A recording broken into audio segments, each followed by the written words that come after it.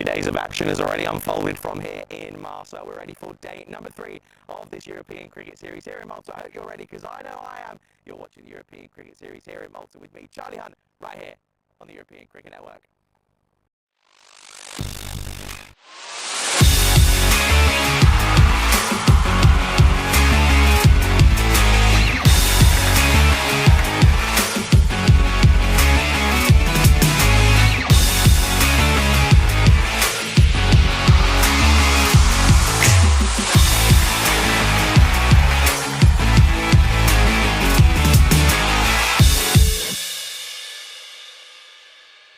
This European Cricket Network event is proudly brought to you by HCL Software and Paramatch.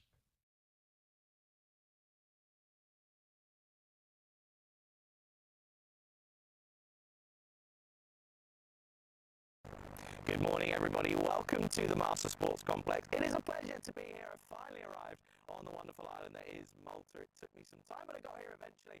A huge shout out to Phil G, who, of course, has done a wonderful job over the last couple of days of covering and bringing you the coverage here in Malta. It is, of course, day number 3 then of this European Cricket Series here in Malta.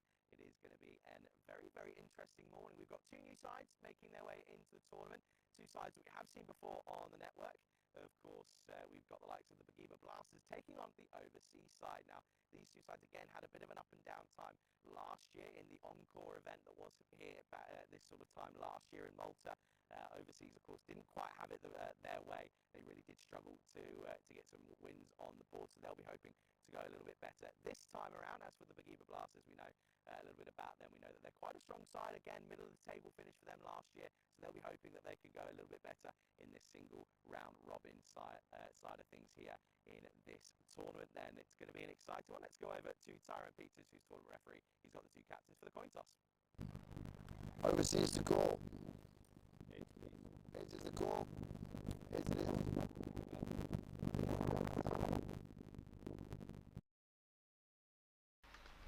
And good morning to everybody there, and thank you for joining us here at the Malta Sports Club here in Malta, lovely Malta, for the ECS Malta edition 2024, day number 3. Phil Gowers here in the comms, and I'll be soon joined by my compatriot Charlie Hunt, who gave us a lovely introduction there. Hope you enjoyed that. So, day 3, we've had 2 fantastic days already. It's been awesome cricket here. The ground is looking a picture. We had a little bit of weather overnight, but things have dried up already. There's been a good breeze across the ground and looking fine. Let's have a look at what happened yesterday. So, we kicked off yesterday with match number 5. The EDX Knights took on the Cedar Warriors, and really good game. Really good game. Cedar Warriors, they battled really hard and they end up picking up the points over the EDX Knights by 5 wickets. It was in the balance there for a while, but the Warriors just proved too good in those final 3 or 4 overs and powered away to snatch the win. Very good stuff there indeed. Let's have a look at match number 6. And it was the EDX Knights getting into their second game of the day. They had back-to-back games. They took on the American University of Malta.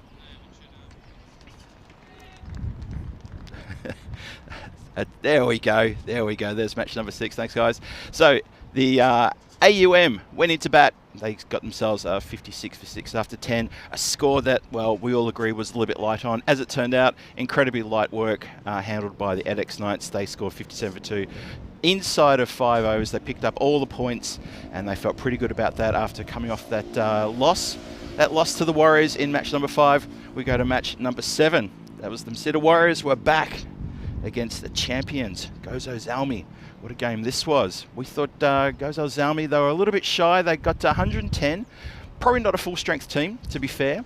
Anis Ali anchored the innings with a wonderful 40 not out at the top there, you see. And then Cedar Warriors came out and they just powered their way and they got the win with 4 balls to spare. Really exciting game, that one, won by 5 wickets in the end. There was a few nervous moments for the Warriors, but they got there. Very happy bunch indeed. Sukumaranan leading the way there in the batting. And the final match yesterday, match number 8, was AUM took on Gozo Zalmi. And, well, the team from Gozo Zalmi, they got their revenge. They picked up the win, trying to chase down 96 runs. They chased it down successfully in 7.1 overs. Only just missed out on picking up an extra bonus point as well. And they got the win by 7 wickets. Roshan Laurent's blistering innings there, 47 not out. That was a cracking innings with a wonderful partnership with Talib, which I think yielded around 60 runs in the end, and it just put the whole message to bed that the AUM didn't have enough runs on the board, despite the fact that they'd batted a lot better than they did in the previous game. Encouraging signs for them. That was day number 2. We had a fantastic day, and thanks to everyone who joined us yesterday for that, and also for day 1 as well. But now we're getting into day 3 as we look at some lovely wide shots there of the harbour area. So there's the ground. It's looking an absolute picture. As I said, bit of weather overnight, but it's dried up nicely. It's looking pretty good for mine. We're up here in the Commentary area, and a few clouds around. We're hopeful there'll be no rain. I'm just having a little peek out from underneath the canopy here. There's a lot of patches of blue sky around. I think we're looking pretty good. There's the teams. First match this morning, match number 9, the Boogie Bar. I haven't pronounced that properly, have I? The Boogie Bar Blasters. There we go. I knew I'd get it eventually. Take on overseas. You watch me make a meal of that throughout the day. I hope I don't. All due respect to them. There's the teams. First time we've seen them. 4 brand new teams today. We had 4 teams on Monday, 4 different teams yesterday, 4 new teams today. We're really mixing it up for you. Have a look at that. Really big game coming up for these 2 teams. Overseas looking like they've got a pretty good batting lineup there. You can see a bunch of the guys listed there, including Adrian Hilly and the skipper Heinrich. Well, he's got a lot to do behind the stumps as well. And over for the Blasters, led by Devendra Negi at the top. Their skipper, good with the ball. Supercomputer here at ECN says, well, can't split it by too much, but we'll go 57% chance for overseas, and BBL 43%. Let's see how that pans out. For me, I'm thinking that's going to be pretty interesting to see how it all pans out. The first 3 overs, the power play is going to be all important, as it always is. Let's see how things go. So just repeating the news from the toss is that overseas won the toss, and they've elected to bat first. And the 2 batters are out there. The Blasters are out there as well. Just marking up the run-up there is their opening bowler. That would be Suresh Dobell. Sorting himself out. Umpires just getting into position. Players are in position. We're almost set to go. Clock ticks over in a few seconds. It's always that hinging moment before the umpire waves his hand. He's just checking things out, making sure he's happy. We're happy. I hope you're happy as well. Thanks everyone to chat for joining us. And match number 9 is about to get underway. Day 3. Here we go. Malta Sports Club looking at an absolute picture. Umpire says, let's go. Come on, let's get into it. Here we go. First delivery of the day. That's been the miss-hit swat out towards mid-wicket. Scamper for a quick run. And they're off the mark already. Bang. Good to see. Wherever you're watching the world today, hope you're having a wonderful Tuesday. Hope you're enjoying yourself wherever you are, and thank you again for joining us. I saw a whole bunch of our friends in the chat, including Bob Pook, and there's Dave as well. Good to see Dave and Jules, and it's also wonderful to have Charlie next to me. Charlie, welcome to Marsa. Good to see you here. Yeah, hello everybody. Hello Phil. Good to be here. It's been a little bit of an interesting journey in getting here, but it's all worth it. We're here. Cricket's on. And very much looking forward to a good day's action. Back of the length this time, pushed away. There's Heinrich Gedicke. Some viewers will be quite familiar with his name and his works here in Malta. Previously represented the nation in T20 internationals. And he's got a decent record on the network. He's kind of taken a bit of hiatus recently, but yeah, he's a very, very talented cricketer out there in the middle. And he'll be hoping he can get his best. But Phil, want to say, what a job you did over the last couple of days. Listen, did listen in every now and then, and it was a real pleasure to hear you, to be honest. Swing and a miss. Oh, thanks very much. I appreciate that. It's interesting when you're doing it by yourself. I know you've done a number of gigs by yourself as well, but I really enjoyed it. And you've got the chat to keep yourself company, as well as, of course, the wonderful Blue crew here at the ground. I've had a great time, and looking forward to working with you over the next week and a bit too. Yeah, it could be exciting. Really could be. Not a bad start this for Dobell, though. He's hitting the right areas. Advances down the track. There's Gill this time. Swing and a miss again. That's another dot ball. So 2 in a row. Now starting to build up. Got to say, by the way, look at some of those kits out there. That's a funky looking kit for the old Blasters out there. I like it. I like the little sash. Reminds me of my favourite football club from Australia, the Richmond Tigers. Lovely bit. Oh, yeah, there's a good kit, actually. I really do enjoy that. That's a serious number. Sort of throw it rolling back the ears with it. Short. Sort of tickled away leg side. Will definitely be at least a single. It's eventually well covered down at on the square leg area. Would you say that kit's slightly retro? Is that what you're I'd say thinking? it's very retro, almost vintage is what I'd say. A little bit before my time, some would say. I'd say. But no, early signs of an interesting start this. Just 3 off the first over. It's not been a bad start this for the Blasters. Trying to finish out the over. Wider, but pushed away. And, well, it's well fielded at the end at point. They'll get a single. That'll be the close of the first over. The Overseas are 4 without loss after 1. Yeah, that last delivery definitely was going outside the tram line, but it was Gil who stretched and connected just for the single. Just a quick shout out to AB in the chat who's given me a little bit of hand on the pronunciation. It is indeed Bujibar. Thank you for that. And we have a quick look at our 2024 calendar. What a year. Yeah, absolute roller coaster of a year. It started all the way back in Cyprus in January. And, well, we've had event after event, and it's been so good to visit all these places and different locations. A couple of newbies, with England being in there, for example. And, of course, got to Estonia for the first time in what was a very long time. Yeah, got to say, huge shout out to all of the federations, players, and everyone involved over the last, 10 months or so. It's been a real blockbuster 10 months. As ready. He's ready. We're ready for his over. Back foot punch down the ground will nurdle a single. Good start. Yeah, Overseas, just a cautious little start here, not getting too carried away. I think it's down to some pretty good bowling, though. Yeah, it's been pretty tidy. I have to say, interesting position where we are set up here, Phil. Got to say, behind the old, protection. Yeah. Yeah, we have the net mesh in front of us. Hit firmly down the ground again. And they, again, push the single. Ask the question here. Umpire doesn't seem too unmoved. Be interesting to have another look, but I think good quick running from Gil gets him home safely. Yeah, I think so too. If you have a look at this replay, throw comes in a little bit wide, but well and truly home. Good arm, though. Yeah, very good arm, wasn't it? Yeah. Recovered nicely after the misfield. Not too bad indeed from Maitani, who's down at mid-off. Yeah, we're popped up here, quite far away. Kind of interesting to get a little view as to what's going on down there in the middle. All right, it's a slot delivery and an outside edge. It's going to fly away. Straight to the fielder, though. Only gets a single. Not bad areas, this, from the Blasters so far. I got to say, the last couple of days, the third man has had a lot of work to do. A lot of edges come flying off the blade. And, third man, key position, all of the last 8 matches, third man's been in the game hotly. Slot, and again, this time just nurdled leg side, but again, we'll just get a single. Dealing in singles at the moment are the Overseas. Of course, last year, not the best of times in the encore version of the ECS in pretty much around about a year ago. They only managed to find themselves bottom of the table, so they'll be trying to find a bit of improvement. Of course, they've got a couple of big names in their lineup. We'll come to that in just a moment. Hit firmly, and that's going to be the first boundary of the morning. It's going to go all the way. It'll be a Maximo to get us underway, and that's a glorious shot from Gedicki. That is what that man can do. That was a terrific drive. It's pretty flat, but a lot of power behind this. Gives it a proper welly. Good shot. Clears a boundary out by plenty of meters. Big Maximo, first one of the morning. Yeah, Heinrich's going to have a big part to play, not only with the bat, but also with the gloves behind the stump. Varun Prasath, of course, is in the team as well. A very, very popular name around these parts. Well, not only that, but also with fans around the world as well. Pleasure to have your company with us here on the European Cricket Network, whether it be through our YouTube channel or on fan code out in India. Pleasure to have you with us. Well, needs a comeback. He's gone for 10 so far.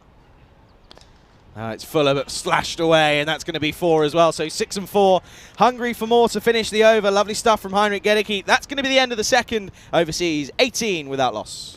And just as I start talking about Overseas having a cautious start, out comes the 6, and that's a lovely shot for 4. Pick the gap, lovely stuff. 10 runs off the last 2 balls, and they're up and running. Yeah, nice little start there for the Overseas. They just needed a couple of boundaries just to get going, didn't they? That's kind of what we've seen. I mean, listen, got to sort of get your expectations lowered a little bit after the ECC. What a tournament that was, by the way. I know we'll touch on it over the course of the next couple of days, but yeah, what a serious 4-week stint that was out in Khartoum. It was terrific stuff, and I know a lot of people got a lot of involvement on that one. There was a lot of chat with us on Sunday.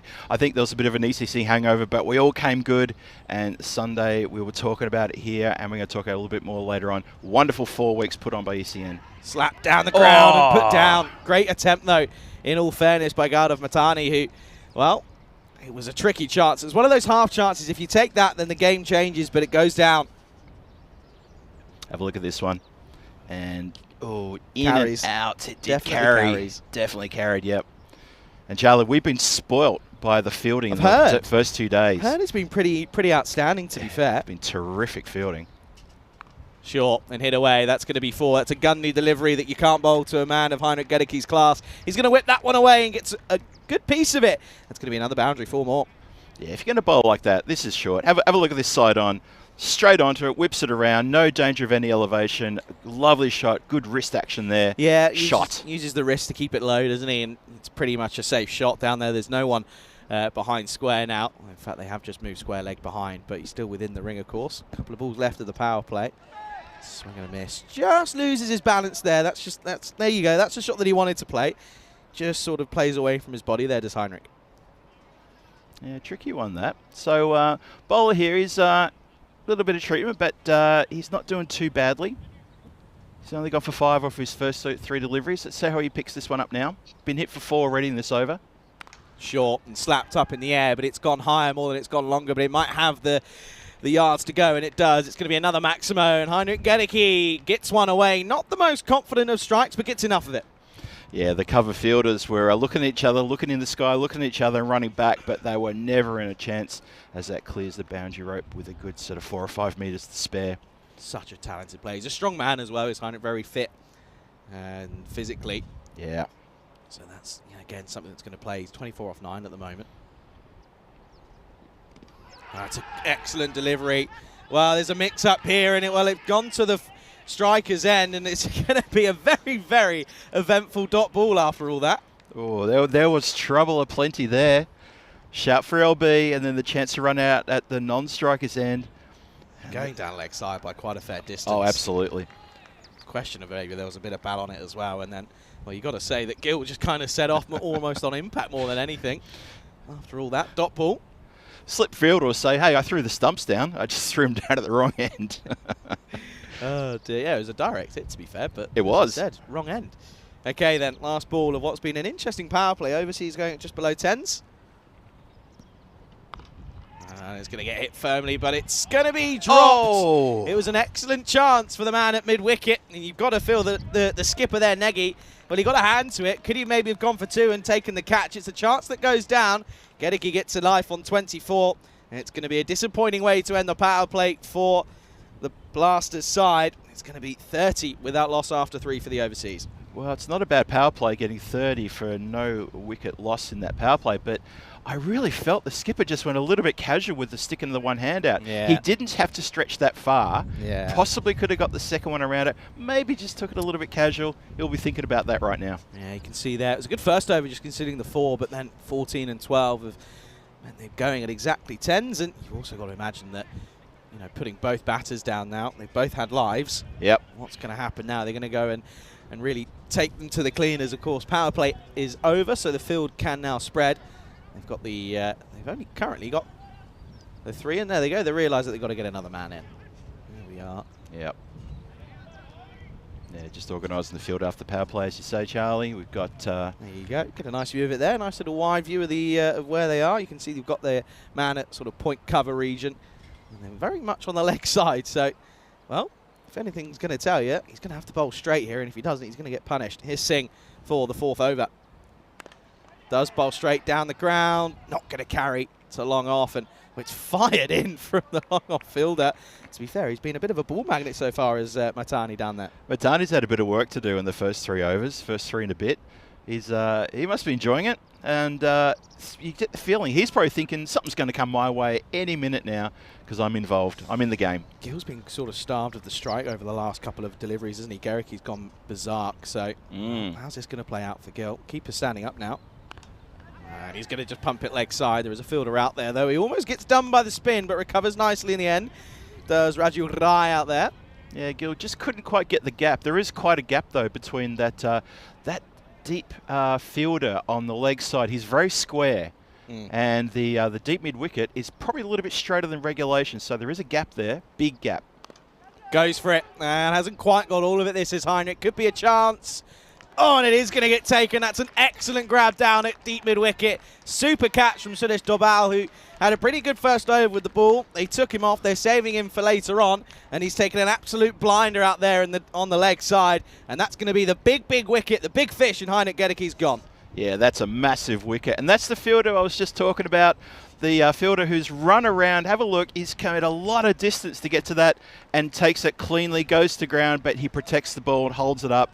Good catch. Yeah, you can just see that Heinik just knew he just didn't get any or get enough of it. So 26 off 13 for him. Good start, though, of course, going at 200. Not a negative for him, but work to be done as the big man will have to go. The score, 32 for 1. Yeah, the overseas, they'll be, well, they've had a good start, and that is a terrific start for them. We'll see if the Blasters can capitalise on this, because they're going to be very pumped now that they've got rid of a very dangerous opening batter.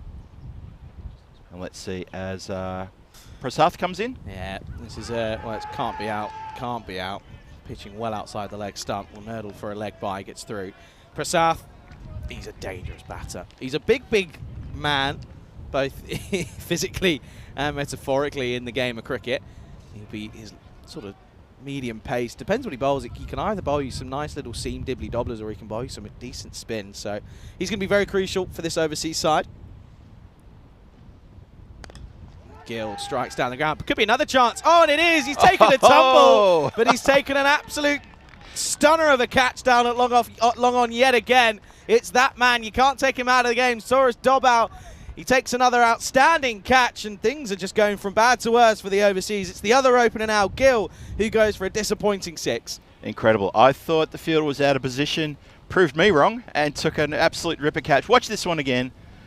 Yes, moved around, goes to ground, but he makes really good movement down there. Obviously, he's the right fielder to be in that position, because where he's standing, he's had to go to his right, and he's had to go to his left, and he's been catching everything so far. Lovely stuff. Navdeep Gill goes for a disappointing 6 off 9. Not the start to his tournament that he would have been hoping for. The score, 33 for 2.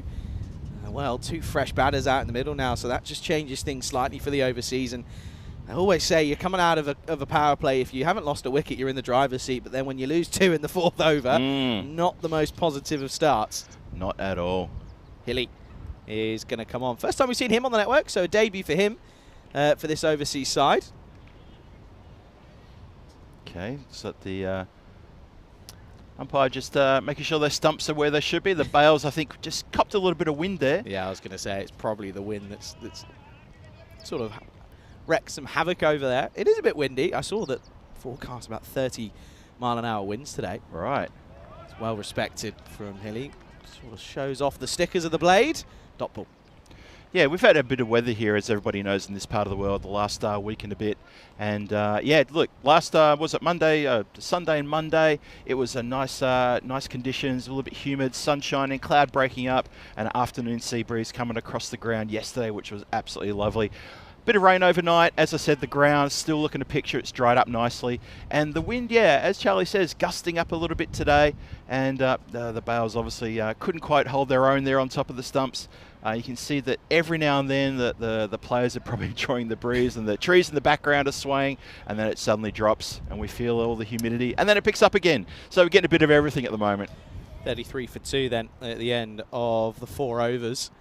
And they've still got Varun Prasath up there, and of course Hilly, again, as we said, first time seeing him on the network, so it'll be interesting to see how he goes about things. But coming in at 4, you'd expect him to be at least able to hold the bat. We'll have to see how that plays out. But Prasath, you've got to think about where this wind's going. Can't really feel it where we are, but I think it's coming down the ground, which is going to help Prasath here. Lefty against lefty. Nice little nurdle away, chase on for the fielder. Prasath plays that one well. It's one of his favourite shots. He's going to take on the arm. He ends up sending his partner back. A little bit nervy out there for the overseas. Yeah, he did turn and put his head down, didn't he, on that second one? Look at that. He literally put his head down and started running, looked up and saw that the ball was already on its way back. It did have a couple of bounces into the keeper, but that second run was not on. And Prasath, he is a tall fellow, isn't he? He's got a long reach with that bit of willow in his hand. Yeah, he's a big lad. He's a big friendly giant, is Varun Prasath. He looks like a pretty scary man, but he's one of the nicest men on the circuit.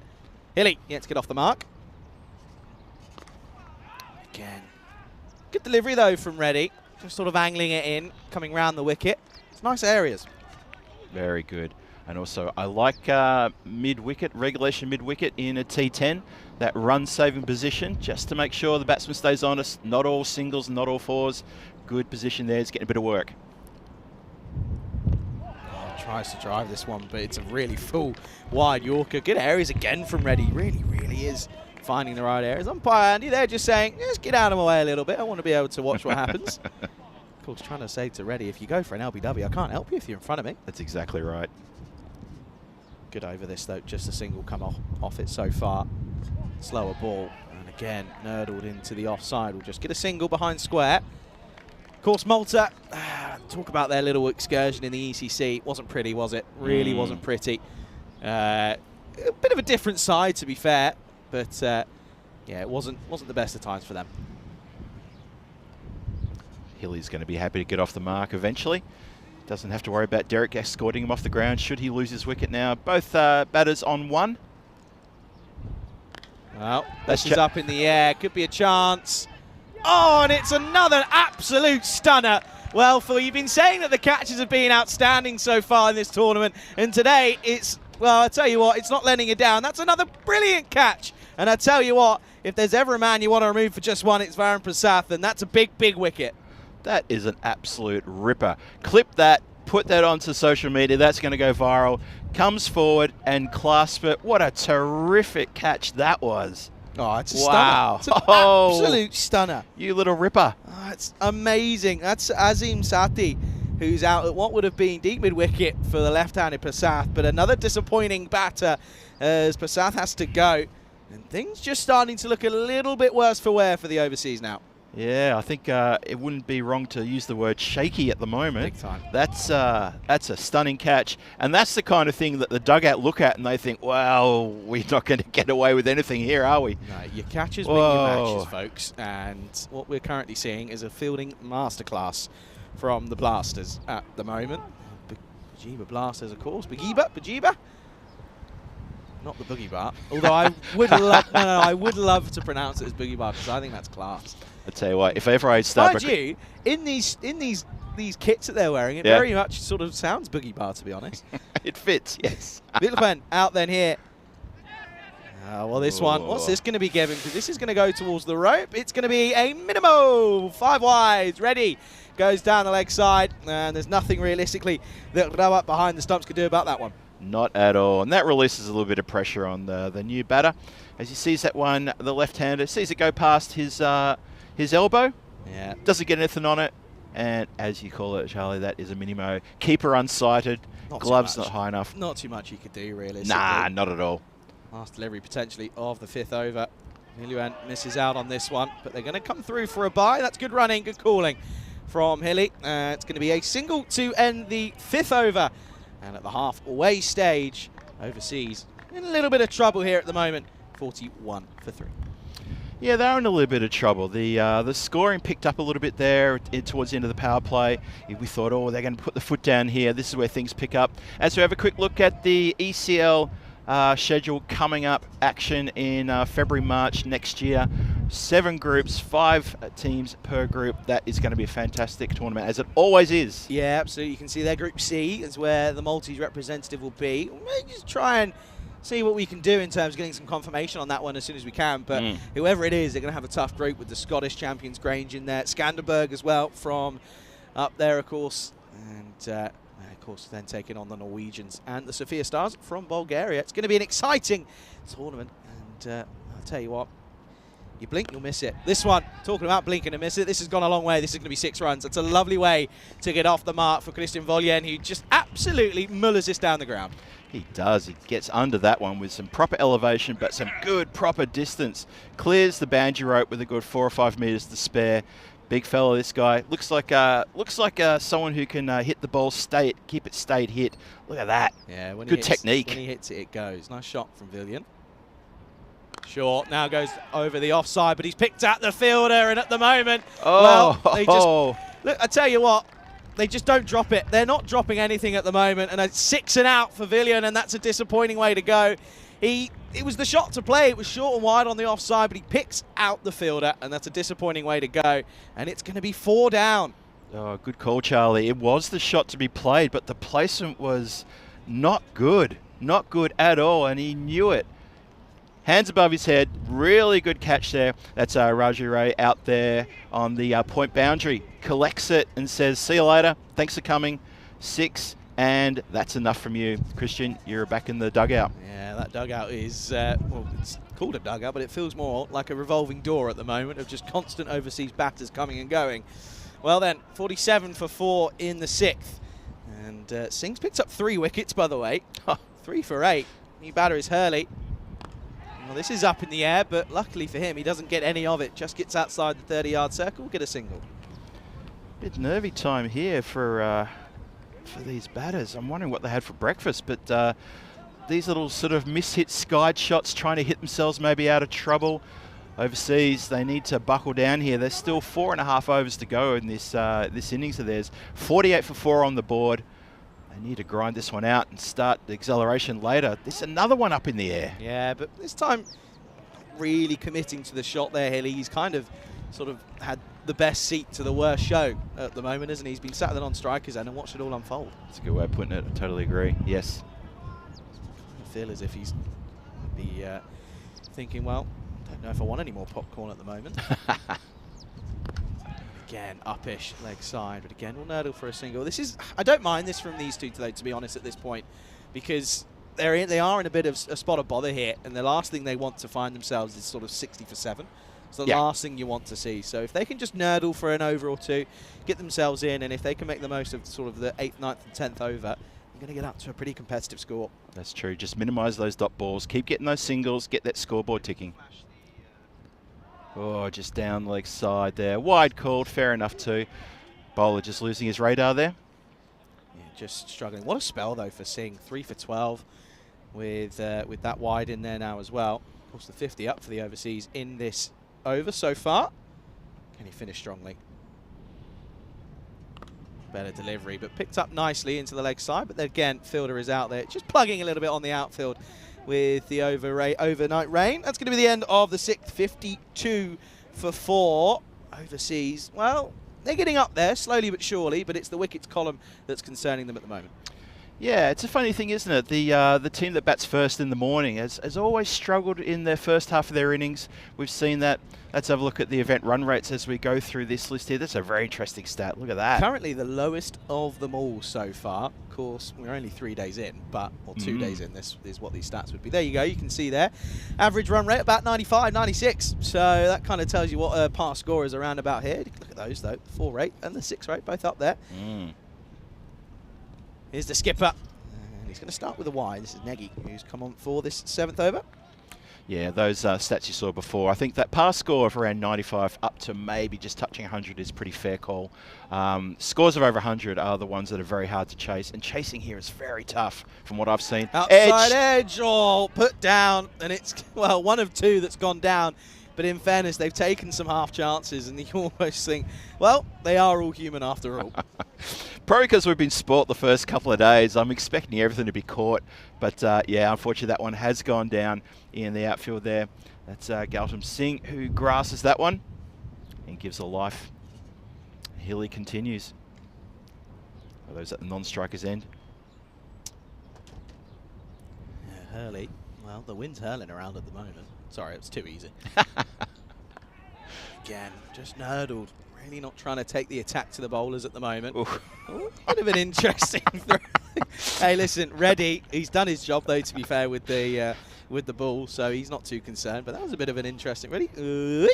I think the demons in his head said, "Don't let go of the ball. Don't let go of the ball." Trying not to. Let's try again. Conceding the single though, it's not too detrimental to what they're trying to do here. This time is it firmly, and that's going to be 4. Lovely cut shot from Hilly. First boundary for him on the network, and it's a glorious one at that as well. Yeah, lovely placement that from Hilly. Finally gets a reward for lasting if he delivers out there before he manages to get a boundary, but that is a cracking good shot. Picks the gap perfectly. They could do with a few more, could the overseas, but just look at the timing. You know, he's playing it well under his eyes, nice and still at the point of impact. It's exactly what the textbook tells you to do. Totally agree. Let's have a look and see how Skipper goes. How does he come back from that? Yeah, he's just bowled a bit too wide for my liking. He's needs to go a little bit straighter here. It's a bit of a sticky wicket, this artificial turf here in Malta.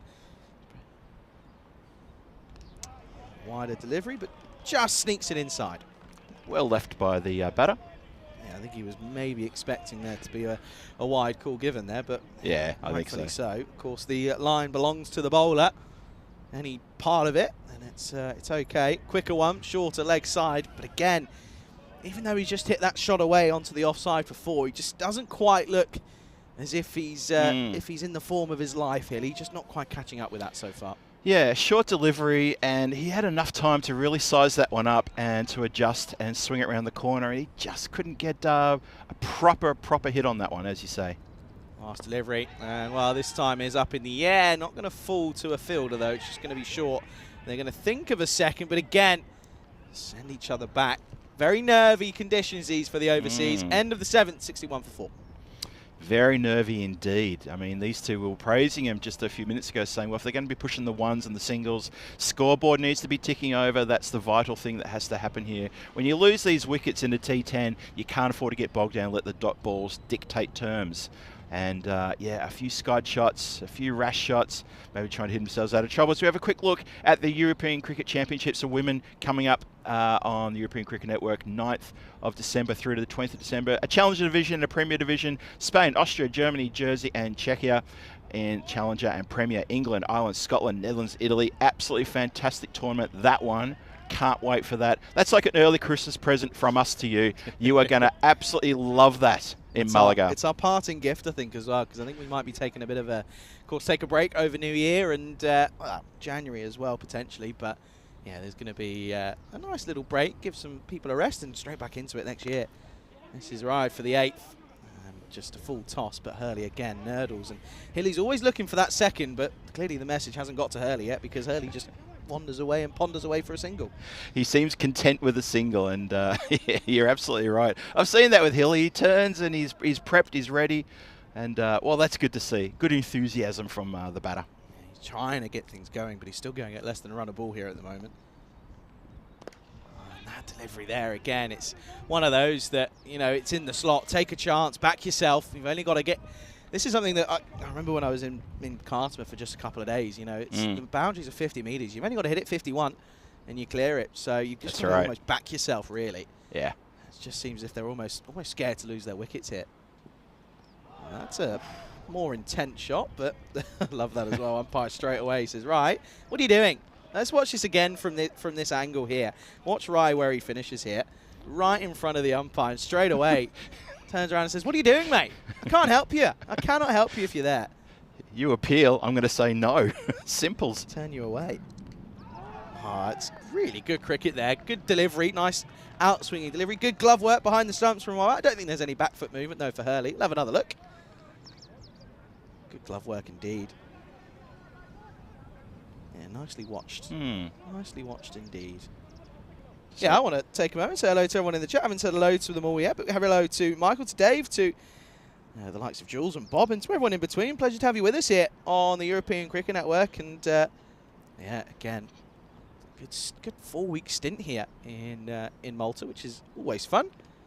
Wider again. Well, now just asking the question, and I think we're going to be okay.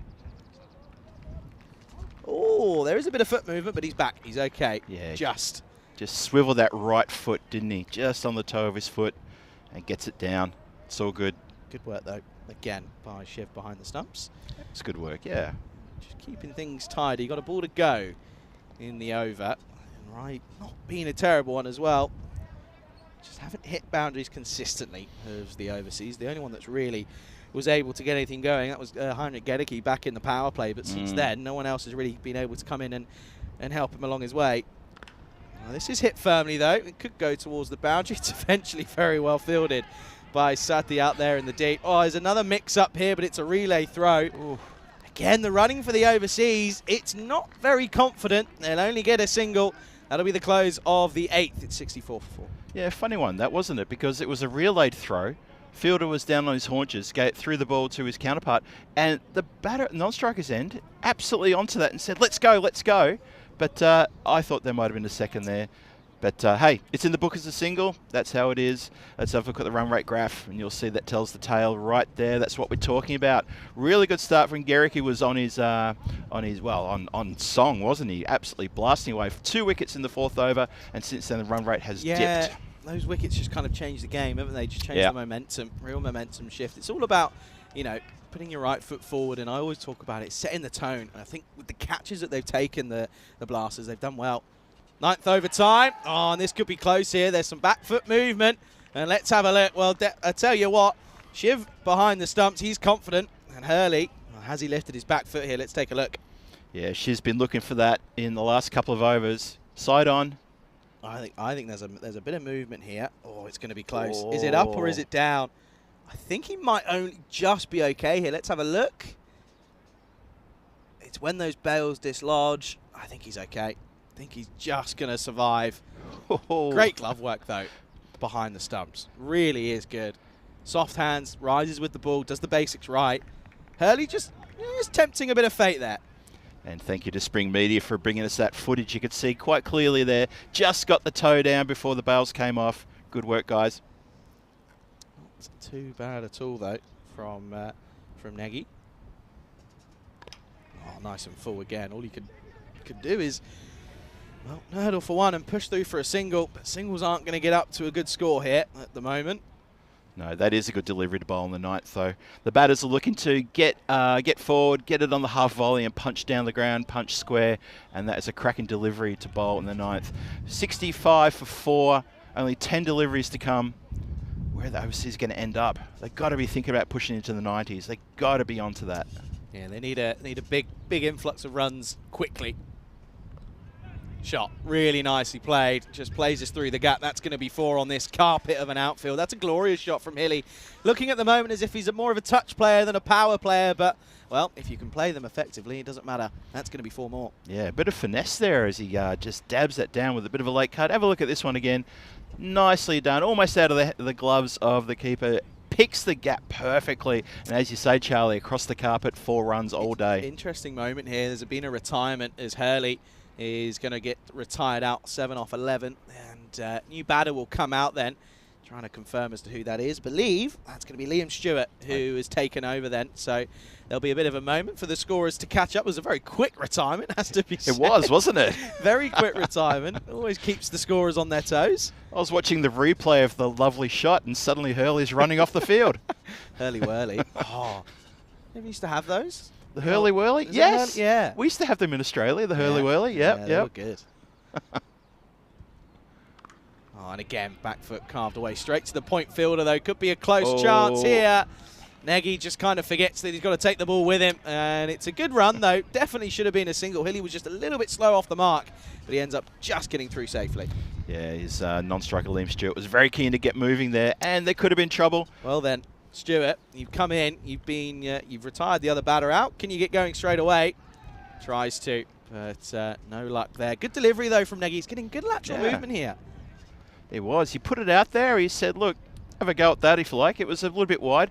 Good turn away from the right-hander as well. And Liam Stewart not equal to the task and couldn't connect. Yeah, it's tricky to come in first ball and get that sort of delivery and hit away from your body. It's not easy. Not easy at all. Totally agree. And evening to the ECN Supporters Club in Australia. Hope you're well. From your neck of the woods, they are, those boys. They are. Off the splice. They'll get a single. Again, singles will not bother the Blasters here. Another very tidy over with just the 7 runs coming off it. 10 runs off the last 2. Very impressive. 71 for 5 after 9. There you go. Yeah, just echo my hello as well to yours, Charlie, to say hello to the ECN Supporters Club Melbourne. Yes, from my neck of the woods from Melbourne. Good to see you guys tuning in. Good to see everyone tuning in as well. If you ever go back there, you'll have to sign up to the old ECN Supporters Club Melbourne, won't you? We'll have to get involved. But hey, look, you could get me out of Prague with a crowbar. I'm having too much fun there, enjoying it. 71 for 5. settled your anchor in there. That's it now. You're not lifting it. Absolutely, though. That's it. First time in Malta? First time in Malta, yes. How you finding it? Loving it. Good. Honestly. Good, isn't it? They're absolutely loving it here. The people are lovely. The facilities are fantastic, and it's a great buzz here in the city and here at the ground and around the place. Love it. Last overtime then, and they're going to turn to Dobal, who comes back after a good first over.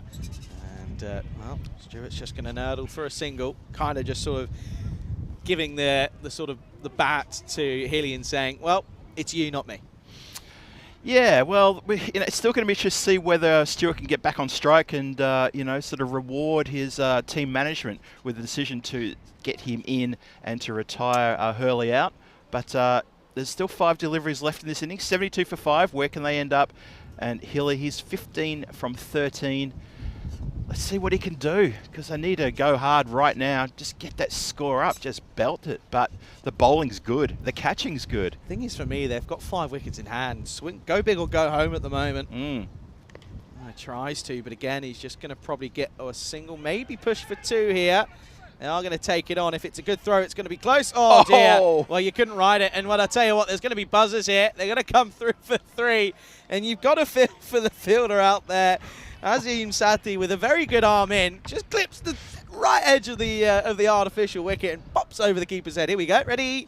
And plop. No, wait. There you go. Doink. Oh, dear. You can't write it. Oh, dear. They'll take the extra run, though, will the overseas. Trying to get up into the 80s here. Oh, outside edge of the bat again. Well, should just be a single. Probably will just be 1, but just haven't really been able to make, firm, precise contact, really, have they? Yeah, it's just not clicking for them in this innings this morning, is it? They look quite rusty. They lost a few key wickets. Garricky at the top of the innings was looking absolutely fluid until he mistimed one. And now 3 balls to go. Oh, leg side again, not out of the middle of the bat, trying to catch up with it. And they get another sneaky single, but again, singles will not hurt this Blasters side. Overseas, the moment, they might feels as if they're almost suffering from some jet lag. They just can't catch up with the ball. That's right. Sure, such a good take as well. Really good take. Really positive stuff, and it just makes that difference. We've seen it on the circuit all year. Got a good keeper. Your bowlers just feel that much more confident. They can they can change things up and sort of, have a bit of fun with it. Just makes life so much easier. Here we go then. Last ball potentially of the innings. Can they get something going? Oh, it's an inside edge. It's going to run away. A little tickle. Got to turn and go back for the 2. Try and come back. And I think he's going to get there safely. So they will come back for the second. And it means that the overseas will muster up. They're pretty below par. 79 for 5 off their 10. Stewart came out to give Hilly some support. But again, just couldn't really find the middle of the bat. Then the boundary rate not where it needed to be. The overseas, they've got a lot of work to do. Of course, the Pajiba Blasters, well, they're going to be looking to try and chase this down within the 10. Yeah, look, I mean, you've nailed it there succinctly, and just that little summary there, Charlie. They just look so rusty. After we lost Garricky, even at the start of the first over, I think we went for 4 runs, and then we had a bit of lusty hitting going around the ground for a couple of overs. The power play yielded 30, and after that, it was fits and starts. Nobody really dominated. They lost Garricky in that 4th over. Second wicket went in that 4th over, and from that point onwards, it was a real struggle. A lot of mistimed shots, not a lot of boundaries, not a lot of maximos either. Really just couldn't get it together. Yeah, let's have a look here. And of course, Aaron Gedeke, we mentioned at the top, is really positive. He hit the first maximo of the game and then hit a nice 4 to finish up with as well. And anything through the covers, he loves it in that area. But was put down. Both the openers were put down a couple of times. This time into the leg side, played a nice confident shot. But unfortunately, just went for one that wasn't quite there to be hit. That was a nice shot over the cover region. And then there's a little interesting moment here where both batters were stuck at the wrong end. But then eventually that one got put down and just things all of a sudden just started to go the way of the Blasters as catches started to get taken and things just went their way. Yeah, it was pretty good stuff. We saw Dobala there in that position. Takes 2 catches. There's the second one. Get to go to his right for the first one. Go to the left for the next one. Sounds like a dance routine, but he's done pretty well to pick up 2 catches in the outfield there in close succession. That was a ripper catch. Absolutely sensational stuff. That's going to go into the good book. Don't worry about that. Ripper catch. Slaps his knee. So happy about that one. And a few little lucky moments here. Lovely big strike down the ground there. Over the boundary line. That was probably the last maximo we saw here. And then we saw a flurry of wickets. just these shots that were just mistimed. Or try to pocket one out of the air, just gets away from him. We're praising the fielding here.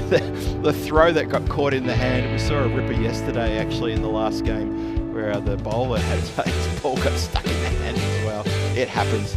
And there was some lovely, that was a great delicate shot, the pro shot of the day. And the throw back, which caught the edge of the pitch and flew over for an extra overthrow. And that's where we ended up. So, overseas, is that a score that they're going to be able to defend? That's the big question. That's what we're going to see very shortly as we have a look at the batting card there. As I said, Garricky at the top there, 26 from 13. Adrian Hilly supporting nicely, 19 from 15. Took a while to get going. Didn't really fire up, and there was really not much else to talk about amongst the batters there. Liam Stewart was subbed in after James Hurley was retired out. He just couldn't get things going, unfortunately for him and unfortunately for overseas. So 79 for 5 after the lot of 10. 9 extras in that, 7 wides. And we have a look at the bowling figures. And I thought the bowlers did a pretty good job. Shiv Singh leading the way, 3 for 13 from his 2 overs. Fantastic stuff, and a wicket there to Venkat Reddy. He gets 1 for 21. But good economies all over there. And they held their few catches. A couple of catches went down, but a couple of big catches were taken as well. So I'd call it sort of 50-50, maybe 60-40 in terms of the fielding. Pretty good stuff though. And the bowling, exceptionally good. Keeping behind the stumps. Let's not forget to give a shout out to keeping behind the stumps. That's Shiv, who did really well. Picked up a stumping as well. So that's the state of play right there. Garricky top scoring with a 26. 3 wickets to Shiv Singh, who put in a stellar effort to do that. 80 runs needed from 60 deliveries. So when we come back, we're going to see if the Gujarat Blasters have got what it takes to take the overseas guys to task and pick up a win here in this match number 9. Day 3, first game of the day, match 9 here for you. Myself and Charlie will return in about 5 or 6 minutes time with the run chase. Join us then, see if overseas can defend 79 runs or if they get blasted by the Blasters. This is Phil G on behalf of myself and Charlie. Just signing off for a few minutes. We'll see you back here shortly. Cheerio until then.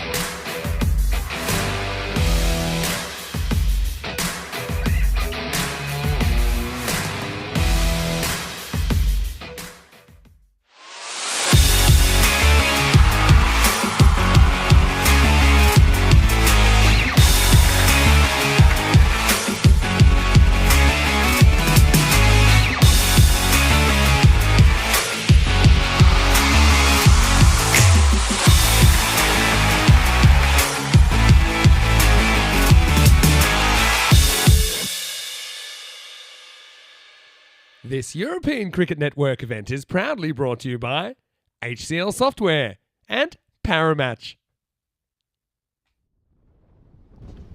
And welcome back to the Master Sporting Club here in Malta, sunny Malta, for ECS Malta 2024 edition. This is day 3, match 9, and the run chase is about to start. Phil Gow's here on comms, looking after you. Phil G, as he's known in the chat, with that blue spanner, which I absolutely love the blue spanner, and I love the blue spanner crew. I can see a whole bunch of them in there. Thank you for joining us here today. And even if you don't have a blue spanner, doesn't matter. Get involved in the chat. The guys with the spanners, they'll look after you, and you'll look after them, and have a really good time. Engage, chat, and talk to us too. That's the most important thing.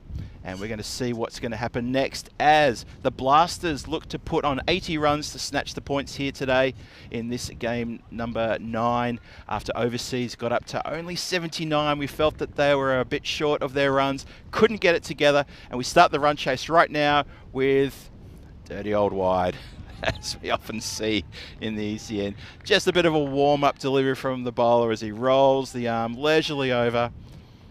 He misses kind of everything there, doesn't he? And we'll try it again. Umpire changes decision, says that was indeed a no ball, and that's the right call. And of course we start with a free hit. So Sathi, he's going to love this. Let's see if he can blast this one out of the park.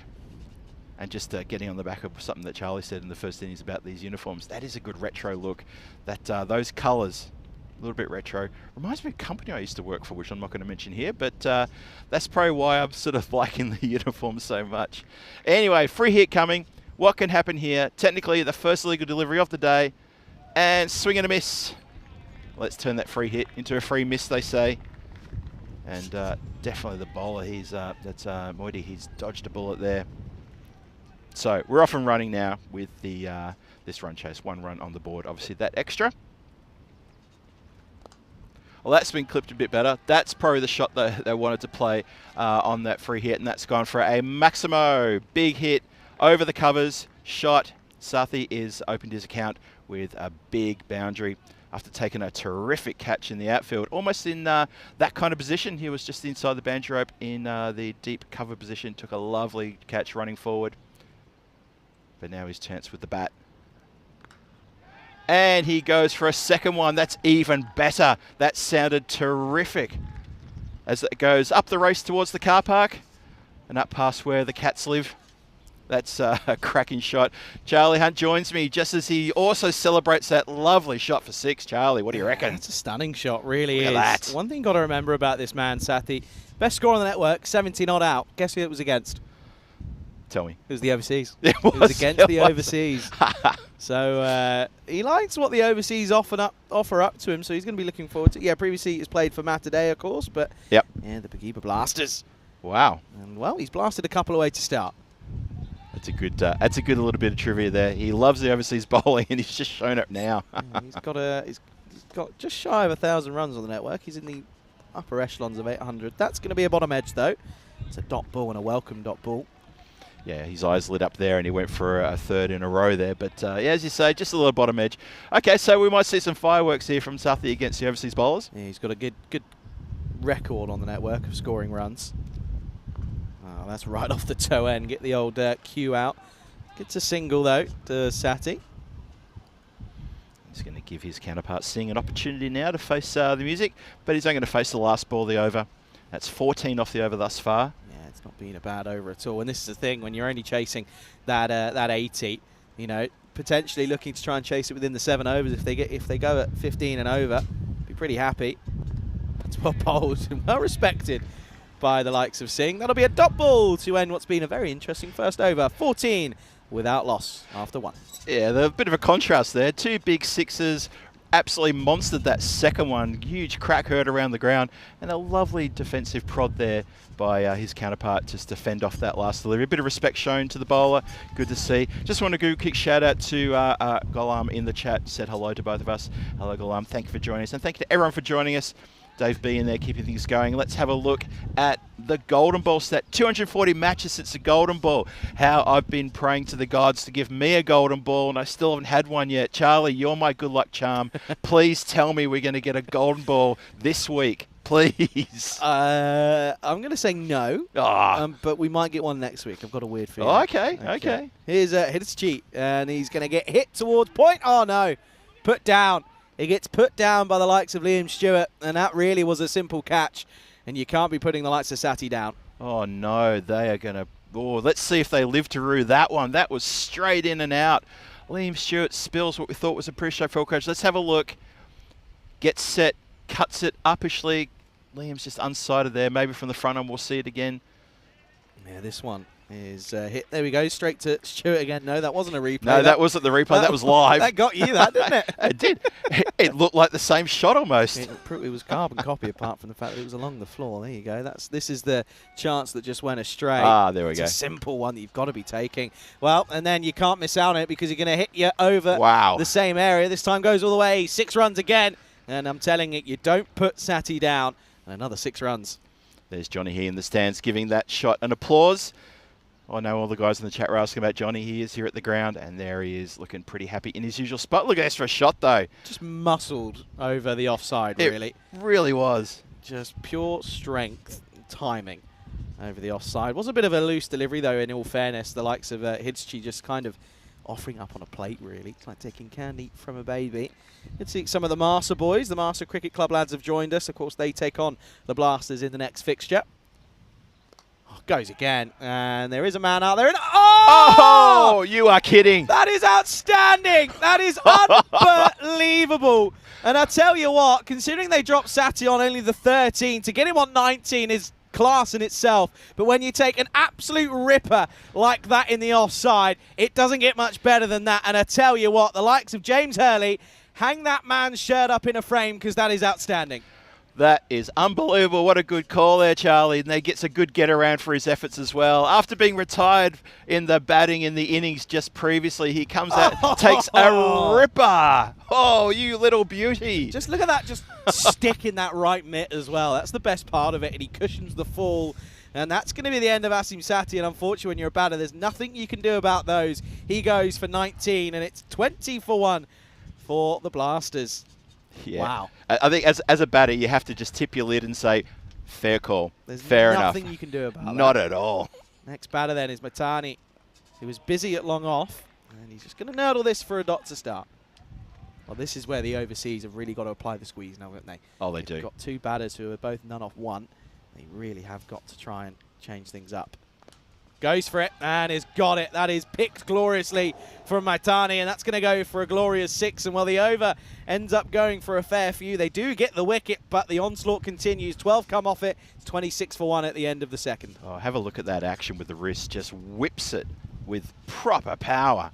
Great Maximo there. So the Maximos are reigning. The wicket has fallen, but as you say, damage was done. 26 for 1 off 2, marching their way towards that score of 80. Well, you were telling me last night that the catching's been outstanding, and I know that Malta, let's put it nicely, sometimes isn't known for its catches, but look at this. I mean, it doesn't get better than that. And you look at that, it's got the gallery behind him, and I know for a fact that everyone would have been appreciating that. And I reckon John is screaming in the old bleachers, gotcha, gotcha, gotcha. He definitely is. Here's Hilly for the 3rd. Good swing, but too much. And you have a little conversation with Andy, the umpire, and he said, not on that one. Yeah, not that one. Have a look again. Just kept going. Oh, actually, looks like it bit a bit of the line. Might Just have a case there, Hilly. But anyway, it's a wide. Well, it's the old glorious way of cricket, because he's going to get maybe a bit of a harsh call for a wide ball, and then the extra delivery goes all the way, 6 runs. That was a lovely strike. Another one down the ground. So the 6s are still coming, as I said before. Look at that. Bang. That is gone. Capital G-O-R-N-E gone. That has gone a long way back too. Look at that. Shot. Had to work out the spelling there. Yeah, you're right. Just had to I had a few extras in. I was going to say. I can't do anything simple. Dear, just to make life tricky.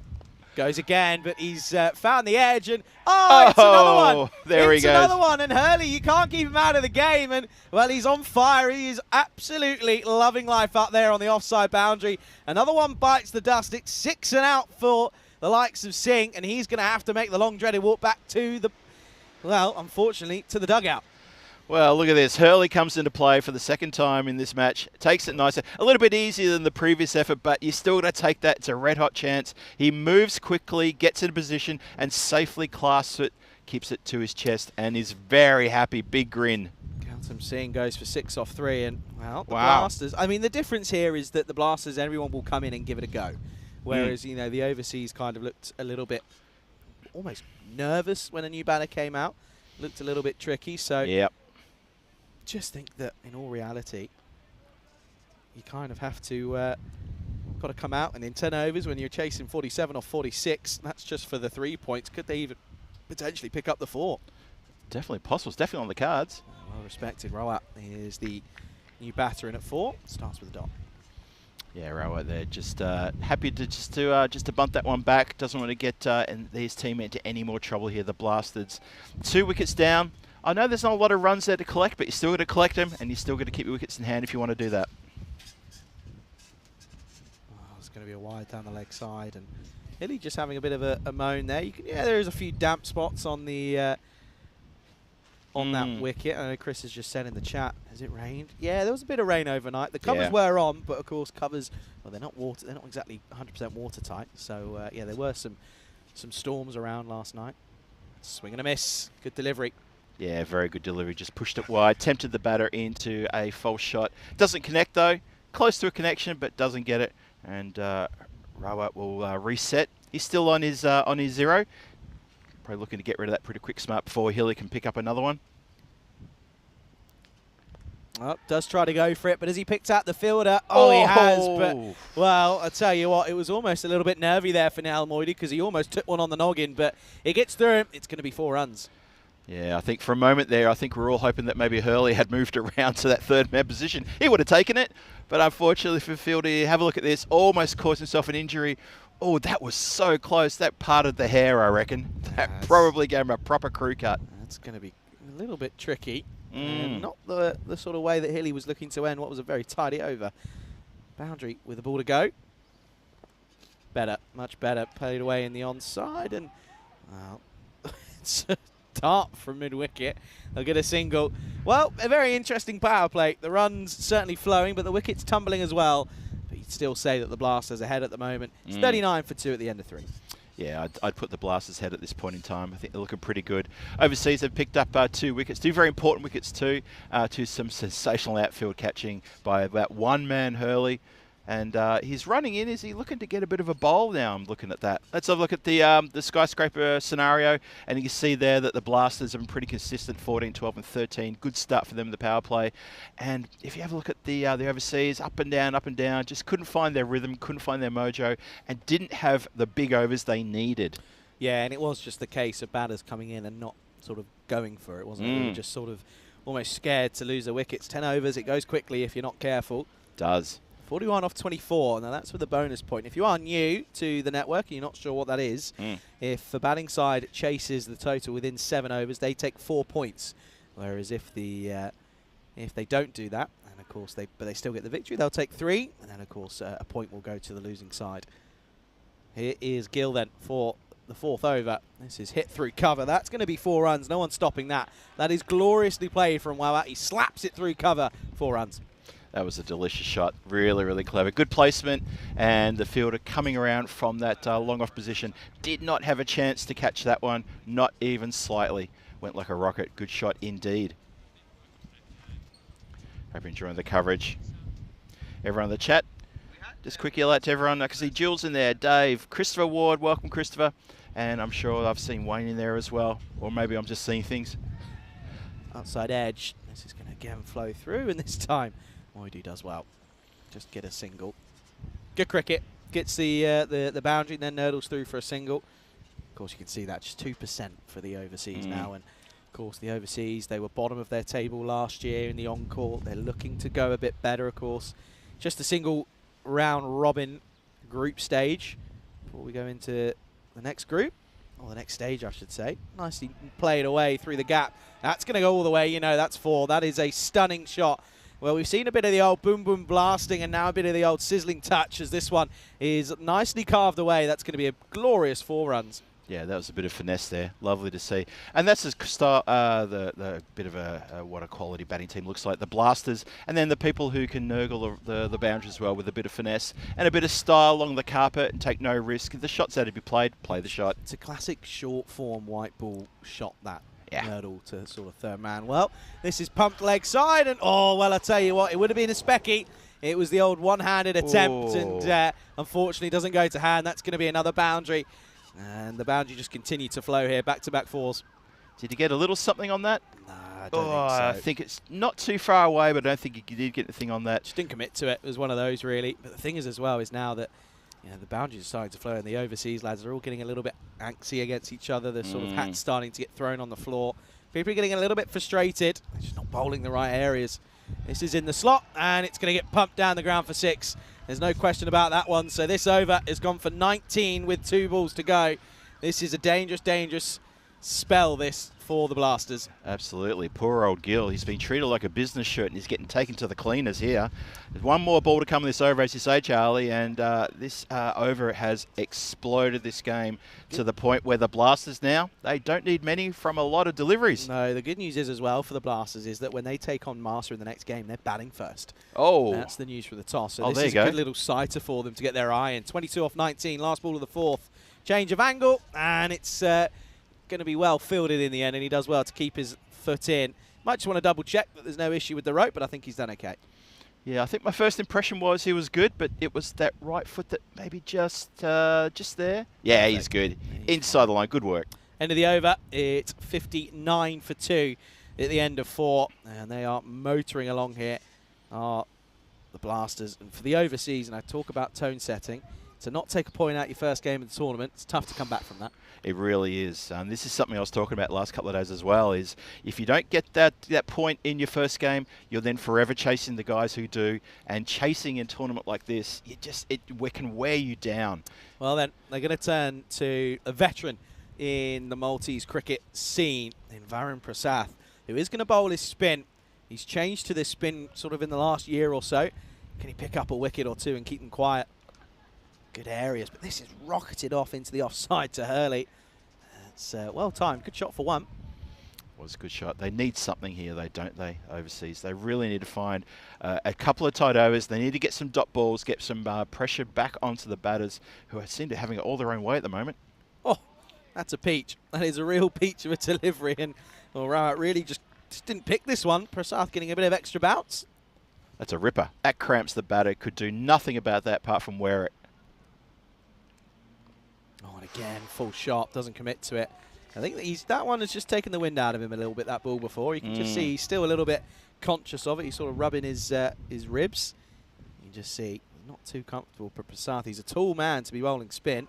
Oh, is there a little tickle? No. Good catch, though. Good take behind the stumps. Good areas from Varun. This is a good over. This is the over they needed. Something like this, just to slow things down, get the dot balls, get the pressure back on the batter. This is what we needed. Oh, and again, short back of a length on the outside the off stump in that corridor of uncertainty. And Rawat, I tell you what, he doesn't look happy with it at all. If this is another dot, this is might just be the over that almost gets them a point out of the game, you know. It is a dot. Oh. It's a super over, and it does exactly what the doctor ordered from the veteran in Varun Prasath. Only goes for 1. And at the end of the 5th at the halfway stage, it's 60 for 2. Well, that's a terrific over. As we have a look at the upcoming events, we can talk about that over later. Obviously, we're here in Malta with day number 3 after this Italian finals coming up on the weekend, T20 and T20 for women. And then we've got the Spain Encore. Yeah, I believe Rico will be out there in Rome to cover that weekend. Okay. And then, of course, I think he's making the jump over here. And then, of course, yeah, 3 weeks up in Barcelona. And then, well, we go down towards Cap Carter once again as Hilly is going to return for this 6th over. Well, you can't follow up an over that's just gone for 1 with a short, filthy delivery that goes for 6. You cannot do that. That's real poor cricketing, not sort of effort there, I'm afraid. You can't be doing that. And that just releases all the pressure that was built up in that last over. Yeah, I couldn't agree with you more. That is just a poor delivery on the back of a sensational over from Prasath. I think if I was Prasath, I'd be a little bit filthy at my bowler for that. I'd be saying, come on, man. I did all that, and then you let them out of the bag like this? Yeah, and what I'm also seeing now, Heinrich behind the stumps.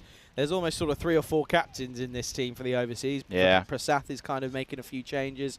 The likes of Christian at short cover is making a couple. He's got to let one man do it and take the reins. 14 off 11 now for all 4 points. And this is going to get hit away, and it's going to be 1 bounce for. Gloriously slapped through extra cover. And Maitani, he's rocketed into the 30s with that. Yeah, it's all falling apart for overseas, unfortunately. And this shot was a lovely shot. Very safe. It was aerial, but there was no one out there. The fielder, Prasath, just in front of us here, is very straight at regulation long off. And there's no one until you get to the point boundary. 10 off 10. Oh, it's a short ball, but is there a little tickle on this one? Asking the question.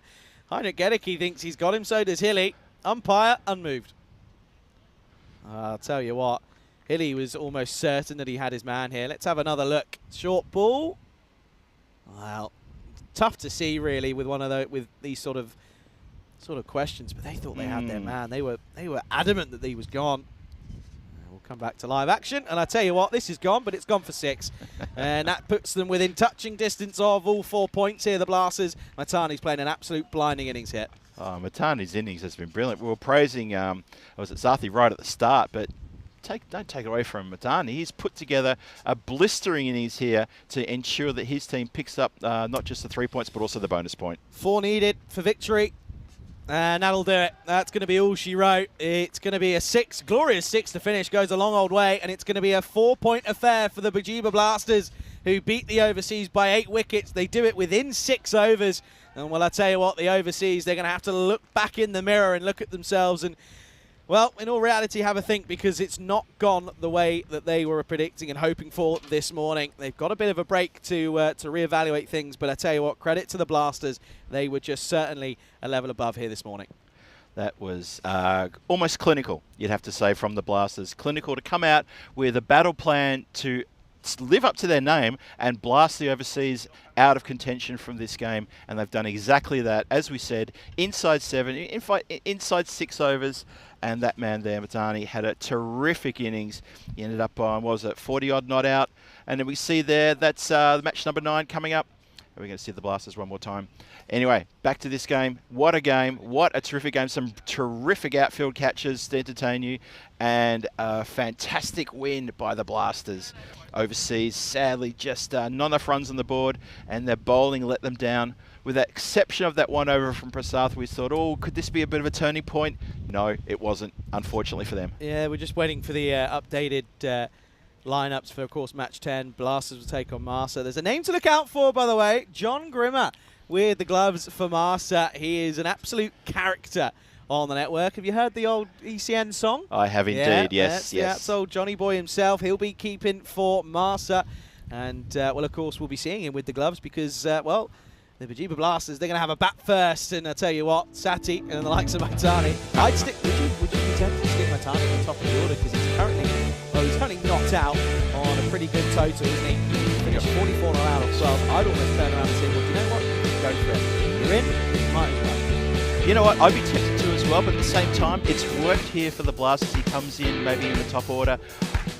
You know what? It's a tough one. It's a tough one. Maybe you don't want to muddle him up too much. It depends if he's open before as we look at the highlights package here. That catch by Hurley, that's going to go on the good book. A terrific catch. Diving forward to his right. Beautiful stuff, and a proper get around as well. But you couldn't hold back the Blasters, and they lived up to their name, and they were absolute gangbusters. The Sixers were raining. Yeah, that was just the difference, really, wasn't it? It was the fact that Hurley again took another great catch there, by the way, on the other side. But yeah, that was the difference. Fielders came out, and they just, or the batters, came out, and they just hit. They'd go for it. You know, they wouldn't wait around. They wouldn't really dilly-dally. They just come out, and if someone went, it was kind of fearless cricket, really, wasn't it? It really was. They weren't really too concerned about losing their wickets, and they'd also played some really nice cricket strokes in there as well. Some shots in the offside were pretty stunning, and down the ground, I mean, that's just slot bowling. You can't be doing that. And you've got to feel as well, you know, Prasath came on and bowled a really superb 5th over. Just went for 1 run, but then Hilly came out and unfortunately bowled a pretty sloppy short delivery and hit that for 6 off, pretty much straight off the bat. Yeah, we felt there was a bit of pressure there from Prasath at his over, and there really was. 1 run off the over at that point in the game. Yeah, sadly for the Blasters, they just couldn't put it together. Sorry, for the overseas, they couldn't bring it together, and the Blasters end up getting all 4 points in emphatic style. Handshakes all round at the end, but that man there, Madani, had a blister in his 44 not out, as we say. A terrific opening game for them to collect all the points. Yeah, so it will be a 4-point affair. Have a look at the scorecard. 3 extras, not too bad from the overseas. Pretty tidy in that respect, but Yep. yeah, unfortunately just dropping catches, putting them down. And Matani, 44 off 12, superb innings from him. Sati at the top, of course, 19 off 10. He was undone by a ripper by James Hurley, but unfortunately the likes of Maitani, Singh and Sati were enough to get them over the line, and unfortunately it just wasn't meant to be for the overseas. Of course, they'll have a break. They'll come back later this afternoon. They'll have some work to do, though, if they're going to really sort out the deficit after not picking up a point this morning.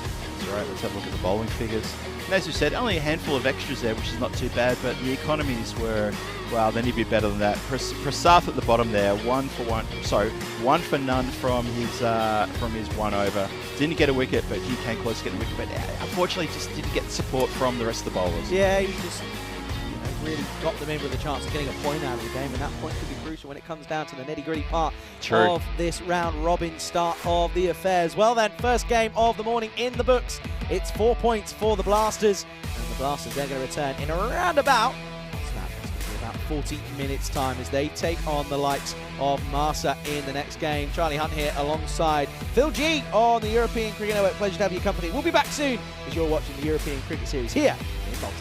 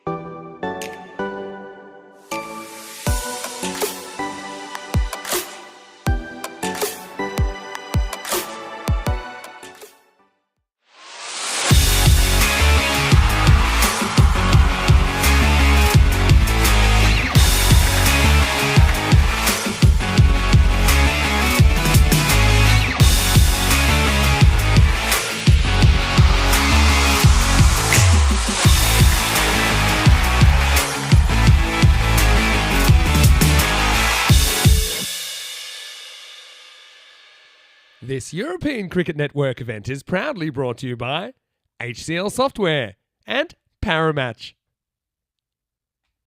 Hello everybody, welcome back to the Malta Sports Complex for the second game of the third day of action here in the European Cricket Series here in Malta. Of course, it is going to be the Bijiba Blasters. They return as they take on the Malta Cricket Club. Of course, Malta in the encore last year finished third in their group. They had a bit of an up and down time. They have normally been the sort of middle of the order kind of team really. They kind of normally sit middle of the table. So again, similar to the Blasters, they'll be hoping that they can maybe go that one better in this year's tournament. It's going to be an interesting matchup then in this match number 10. Let's go over to the middle. Tyrone Peters, he's got the two captains for the coin toss. Marcia the call. Tails. Tails is the call. And that is a head. No, it's a head. You've won the toss. What do you want to do? Bat first. They're going to bat first. Well then, there you go. News from the middle is that the Blasters, they're going to have a bat first here. They're going to look to blast it away, aren't they? As they look to get some runs on the board. Listen, let's talk about them this morning. Their fielding, they did put a couple of early catches down, of course, but they ended up getting the big wickets when they needed to. And their catching really was sublime towards the back end of their fielding innings. So again, they're looking to really pile on the runs in this one. And then, of course, hopefully restrict this Masters side in that second innings. And, well, you never know, maybe, just maybe, they can take 4 points from this game. Of course, we know that the Blasters, they'll be looking to get 100 plus. We know that the average score is around about 95, 96 here over the last couple of days. Of course, you've got to remember that the conditions really do play into that. At the moment, the way we're looking at it, the wind for the batters, they're batting into the wind. So that's something that they really have to negotiate. You know, maybe they're going to look to maybe go square of the wicket, especially on for a right-hander to the offside. That's where the wind's really helping them get along closer and quicker towards that boundary rope. So maybe that's where they'll be looking to dominate the Malta opening bowlers. It's going to be another exciting fixture. Cannot wait to get into this one. Let's go over to Phil G, who's standing by in the comms box. Phil, news from the toss then here in match number 10 is that the Blasters, they're going to bat. Thanks very much, Charlie. There we go. So welcome back, as Charlie says. I'm going to echo my welcome back to everybody as well for match number 10, day 3 here at the Malta Sports Complex. And the news here from the toss, as Charlie just pointed out, is the Blasters won the toss. They're going to have a bat first. So Malta and the Blasters go head-to-head here now. I can see the Malta team coming out with the umpires and the two Blaster opening batters also strolling out, swinging their willow bats around, getting ready to take on this Malta attack in this big game. You've just been watching the Blasters take on overseas in the previous match, and they did extremely well. And it looks like it's a couple of changes in the squad for the Blasters. Just having a look at that read-through now. See Jay Pandey's come into the side, so is Sanjeev Panwar, and Rambisht are also in, joining the likes of Shiv Singh, who picked up man of the match in the previous game, and well-deserved as well. And, well, look out for the top there, because Gaurav Madani, who belted a good 44 not out, and really in those last couple of overs just took the game by the scruff of the neck right away from overseas. And to be fair, they just didn't seem to be in the hunt whatsoever. Marsa, well, first time we get a look at them, looking forward to seeing them. ECN Computer says, well, this looks pretty even, so just slightly tipping the scales in favour of the Blasters, 53 to 47%. We'll see how that pans out over the next 10 overs when things kick off. There's a little bit of cloud cover around, something for the swing bowlers. There's a good breeze coming across the ground, just occasionally picking up and gusting to about 25, maybe 20, 25, and then dropping again. So there's a bit of assistance there to the players to keep themselves nice and comfortable. We're almost set to go here. Umpires just handing the pill, brand new pill to the opening bowler for Marsa. Looks like that's Fanyan who's got the ball. He's going to start proceedings. And we're almost set to go. Sathi is going to be facing, and Singh is at the non-strikers end. So they're sticking with the same opening partnership that they had in the previous match against overseas, where they got over the line very quick time. Here we go, match 10 underway. Mughal in. Oh, it's a bit of a rough beam of that. A no ball signalled immediately by the square leg umpire. And that's an inauspicious start from the left armour. Have a look at this. Side on view shows us how high that got up. Ooh, yeah, look at that. Oh, it's coming chest height. Thought it might have been a bit higher than that, but chest height still. That's a no ball. Let's try that one again. Mughal in. It's been swapped down the ground, just slightly mishit, just goes past the bowler to the mid-on region there. Good bit of pace here. Batter just dances around Sathi, just trying to sort of disturb a bit of the line from the bowler. Fayan up to the task. So big game this one. First look at Malta, second look at the Blasters. That's a wide delivery start, just pushes it way too wide across the tram lines. And umpire had no hesitation calling that one wide. There's a couple of extras on the total already. Good work by the keeper back there, who of course is a bit of a fan favourite, Johnny Grimmer, behind the stumps with the gloves, as he always is for Malta. Bit of a staple there. Does great work to get across to stop that going any further. He's got Noel next to him in a wide slip position. That's a better one, much better line. Gets the batter trying to get across to pick that one up. And this is not a bad start from Malta. Only a couple of balls been bowled, but already getting that line, getting the batter swinging. That's what you want. Finally get a few dot balls, maybe produce a rash shot. Start to get amongst it. Shout out to everyone in the chat. Thank you for joining us, everybody. Hope you're having a wonderful day wherever you are in the world. Always awesome to see you here and supporting the European Cricket Network. That's clipped, edged, and that's going to run away very quickly for 4. Third man couldn't get to it. The outstretched hand from Noah in the slip couldn't get to it. And that has gone away for the boundary for 4. So we start with the first runs from the bat, off an edge. Have a look at this one again. Yeah, well wide of that slip, and unfortunately for Malta, well wide of the third man as well. So Sathi opens his account with a boundary. He's 4 from 4. Few extras in this over as well. Score is 6 without loss, halfway through the first. That's straighter and clipped down the ground for a dot ball. Yeah, we saw in the previous match the Blasters were chasing a low score. They were chasing 80 for a victory. They did it very well in quick time inside of the 7 overs to pick up the bonus point and also obviously the 3 points. So picked up a 4-pointer. Very good start to their ECS for the Blasters. And starting, well, a little bit cautiously here today, but in this game, match number 10. But it's early days. It's still the first over. And that one has also drifted wide. Bowler hands on hips, looks away towards the clouds in the distance and says, really? Umpire says, really? Yeah, just kept going wide. Probably was almost on track for a good delivery and just kept pushing way too far across. And Grimmer behind the stumps does very well to collect that on the first attempt.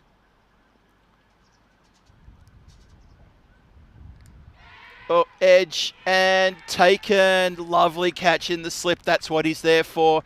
It was a bit of a bobble, but no, it was all good. Johnny Grimmer, the wicketkeeper, turned and watched the ball go past his gloves. He was not in with a chance of that, but the slip fielder straight into the breadbasket, and they have struck. Big strike to that. Very dangerous. Batter is gone, and that is a terrific delivery. Mughal, all credit to the bowler, pushing the ball past the right-hander constantly. Draws the false shot, gets the edge, and that is a big wicket. Malta, they got their backs up. They got a wicket in the first over. That's amazing, and it is the very dangerous Azim Sathi is on his way for only 4 runs. He's a little bit gutted. You can see his expression as he sits down in the dugout and says, well, that's it for me. But Malta, oh, they're going to be springing their heel now. They're going to be very excited about that. Wicket in the first over, a big hitter gone. And the Blasters, suddenly they're, well, I know it's the first over, but let's see how they bounce back from that. It's Dani comes in fresh off a brilliant 44 not out, off not many deliveries in the previous game. Let's see if he can pick up where he left off. We were even contemplating the idea of him opening. Well, he's out there in the first over. Oh, just a little bit of nothing, but he's played a rash shot. Bowler is hands on hips, thinking what could have been. And that is a fantastic first over. And I'm rejoined to the commentary position by Charlie Hunt. Charlie, you joined me at a great time. Yeah, absolutely. And 7 for 1 after 1 gives us a chance to have a look at, of course, the ECCW coming up, of course, at the end of December, just before Christmas. A little present from us to you. It's 2 divisions, similar sort of style. Just, of course, the first week is that Challenger division, and then of course England, Ireland, Scotland, Netherlands and Italy take on each other in the Premier Division. Looking forward to that, of course, taking place in the one, the only Carterby. Yeah, good morning Phil, good morning everyone. Good start that from Miguel, of course, as representing Malta time and time again. he's a good bowler, and he's got a lot of wickets at this ground. He's got over 50 wickets on the network, and yeah, it is certainly going to be really exciting to see how this sort of plays out. I think getting that early wicket is massive because you're now relying on Singh and Matani. Anyway, here's Arshad. Arshad in. And he starts us off with a wide. Bit of a rash attempt at a swing there. It was always going to be a wide ball. Arshad just loosening up. Have a look at this. Just continues to go along. Oh, I thought it was. Well, you think maybe it might have started on the line? I think that's caught a bit of the line. Again, umpires have the best seat in the house, to be fair, but it's one of those in live action. It's kind of hard to kind of tell, really. Yeah, bowler in again now. Oh, that's been hit uppishly. Bad mishit. Shy at the stumps. Oh, it's all happening. But in the end, it's a single. Yeah, it was kind of hit down into the ground, and again, they just kind of run off impact, really. It's kind of a bizarre one. I'd like to see. Just amples through. He kind of only gets the skates on for the second half. He would have been gone by a long old way, but serious. Good bit of good arm from Farhan Masir at mid-on. Worrisome times this for the Blasters. Early wickets are sort of every opener's and sort of top orders kryptonite. Maybe the bowler, if he'd gotten to the stumps, could have affected something. Ifs and buts. Shouts, but maybe just trying to deflect the umpire from a possible wide delivery. That don't think he got near that one. I know you touched on it a little bit earlier, but how good is it to see Johnny Grimmett behind the stumps again? Just the young age of 65, and I tell you what, he's got good hands. I've got to say, it's my first time seeing him in person. I've seen clips of him time and time again. Yep. But it is great to see that he loves it. He really does love it. He's a genuine cricket badger. He's a good competitor. I totally agree with you there. It's my first time seeing him live too. Enjoying it so far. He's doing well behind the stumps. Takes that wide delivery. Looks like he's got, proper good glove work. I mean, 65. Hate to know how long he's been actually wicket keeping, but it looks like it's definitely in his blood, and he's enjoying himself. I want to say hello to Tim in the chat, by the way. Tim, again, I hope you're well. Pleasure to have you back in with us. I feel like it's been a while since I last saw you in the chat, Tim, but I hope you're very well. It's a pleasure to have you with us. And I've got to ask you, Tim. I'll ask you after this delivery. That's just been clipped nicely to just a point, just backward a point. Out to the boundary line, there's a sweeper out there. And actually, the two men deep are in that region. Good protection out there. Yeah, Tim, I've got a question. First of all, what have you done with your jumper that I know that Vinny and myself and a couple of others get signed for you on that last day of the ECS in England? And what have you done with the winner's medal? There was one spare. Yeah. Vinny turned around and said, "Here you go, Tim." Very nice. It was a nice moment. Oh, it's flown off an edge. Just bobbles there on the offside. Slip runs around to collect, and a single. It's it's actually come off the body. Yeah, a bit of the old Sweet Chin music, I think, about this. Yep. Let's have a look. Yeah, just off the shoulder. Just catches up with him. Good areas, though. I don't mind that. It's not the one for the over either. No, that's true. That's true. He's all right, though. That's what I feel like after I played 18 holes, by the way. We're looking at the gentleman in the car park pushing the buggy. That's what I feel like after 18 holes. If you haven't played well, it's not fun. I hope he's not starting his roundup. Hit down the ground, one bounce, straight to the mid-off. He has a shy. The shy isn't on target, so all happening. Yeah. Blasters looking to get away from it here. Yeah, they're keeping the squeeze on here, Master, and I'm a big fan of it. I have to say, I'm also a fan of the strips. Look at that, the old stars combo. Very good indeed. Good strips on display here this morning. I like the master colours. It's the old green and gold. Yeah, something I'm very familiar with. I'm sure you do. Bowler in again. And that's been launched, and that is going to carry all the way for a big Maximo. Yeah, it doesn't matter where you put your fielders. That's 6 on any ground. Nice shot from Matani. This is what I said, Phil. He was, 44 not out off 12 in the last game. Seeing it like a football at the moment. That's going to be a good way to end the over then. 18 for 1 at the end of the second. Fantastic stuff. Good way to greet the couple of new people jump in the chat. I saw Helix jumped in the chat, and Wayne's in there as well. Christopher Ward. Obviously, Tim Redmond has been given a hello from Charlie, myself. And good to see everyone in the chat. Whether you got a blue spatter or not, welcome. We love the interaction with you and the interaction amongst yourselves. Hope you're having a great day wherever you are. Blasters, 18 for 1 after 2. They won the toss, elected to bat, and after a very tight first over, they're starting to find their strides now with Matani releasing the screws and putting that last shot over the boundary for a big 6. Now Smuggle gets back in the attack, bowls his second. And he's collected a wicket with his first ball. Singh has to go. And Singh, unfortunately, at the opening position has failed again. Second game in a row. He hasn't troubled the scorers too much at all. That's terrific bowling from Mughal. Yeah, just a swipe across the line from Singh, and his troublesome morning keeps on going. Mughal gets it nice and full on the off stump. And simple game of cricket, really. You miss, I hit. And yeah, off stump, out of the ground. See you later. That's going to be the end of the likes of Singh. Another failure for him. Score 18 for 2. I think in Mughal's first over, we had Singh was at the non-strikers end for the whole time, watching the bowler pitch it across the right-hander, constantly across, even a few wide deliveries, and maybe he wasn't expecting to cut in that close, and it wasn't just close, it was bang on. Terrific delivery to remove the opener. Yeah, Mughal, as I mentioned, he's got a great record. That's his now 56th wicket on the network ever. Wow. Played first back in 2020 for the Malta Super Kings. Now, of course, for Marsa.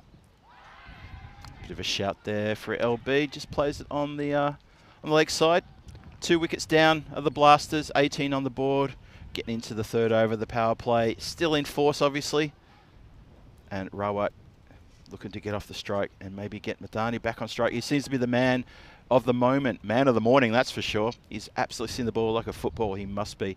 But Mughal 2 for 7 in his second over, and he's causing all sorts of trouble for the right-handers. Comes in again. Oh, he's just managed to get that down leg side. Lost his radar a bit there. Umpire has no concerns that that was a wide delivery. And well taken by the keeper, Johnny Grimmer, at the back there. As the sun starts to come out and bathes the ground in beautiful sunlight. Lovely ground here, very picturesque. Nice palm trees in the background as well, just away at the top of the screen to the right. And of course the trotting track behind the sight screen. Plenty of action in this beautiful Master Sports Club. There's always something going on. Yep. Bowler in again. And castled. Second wicket of the over. Bowled in. What a ripper. Oh my goodness. Rawat, no idea about that. He still, as he walks off, has got no idea what happened. This fielding team do, and Mughal gets his third wicket in his spell, 3 for 8, turning it around and smacking the Blasters and saying, we're not going to let you get away for a big score. Absolutely yorked him with a ripper. That's a beautiful delivery. He's just a bowler that, as a lefty, he will come in and just angle in on those stumps and he'll absolutely get you. And, well, Shirawat is going to go for a 2-ball duck. There's Derek. Morning, Derek. And unfortunately, it's not quite going the way that Blasters intended after their good start this morning. They're currently very much in trouble. 19 for 3. Yeah, the contrast between the Blasters innings we saw in the previous match to the one we're seeing now, night and day. Night and day so far. But look, bottom line is, Mughal hasn't finished yet. Comes in again. Ooh, wrapped on the pad, but yes, definitely missing. That was a terrific shot.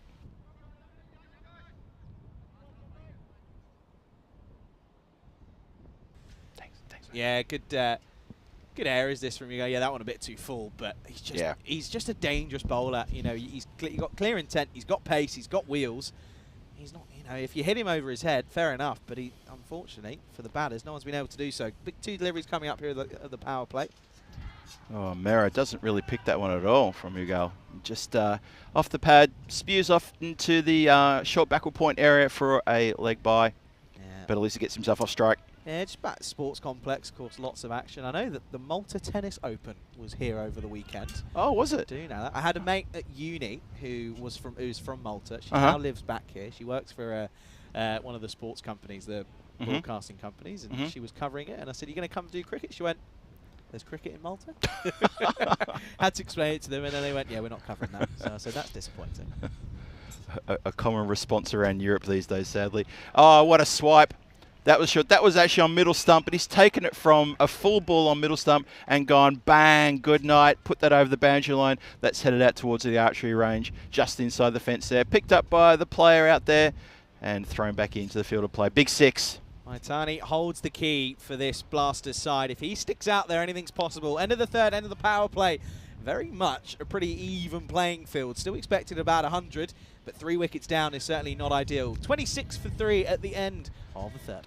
Yeah, and that was, well, apart from that last 6 that was hit, that was a sensational over from Mughal, who really has put the brakes on, put the pressure on, yields 8 runs. Apart from that 6, it was such a good over, but he finishes just a slight blemish to his card, but needless to say, 3 wickets down. Yeah, still a great spell, 3 for 14 off 2. It's exactly what you want from your opener. Totally agree. New bowlers coming in now, and that is going to be Faham Masi. He's just got it past the swinging blade there, starts us with a dot, and Mera still on his derrick. Probably very keen to see that 0 removed and get some runs next to his name at the top order there, or the middle order now for a BBL. We are in the middle order now. Oh, another swing and a miss. Looking a little bit agricultural out there as the batter. Yeah, again, is another seasoned veteran of the sport here in Malta. Good bowler, good figures as well. Best of 3 for 12. That was back in 2022. Only played the 5 games though, or 10 in that year. He's got bat on ball, hits it down the ground. He wants a single. His counterpart doesn't want a single, so in the end there is no run. Quick work in the field there at mid-on. 5 dot balls now for Mera, by the way. He's yet to get off the mark. He's almost totted up and over without getting runs on the board. Not ideal whatsoever. To be fair, he got about halfway to the other end, so that could be half a run possibly. Oh. Well, that climbed up a little bit, didn't it? Got up a little bit, didn't it? That got up. Sure did. Have a look at this one. Just at the top of the helmet. That was that climbed. Given one for the over. Have a look at this one side on. Yeah. Good call on field. Just past the eyesight. And he's connected with that one. It's just out of the hands of the dive at that very short mid-off. He's off his derrick. He's only just off the mark. He's almost coughed it up to a dolly of a catch. Geez, if it just hung in the air for a split second longer, I think he would have been on his way with Derek escorting him off the ground. As it is, he gets a single and gets Matani on strike for the last ball of the over. Swing and a miss. And that is how things are going to finish after 4 overs, 27 for 3. The Blasters stuttering along, not the same fluidity that we saw in the previous game. No, Marsa just seemed to be on top of them at the moment. And again, it's just the opening spell of Mughal and then Masi going for 1 off his over. It's just proving to be a little bit too tricky. You can see there, just going up below 7s, which is not ideal. 27 for 3. And with the likes, realistically, of Rawat not contributing very much. And they also got Azim Sati for not very many. A lot really hangs on the man out there at the moment, Matani. He's 13 off 7. There is 1 off 7. So, someone's got to get a move on. That's right. We're going to see Hassan resume the attack. Comes on, and he's bowling to Mera, who's having a bit of trouble getting the willow on the leather. Just needs to work on that. Yeah, just always say, Nish and I were talking about it in Croatia, you've got your 3 big factors in a T10 innings. You want to win a game. I'll come back to it after the delivery, as Hassan will come back again. Yep. Oh, misses again. So yep. Your 3 big areas, your boundary percentages in your batting 10 innings. Your dot ball percentage needs to be low as well. Yeah. And then it's your catches. If you can take your catches, if you do all 3 of those in the right manner, 9 times out of 10 you're onto a winner. And at the moment, the dot ball percentage is too high for the Blasters. Completely agree with that. And Mera is responsible for a lot of those dot balls. He's not careful. He's going to be subbed out. He's going to be retired out because we saw that happen in the previous game. The overseas did that. Not to great effect, but it could something that could happen here because he's been there for 10 balls. He's only hit 1 single, and even that was a lucky break for him, just out of the outstretched tips of the mid-off. And it's not looking like he's going to connect, I have to say. No, he looks very uncomfortable. I'm not inspired with any bit of confidence whatsoever. And there's a gesture from the non-striker. Did you see that? Yeah. He gestured to the dugout. He was Get him off. It was a genuine calling someone on. Oh, that's a bit of a giveaway. There's someone waiting, to be fair. And now he swings. It's probably going to be caught. No, it's going to fall safe. It was a schlofted shot that ended up between 2 players. Again, no confidence at all in that shot. He's looking completely out of sorts. There it is. There's the wave. Look, have a look at that. That is Gaurav Mithani at the other end, just waving, saying, come on, let's get someone on here. Big ball this. Matani's got to get something going here, otherwise it's going to be 2 runs off the last 2 overs. Oh, that's a nasty one. He wears that. And they scamper through for a single. Matani desperate to get off strike because for the second over in a row, he was stuck at the striker's end on the last ball of the over, and that's all he got to face. He needs to be on strike for the Blasters to make a big score. End of the 5th, then halfway stage, 29 for 3. Not what the script had for the Blasters. You can see, though, 3 runs off the last 2 overs. Yeah, not at all. Can't be doing that in a T10 innings. You cannot have that. Again, Malta, and you've got to feel for them. You've got to feel that they're going to be pretty happy. Talking about being happy, the ECL coming up in 2025, of course. It's going to be an exciting one. Still some teams to be confirmed, the likes from Cyprus, Malta, Spain, Hungary, Turkey, Portugal, Italy, Norway as well. And I know Hungary for a fact that they struggled because, well, they during that sort of, when we were in Croatia, they really were on got the brunt of that cyclone and hurricane as well, and that GB Oval ended up being entirely flooded. I'll come back to that. Here's Morose. And Morose starts us off with a wide ball. Johnny Grimmer's had a bit of a slide and a tumble, but he's got away with it, just a wide. Yeah, GB Oval was completely flooded, ended up becoming part of the river. And wow. I know that they really struggled to get sort of the national team together before the ECC. Not much training, so that's why the national finals haven't taken place yet. And Matani launches into Morose and puts him over the boundary for 6. He's had enough. He's seen enough in the last couple of overs. He's had almost no strike in the last 2 overs. I think he's only faced the last ball of each over in the last 2. And he comes out and goes, bang, let me have some of that, he says. Nice feed shot. me more. Lovely shot, wasn't it? Look at this. Yeah, well, crack. Bit of the old feed me Seymour. That's a nice shot. Just the length is the issue there. Line's right, just drops too short. It's like it's a bowling machine delivery. It's hit me bowling like taking candy from a baby. It really is. Matani, and wow, look at this, by the way. Johnny Grimmer, he's going to stand up. He says, no, I'm going to put a bit of pressure on Matani. I don't mind that. Just get in his ear, get in his eye line. Just say, I'm still here. Just hold your horses, pal. And Matani, 20 off 9. He really, it's hit or bust, really, for him now for the Blasters. That's a good move from Johnny Grimmer. A good experienced campaigner to try to keep the batter honest. Swatted down the ground. That's going to pierce the field. Couple of bounces over the boundary lope. 4 runs. So he can stay in his crease and he can still pound the ball. And that is a well-placed shot between 2 fielders at long on and long off. Lovely straight. Look at this. Straight over the non-striker's head. Probably only went over Mira's head, probably by about 2 meters. Maybe sending a message as well saying, look, son, this is how you do it. He moves to 24 from 10. He's definitely getting on his bike now. Bowler in again. That's wide, and that's been launched, and that is another big 6 over the long off boundary rope. Good shot. Matani now, he's found his rhythm again for the 2nd match in a row, and he is on an absolute heater. Yeah, it's hit me stuff. It's stand and deliver, and it goes all the way, Maximo time, and you can just see now Skipper having a bit of a word with his bowler there. Got to be looking to just maybe go on his toes. I know it's such a fine margin for error, but go full, go straight, go for the timbers, really, because he's not really offering much of an opportunity with catches. Anything he hits goes all the way. Needs a response hit. Oh, he responds with exactly what you're talking about, Charlie. Much better line and length, and it's a swing and a miss. Well done. Good comeback. Good comeback, but sometimes it's just nice to remind myself that sometimes I know what I'm talking about. Every now and then. Sometimes I get one right. Bowler in again. Let's see how he does for the next one. And he goes a bit of a filthy leg side wide. It's going to get away from everybody. Good work from Johnny, though, behind the stumps. They're going to turn and try and come back here. They get back comfortably. Did well to get something on it just to take the sting out of this. Otherwise, I reckon this has got 5 wides written all over it. But does well. He did do well to stop that one from running all the way, and they get a couple. 49 for 3. 2 more to come in this, the 6th over. Just a reminder, the Blasters did win the toss and elected to bat first. 3 wickets went pretty quickly at the top, and here we are.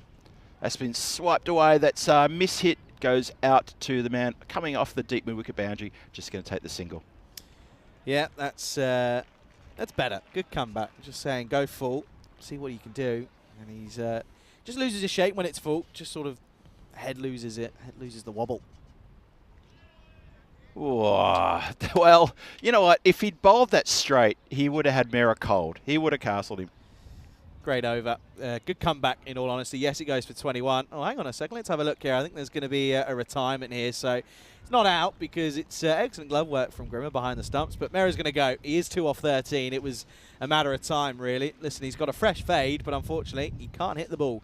So he's going to have to go. And the score 50, technically now, 50 for 4 with that retirement. As we'll have to see as to who comes out next. Yeah, that's a funny old scorecard there for the Blasters. You can see there, Madani dominating with that 31 not out at the moment, but no support. And Mera, quite rightly so, retired out. We saw the gesture to the dugout in the previous over, and it was a message heard, received, and understood as the changeover has happened now. And new batter comes out and joins Madani. See if they can make something of this. Well, he almost gets a tickle there to the keeper, does Madani. Just really good delivery. Too cramped for room to play any sort of aggressive shot. Yeah, that one just kind of tentative, really. He gets followed. It's a good delivery again from Massey, who, by the way, just to remind you, only conceded 1 run off his first over. Well, that's going to be up in there. It's catching opportunity. Oh, just honestly about a foot short. Chance for a run out, maybe. No. Good chance at a catch, that one. That was Arshad, who was coming charging in from the boundary rope. Almost got, I think, got fingertips on it. Just have a look at this here. He kind of dives almost a bit early and then has to kind of reevaluate. He manages to get the hand underneath it, but it's one of those half chances that if you take it's a different game. And of course, that would have been Matani they could have got, but no, get to life. Maybe another step could have collected it. Oh, that's Bisht, who is the new batter to the crease, being subbed in, been brought in after Mera was retired, and doesn't manage to get anything on that. Yeah, he's just trying to play the uppercut, but can't keep up with it. That's it. Great stint this from Massey. Massey again. He's pushed that leg side. Umpire's easy call of a wide there, after we give him a bit of a rev up. Batani 32, Bisht yet to trouble the scorers. Score is 52 for 4. We're halfway through the 7th. On par for, well, on target for score in the 90s for the Blasters. It's up in the air. It's going to go over the head of the fielder. A couple of bounces. Race was on, and the ball wins. And that is a lovely shot over a wide, long off position. 4 runs. Great chase, to be fair, from Niraj Khanna. He'll have a job to do with the bat, by the way. Watch out for him. But yeah, this was a really good chase. He sets off. You can see those biceps were pumping. Couldn't quite cut them off, though. To be fair, he made a long, long way to get across there. He's right in front of us, in front of the comms position. Very straight. Good effort. That's been played nicely into the covers. Probably just looking for one here as the sweeper comes in off the boundary and collects. Yeah, just nerdling at the moment, and they do kind of need to get a move on. See, they still expect to get up to 90s, and 95, 96 is being about par, I think. After you sort of work out the averages, do the maths, it's probably about 94 now after that first game this morning. I'd say so, yeah. Yeah, last ball of the over. Been cracked down the ground, miss-hit though, and goes straight to the fielder coming off the boundary at a very straightish deep mid-wicket. And just the single to finish off the over. That's going to put a 58 for 4 after 7. Blasters won the toss, elected to bat, and that's where they're standing with 3 overs to go. Now, I did tune in, as we do say a huge thank you to our partners at Paramatch with this in-game analysis. I did tune in over the last couple of days when I have. And it seems to me that full and straight is the way to go. It does seem that anything short just sort of sits up. It looks a little bit sticky. And I think especially when there's a bit of moisture out there like there was this morning, anything short got pumped. Yeah. So it does seem that you kind of want to go as close to your toes as possible. That's kind of where they want to be looking for. But, of course, time will tell. Looks as if this is going to be Adnan Hassan to take on this 7th over. Of course, or the 8th even, I should say. Yep. And big over this. Massive over in the context of this innings for the Blasters. They need something big here. Shot, 1 bounce, straight to the fielder, and that's as good as they can get. Mathani now just trying to really free the arms and free the shoulders and get the ball over that boundary rope. Just hits that 1 bounce straight to the fielder. Turns it over to Bisht. And see what Bisht can do with this one. Hassan in again. Plays a little clip over the top there. Goes straight to the 3rd man. So doing it in singles at the moment, just trying to find those gaps and trying to look for that ball that they can elevate for a maximo. Matani, 34 off 17, and yeah, it's tricky this, isn't it? It really is tricky. No one else has been really offered any support.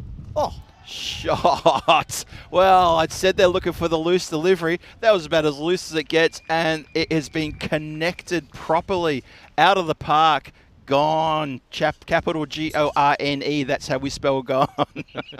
What a cracking shot. The Aussies take over Europe. That's a glorious shot. Nice pickup. Just pretty poor delivery, to be honest. It's a slot ball, and it gets absolutely fetched. And I tell you what, that's there's no point putting fielders out there because that's covered them by a long way. Into the 40s now. That's back-to-back scores in the 40s for Mitani, and I'm saying it now. He's got to be opening. You want your best in T10. You've only got 60 deliveries as a team. You want your best batter to face as many of those 60 as possible. Well, you brought it up in the previous match. I think you've got a really good case there because especially if your opener Singh is going to fail on 2 occasions. Mitani's coming in the first or second over anyway. Get him in at the top. Yeah, why not? Bowler in again, and that's been cracked then on the offside. That's going to go into the dugout. People run for cover as it lands in the middle of the dugout.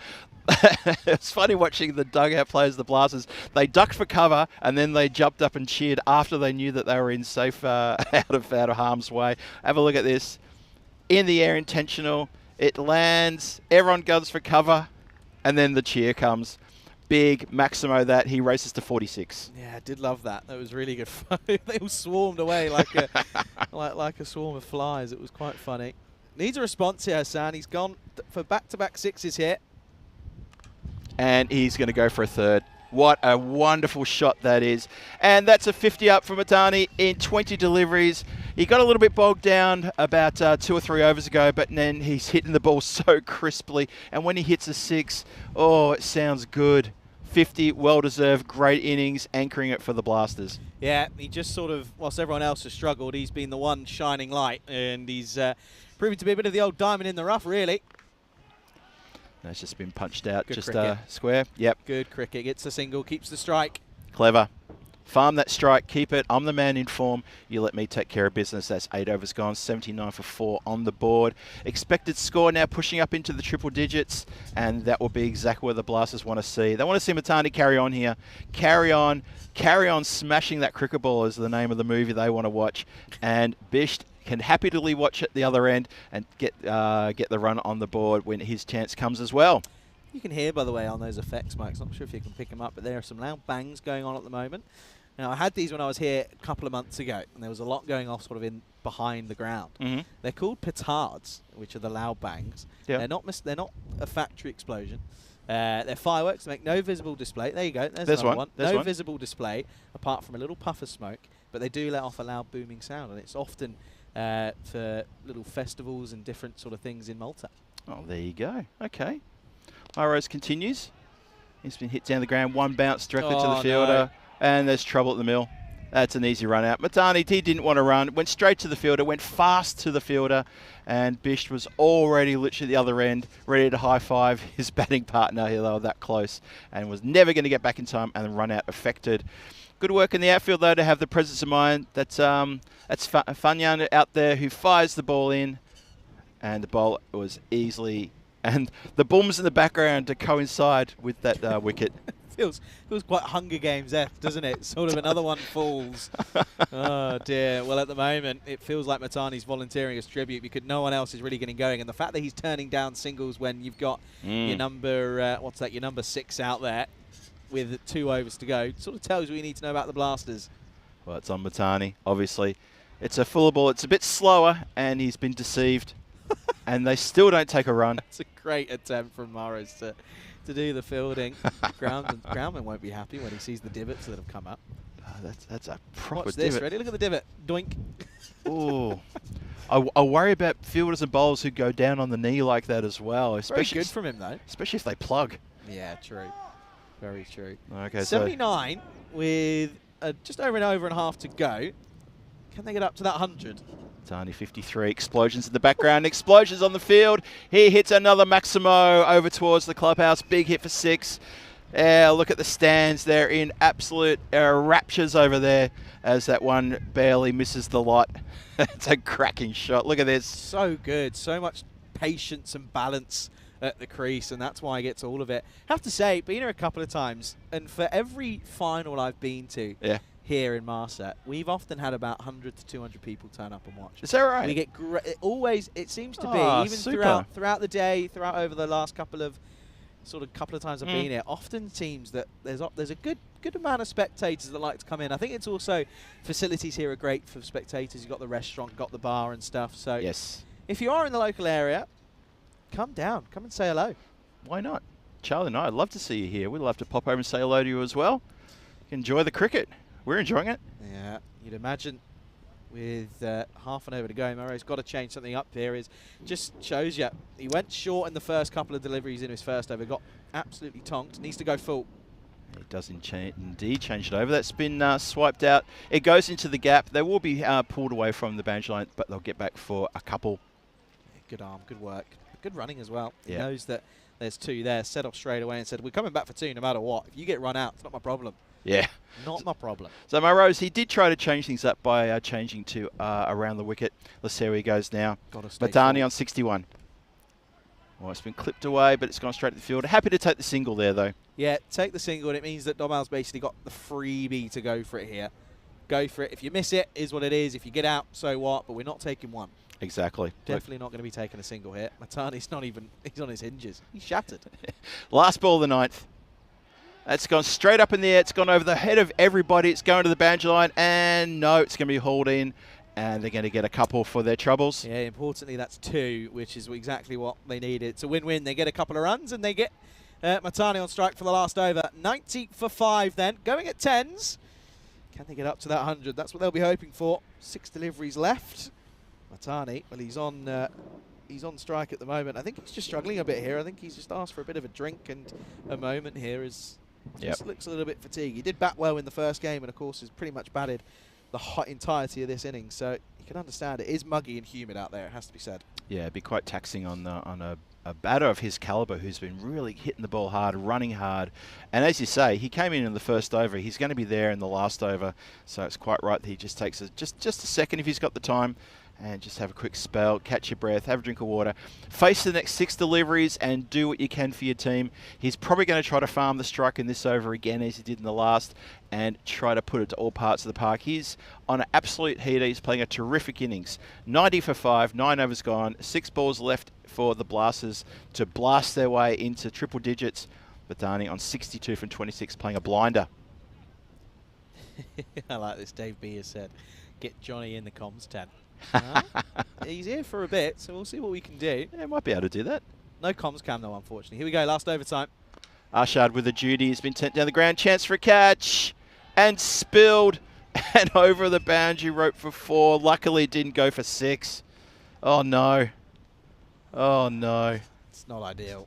That's not good. Not ideal at all. And it's a catch that should be taken, really. And the thing is now you're almost turning around and saying, right, well, there you go. You've got 5 balls still to come. And it's really not great. Oh. Really not ideal. Adnan Hassan, you'll be the first at catching practice tomorrow, guaranteed. You leading it? Lock it in. Hit down the ground. Miss hit, though. Got to be 2. Got to run hard for 2. Oh, it's going to be an easy 2 now as the fielder overruns the ball, and it's a comfortable 2 runs. Will's just starting to slowly fall off here for Marsa. Just everyone seems a little bit flustered. And yeah, that's the joy of pushing that first one hard, because put the fielder under pressure. Pressure does crazy things to good players.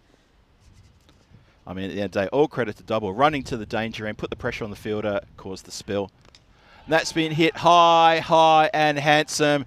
Big 6 there to Matani. Oh, what does that hit? Did it hit the tree? It's okay.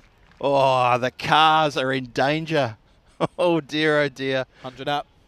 That is the ton up. 102 for 5. Still 3 balls to come in the last over. What an innings, though, this has been. Anything that's been a loose delivery, he is absolutely pounced upon. And moves into the 70s.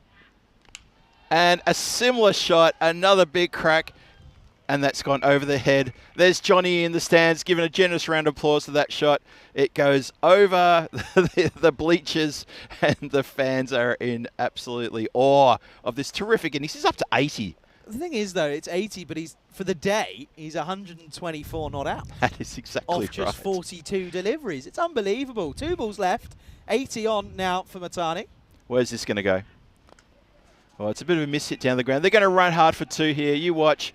Fielder makes a little bit of a fumble again. Can you believe it? Oh, dear. Well, they're going to want to check this just to make sure that he gets in safe. But nevertheless, it's first of all at the wrong end. It's not the best of fielding. Let's have a look here. Gets the old dive in. Oh, it's going to... Oh, he's gone. Short of his ground. He is gone. Good dive, good effort, but good recovery. They only get one.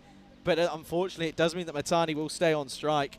Yep, that is gone. That's definitely out. So the throw to the non-strikers end does yield the run out, and fielder maybe felt he couldn't get the distance to get the ball to Johnny Grimmer, who was screaming for it at the strikers end as Matani was trying to make his ground, and that is a run out. Double, well, sacrificial lamb, here goes, but it's the, it's the second last ball of the game with the last one coming up. That was fine. Yeah, he was... did his job. Yeah, it was unselfish cricket. Okay, then, last ball potentially. Matani on strike on 81. Here we go. Strap yourselves in. And we finish with a dot. They're going to run a bye, an attempted bye, but no good. They didn't. I don't think they even crossed. Don't think they crossed for. Initially, I thought they didn't, so it'll be Matani who's run out. And do you think? Oh, hang on. Do you think they crossed? I reckon let's go slow. Let's go slow-mo here because it could make a difference on the old average. Ah, no. Yeah. Okay. He's gone. That's a shame. Well, there you go. He now has an average for this ECS, but he can hold his head high. I'll tell you what, though, considering for the day, and they've still got an innings to go of Malta. They play the last game of the day. Considering he's currently sat on what would be, that's 125 off of 44 deliveries. That's not a bad morning for Matani. He'll be pretty happy with his efforts. Yeah. And again, you've got to imagine that and remember that for the Blasters, if Matani gets even half of that, they're looking at a score of 60, 70? There's Housie, by the way. Housie keeping things going. Yeah, you've just got to remember that, Matani really he was key, and he did offer a couple of opportunities. Gow at the top was incredible. His opening spell, not very often you see the old fly slip getting involved, but then, of course, he came out, and I tell you what he does best, and that's hit sixes. That's exactly right. A couple of wickets fell around him, but he wasn't perturbed by that. He did get a little bogged down, Matani, at maybe about sort of overs 4 and 5, but that's when he was being cautious and making sure there was no more wickets being falling, had to look after his team and keep momentum, and then he's found his mojo. He got on his bike. That was a comical moment where he was calling for Mera to be replaced, which they obliged and did, and then Matani just let loose. He took it upon himself, took the responsibility, and absolutely carved up these master bowls, putting all parts of the ground. There was a sharp opportunity for a catch there in the outfield, not taken. Probably should have dived forward a bit more. A chase was on there, teasing chase, but it went to the boundary. But the Matani show just kept going and kept going and kept going. He almost obliterated his own dugout with that shot. They were diving for cover all over the place. Another shot. He loves that uppercut shot towards the clubhouse out there. Turns to his counterparts and says, "Thank you very much for the cheers for the 50." Brought the 50 up in quick time. There was the little run out, sacrificial run out. But Matani, he kept the strike, and it was right that he kept the strike and kept farming it. The spill over the line, almost spilled it for 6, by the way, too. Down on one knee. He showed us everything he had in the book. Look at that for a shot.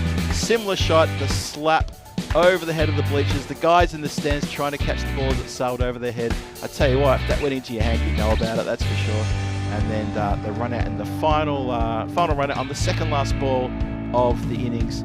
And then we finish with a dot where Matani was run out because they didn't quite cross. And so now he's going to have an average of around about 120 odds. So he's had a belter of a game. Absolutely terrific match by him. So the Blasters, they really had a bit of a tough one in the first 3 or 4 overs, didn't they? They struggled. They lost wickets. They were 3 down at one point. But that man, Gaurav Matani, run out at the end there by Johnny Grimmer behind the stumps for 81 from 32 balls. What a champion effort that was. Tried to get a bit of support out of his other batters, but no one there really bothered the scores too much. Harsh Mehra was retired out. As you can see there, 2 runs from 13 deliveries. And there was a funny moment during the game there when Matani was gesturing to the dugout to switch him over, which they obliged. 109 for 7 after 10. They got there eventually. 13 extras in that, including 10 wides. Something that Marsa probably need to have a look at. but 109. So 110 on the board. That's the target that we're going to see if Malta can chase in a few minutes' time. Let's check the bowling figures as well. Well, what can you say about Mughal? Look at that. 3 for 14 from his 2 overs. Terrific bowling. Missar, unlucky not to get wickets, so economical. And Maros, unfortunately, he went for a few. Arshad went for a few. And Adnan Hassan, who dropped that catch, he also went for a few as well. So add a few together and you get 109 for 7 after 10. So that's the situation we're looking at now with the mid-match summary up there for match 10. This game between the Blasters and Malta. Malta need 110 runs off their allotted 10 overs. They're going to be on the field in about 7 or 8 minutes time after this break. And we're going to see the run chase. So join me, Phil G, alongside Charlie Hunt here as we see the outcome of match 10 in about 6 or 7 minutes time. Don't go too far. Grab yourself a quick cuppa of something or a drink of something or a little snack. Get yourself comfortable and tune in. We're going to be back here in 6 minutes time. This is Phil G for the European Cricket Network here at ECS Malta saying see you soon.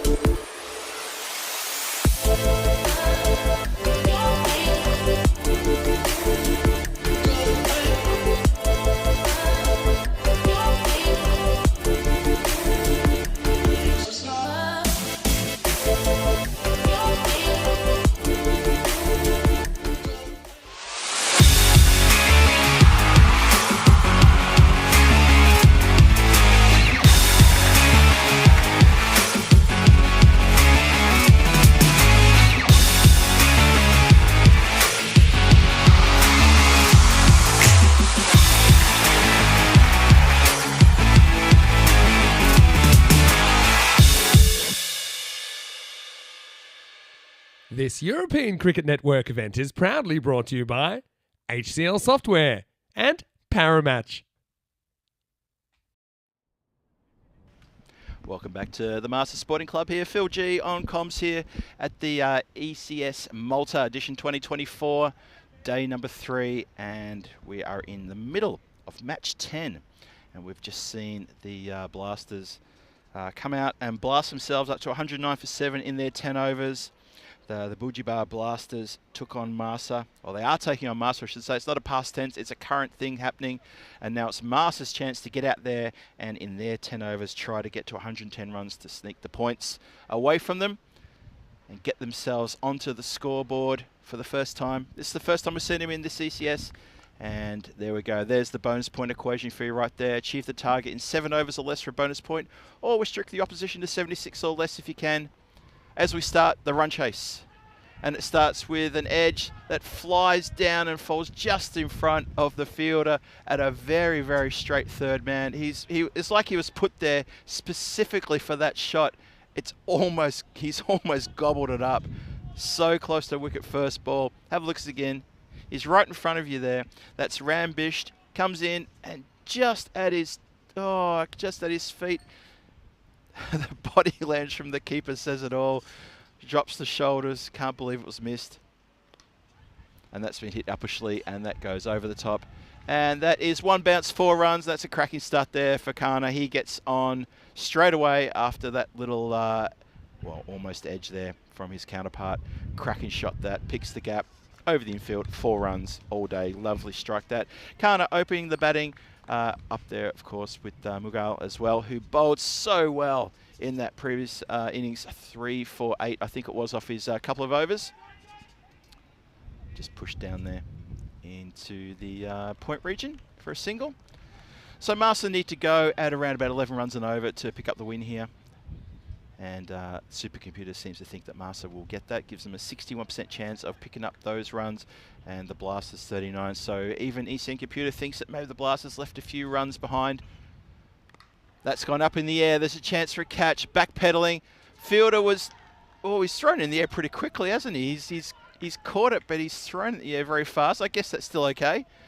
Never got steady, but took the catch. Still moving. Yeah, let's have another quick look at that. They're celebrating. The decision is definitely out. We can confirm that. Just seem to get rid of the ball pretty quickly. Look at this. In the hands and throws throw. That's fine. He's just excited. That's all that is. I've got to say, though, from where we're standing here in the comms box, where the catch was taken, that's quite a way. That's probably almost about 100 metres away. Probably about 80, 85 metres away. Just for a moment, I thought maybe it didn't hold long enough. But that's the end of Mughal. He says, good night. I've done my job here. And he's off. And Malta lose a wicket in the first over. It's 6 for 1 in the first. Still a couple of balls to come. And a successful start in their defence. Dubal picking up the wicket there. And I'm rejoined by Charlie on the comms. Charlie, just in time to see that catch and see Malta lose their first wicket. Yeah, they've got to be careful, have Malta. You can't really afford to have a tumble of wickets pretty quickly. You've got to be really careful. So, going to be interesting to see how they go about things here. Koslat in at 3. Dobal, not a bad start for him. Picks up a wicket. Dobal in again here. And played with soft hands. Nice defence there. Just watchful there, Koslat. Just having a bit of a look at the pitch, having a look at the bowler, and happy to just defend that one. No rush. Malta here, as Charlie points out, they just need to just be cautious here, get off to a good start and keep that scoreboard ticking, and they should eat up this run chase. Yeah, Mughal going, though, is not what they would have wanted in this first over. It's a big wicket to get. His last ball, the over coming up. It's full. Oh, it's almost hit back for a caught and bowled opportunity. Bowler cannot believe he spilled it. It was sharp. Real sharp chance. And Dobble has missed it. Have a look at that. He's just... check the old height for it. I think he's okay. He's dipping probably, as well. It's probably like just okay, isn't he? Yeah, dipping. But then, yeah, it gets put down. Came back at him firmly, but... It did. You see it from this angle. Angling away. To be fair, he had quite a bit of time. I know that's in slow-mo, but... You'd probably say he would back himself to take that more times than not. End of the first then. 6 for 1. Could have been worse. Could have been worse. 241 matches since a golden ball. And when I put this question to you, Charlie, in the last match, you suggested that you had a feeling, a tingle that maybe next week could be the week of a golden ball. Maybe. I think next week. I still can't believe we're up to the 240s, though. This is sort of, I mean, the fact we didn't have one in the ECC is kind of to be expected. I think we've only had one ever in the ECC. Yeah. So that's kind of to be expected. But yeah, to go 2-4-1 matches now, it's pretty insane. It's becoming a bit of a drought. That's been clipped nicely through the covers. Uppish, but into the gap. 4 runs. Lovely shot that. Kana continues with his procession of boundaries. Good shot. Yeah, it's still got 2 very, very capable players in the middle, though, with Kana and Kostler, but it's about getting it done, and that's going to be the question of if they can. Good shot, though. Nagy just a little bit, again, from the skipper. Too short, too wide. It's kind of where he's bowled his Gundy deliveries. It certainly is. Let's see if we can come back here and bowl something a bit better. Oh, he's pushed it wide again, and a bit of a no-brainer, that one for the umpire. As he breaches the wide line, needs to really find that radar and put the pressure back on the batter. Can't let him get away here. Good to see the MMA Titans have turned up. First time we're going to see them ever on the network. Yes. Making their debut later on. Exciting stuff. It's clipped away into the covers. Bit of work for this. Good work from the fielder. Had to get around to his right and cut that one off. Good work, got down. Yeah, well watched near the end. Does the hard yards and gets something behind it. That's all you got to do, really. It's at exactly 12 for 1 early in this second over. Still 98 needed for 52. Run rate at 11.3. Always gettable. Marsa definitely got the capabilities for that. That's been hit in the air, and that's going to go over the head of the fielder here just in front of us. Does a really good effort to flick the ball back. That is a terrific effort on the boundary line. Oh, my goodness. Didn't see that happen. And that's that man, Matani. Can't keep him out of the game. Yeah. I think this was okay. That was my initial feeling. Let's have a look again. I think he's all right. Let's have another look here. They do just want to double check. Let's see. As long as... Oh, does he release it? I think he's okay. I think he might be all right. Is it in the hand there? That's the question. That's the question. Is there contact there? His hands... No, he's done one. He's done enough. It's a very good stop. I think you got the benefit of the doubt there. That's terrific. Absolutely terrific. Well, this one, he's not going to do much to stop that as that goes well over the rope for a big, big Maximo. So... Solar gets on his bike and goes bang down the ground straight as a die, straight over the umpire's head, and no one could do anything about that except for retrieve the ball from behind the rope. Can I just say that if we were where we normally would be, which is exactly where that ball was, I would have taken that catch. Just saying. Just saying. And I would have called it. Oh, the question's been asked by the keeper, and umpire's going to go upstairs. Let's have a look side on. Doesn't move an inch. No, that foot's pretty jammed on the crease there. Doesn't move an inch. He's okay. He'll survive. Yep, he's fine. Malta is the place of one of the best commentator catches ever last year. You see that? Corey was with Nish. Oh. And Corey was in, well, apparently there was a break during the day and he went to the gym, so was wearing a shirt with gym shorts and a jacket, which is quite interesting. Okay. And managed to get up and then turn around and take a pretty good catch. I'll show it to you later. Let's have a look. I just want to double check again here. Well, I want to look at the keeper's gloves here, you know. The keeper's gloves are well in front. Oh, they are. They are, aren't they? Super in front. Yep, yep. Look at that. I mean, that frame shows you anything. Yep, needs to be onto that. Yeah, no ball. There we go. Well done from third umps and tournament ref Tizer. Very good indeed. And there you go. Very good stuff. There you go. That's just the old well-oiled machine. Production doing very well, and TR doing very well again, making the call. Free hit to come then, so Costa's got the license here. That's it. That ends up, the bottom line ends up in a free hit. And Kostler, as you say, he's got license to thrill. And he goes down the ground, over the head of Matani. Don't think he's going to repeat his acrobatics of early in the over, and it goes for 4 runs. Nice shot. Didn't get all of it, but he got enough of it for a boundary. Yeah, exactly. Had the ability to go for it with freedom. And made the most of it, cashes in. Very rare that you see a free hit actually cashed in, to be honest. I think it's the percentage is something ridiculous, almost very low. I agree with that, actually. Conversion. I think I've called more free misses than free hits, and to be honest, after the free hit's been awarded.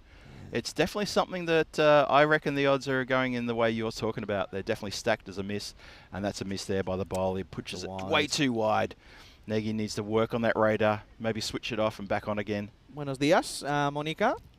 Buenos dias, Monica. Good to see you in the chat, and good to see everyone in the chat joining us here in Malta in the ECS here. Lovely to have your company. And that ball is out of here. It's gone. Look at that. Shot. Terrific shot. Kosler is picking it up beautifully and dispatching it over the boundary line, and he's looking dangerous. Just straight onto the pads there. Negi goes for a magical over. 26 come off the second over. Marsa very much up and about it. 32 for 1 at the end of the second. Yeah, Luke Kosler, he looked very comfortable with that shot too. The side-on shot showed really good technique. 32 for 1 after 2, as you say. They need 78 from the next 8 overs for the win. And they're going on quite nicely. Blasters having a bit of a conference here at the top of the bowlers run-up about who's going to bowl next and how we're going to contain this. There's still one more over to come in the power play. So I would be surprised if half the conversation is going to be, where do we put our 2 people on the outside and who's going to bowl? And who can we trust to bowl it nice and tight? We need a tight over. That's what they're saying. We need a tight over. We need dots. Yeah, they do desperately. They need to find a way here of just stemming this flow of runs. It's been pretty consistent, going here at a pretty nice rate. You can see there, target of 110. Yeah. If I'm honest with you, I don't think they're worried about the bonus point here. No. They've got to be just thinking, let's just go and get... let's get a victory here. It'd be a very good victory to get, considering it's a pretty tough. I agree. Bank the 3 points. That should be the what they're talking about. That swung around, and fielder can't get down to that one, and it dribbles past him. It didn't go past at a great pace. It was slightly mishit. But the fielder didn't get down to it, and it's gone for 4 runs. Swiped across the line and over the boundary rope. Making the most here, these 2 of the power play restrictions, aren't they? Anything through the infield, it's going to race away on this outfield. It's like a carpet. And, yeah, it just shows that, you just got to back yourself. It's 50 metres. It's 50 metres. You got to hit 51 metres to get a boundary. It's funny. Originally, they did have a cow corner covered at deep mid-wicket, then they brought him in. Oh, that's a late pull-out. That's a very late pull-away. That's a very, very late pull-away. Interesting. As a bowler, that almost frustrates you more than anything. Yeah. Big time. Yep. Hello to Kev. Hope you're well. Kev, you have to let me know, because how are the old daggers getting on? Very good question. I haven't been keeping up at all. There's double in again. It's been cut uppishly, but straight into the hands of the cover fielder, who takes a terrific catch. Well-judged catch, just at about chest height. And very excited bunch of people out there. Good to see. That's Panwa with a safe pair of hands in the covers. And that is the end of, was that Kosler who's gone? I couldn't quite see who it was who's gone. No, he's still there. Kano has to go. Just plays it straight to him. And thank you. Just a bit of a nothing shot, really. Just comes right off the splice, and simple catch for the man at cover. So another one bites the dust. It's 36 for 2 now. Yeah, Kana was out there for only 6 deliveries. Got 14. A few boundaries under his belt, but not enough. And Marsa lose another wicket. Blasters now trying to capitalise on this. Swing and a miss. New batter comes in and tries to put it out of the park. Just watch his head here. His head is in the clouds when he tries to hit this. It literally was. he was. It's like he's looking to see where the moon is. Kids. That's not how you do it. Bowler in again. Let's see who can do better this time. Well, he tries to play it a bit more sedate and ends up getting another dot ball again. Gets stuck. Blasters pulling it back here. We said at the top of this over that dot balls are on the menu, and that's what they needed, and they're delivering. This is a better over from Double. A really good over. He's got 2 for. See if he can do better. 2 more to come in this over. Well, thank you very much for doing that, Double. The old filthy Filgy commentator's curse. Yeah, that's exactly what that was. It haunts me. It's like a black cloud following me around. I Can't escape it. I tell you what, Dave in the chat will enjoy that one too. Sure. He loves reminding me. Let's try that again. Well, that's up in the air. Red hot chance. Oh, it's just hit the hand and gone over. It was always going to go over. To be fair, poor Otsavi, his back heels were almost on the rope, and he could not do much about that apart from maybe try to grow another foot. I don't know. I think the wind holds this one up here, I think he thinks it's going quite a long way over his head. I think he could have got 2 hands to that, I think it's a pretty lazy attempt, if I'm being honest. I might be a bit hypercritical, but if I'm being honest with you, I'd expect better. 2 hands, I think. I think that's a fair call. That's up in the air. Here's a chance to catching opportunity.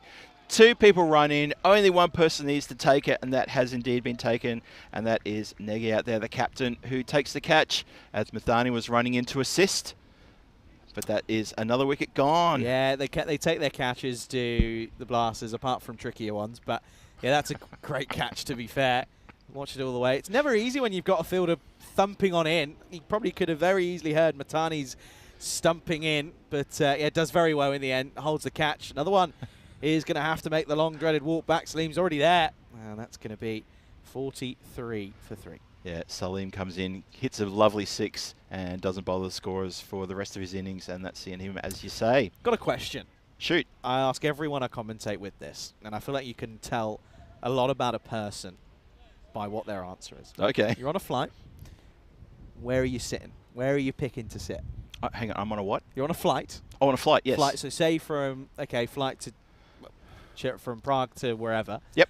Short haul. So short haul European. Yep. Where are you sitting? Am I flying solo? Yes. Oh, I'll take a window seat on the right-hand side. Right hand side. I prefer the right-hand side. Yep. Do you pay for extra legroom? No, I do not. Okay. Right hand side window seat. Yep. And you know what? I'm happy to be all the way at the back of the bus as well. That's just being clicked off the pads. Don't think there's any bet on that. We'll find out from the call from the umpire. And they're going to back for, well, do they get back for 2? We're going to go upstairs to verify that. Good arm. Was a very good arm. Batter took on the arm, and let's see who's going to win this one. Oh, yeah. It's going to be close. Oh, it's going to be really, yeah, he's going to be in. As long as that bat is ground, and it looks like it is. Good running, though, to be fair, because Kosler was set, he was going. Suleiman wasn't too set on it, but ends up being a pretty good run in the end. Do take 2. Yeah, it was funny watching Suleiman because when he went to turn, he hesitated. He wasn't keen on it at all. No. Fair ball was in hand, but Kosler just set off, and there was no stopping him, to be honest. A bit of a big meeting now about what's going on. Okay. Yeah. See, I've got a rule, obviously. Okay. So if it's over 3 hours Mm-hmm. and it's less than 30 euros, I'll pay for extra legroom. That's my kind of go-to. But if not, I'm an aisle man. I'm an aisle man for anything longer than an hour. Right. But if it's longer than an hour and a half, I'll do shorter than an hour, I'll do aisle. Shot, by the way, timing to perfection. But the fielding is excellent. Superb again. He's been very good down there at long off. Oh, and it's a direct hit here, you know. Hello. I reckon he's got him, you know. Because it's a bit of a lackluster run from Suleiman. We know he doesn't really like to push it. He amples through. Let's see. Oh, he's gone. He's gone for all money. Can you believe it? You cannot keep this man out of the game. Gaurav Mathani, 81 in the first innings, and now gets a direct hit from very deep in the field. And that is a superb bit of work. And again, Marsa just making these little mistakes that aren't going to help. Suleiman's going to have to go, and he goes for a diamond because he doesn't even face a delivery. Suleiman does not ground the bat. As casual as you like, and he's come undone. And his body language, and they'll check in the replay, said it all. I think he knew he was fried. Just ground your bat. It doesn't take that much extra effort. And there it is. There's Diamond Derek. Hello there. Good to see you, unless you're a Marsa fan. And sadly for Salman, he is gone. See you later. Your match here is done. Yeah, and he's furious as well. But he's running just even when they took that 2 earlier. Yeah. He just didn't set off. He just doesn't run that first one hard enough. So 46 for 4 then. Kosler on strike. Very strange. Very strange that. That's been swiped around the corner. Backward a square. Just can pick up a single. And that'll bring Adnan on strike. Yeah, Hassan, what can he do? He needs to supply some support to Kosler because he's just, at the moment, really a bit of a one-man band, really. Well, exactly. Marsa are now 4 down. They need to be careful here. 63 runs, still needed from 39. The run rate is in hand. Wickets are a bit of a worry, though. It's clipped nicely. Is that going to run all the way? There's a bit of a run on here. Well, a bit of a fumble on the field, but he does keep away from the boundary line. I think that's what he was more worried about. He flicked it to himself. Oh, dear. That was I love good this, stuff. though. Even at this point, Super Computer's got him at 50-50. Oh, look at that. Flicks it to himself and does the pirouette. He loved it. Techers. Absolute techers. Yeah, look at that. 51-49. Interesting. Yeah. Okay. That's been hit down the ground uppishly, but doesn't go to a regulation field. No way near the middle of the bat. Not at all. whatsoever. Didn't sound good, didn't look good. No, not one bit. No. You can always tell, can't you? Yeah. In cricket, sort of ASMR lovers, you can just tell when that crack isn't the crack you want. Yeah. It's not fun. It's good over here from Singh. Very good over indeed. The 50 was up in that previous one. 50 for 4. End of the 4th. That's a swipe. That's going to go for 6. That's a tension reliever for the Blasters. Good hit. Sorry, from Massa. Not for the Blasters. That is not good for them. But Massa are going to feel relieved with that strike. Good shot. So Shiv coughs up in the last ball of his over. And he coughs up a Maximo. 56 for 4 after 4. Yeah, still up and about it, aren't they? They're going at above that 9 required rate at the moment, but it's about consistency, and it's also about the wickets column. You can see there they're well above where they need to be. I always say with this graph, if you're colourblind, sorry. Yeah, that blue line is where they need for a point. Of course, they're well above that red line, which would, of course, get them 3 points. And if they do it before that 7th, they get all 4 points. Yeah, if you have a look at that. Points. Have a look at that orange line, though, from the Blasters. You can see that's where Mathani really took off from that 5th over. It was the lowest point, apart from over number 1, and it just took off from there as he got going on his bike and put on the Mathani show. Terrific to watch. So, Massa, still a bit of work to do. As we said, you saw the graph. They know what's in front of them. The run rate is only 9 per over, so the run rate is in hand, but 4 wickets are down. A little peek at the governor there, by the way. Is that governor walking past? That's the governor. Oh, he's got himself on camera. Well done, sir. That's Stigsy, PM for the first couple of weeks here. Koslow gets on strike with that single from Hassan. Doing the right thing, Hassan. Turning it over to the batter in form. You've spent time in the UK. This weather feels very English. Apart from the temperature's warmer, but the grey, it's too grey for my liking. That's a cracking shot. That's going to carry the rope. Big 6 over the covers. Lovely struck that. Koslow, he's the key here. Yeah, big Maximo on the offside. And again, just sort of pretty much sort of similar kind of proceedings here. One batter doing the damage. And at the moment, it's Kozla who's playing the hand that Mathani did in the first innings. Can he continue on? That's what they'll be hoping for. That's a lovely shot. There's a great shot. Just on the back of your comment too. I agree. Yep. If it was a bit cooler, I'd swear to God I'm back in Reading. A little bit cooler. And maybe a few people shouting out at me from Caversham as well, where I used to live in Reading. Dot ball there.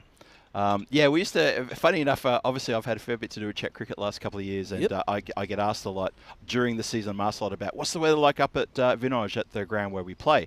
Sometimes people call me and talking to me, things like that, and I say, well, on the weekend it was like English weather.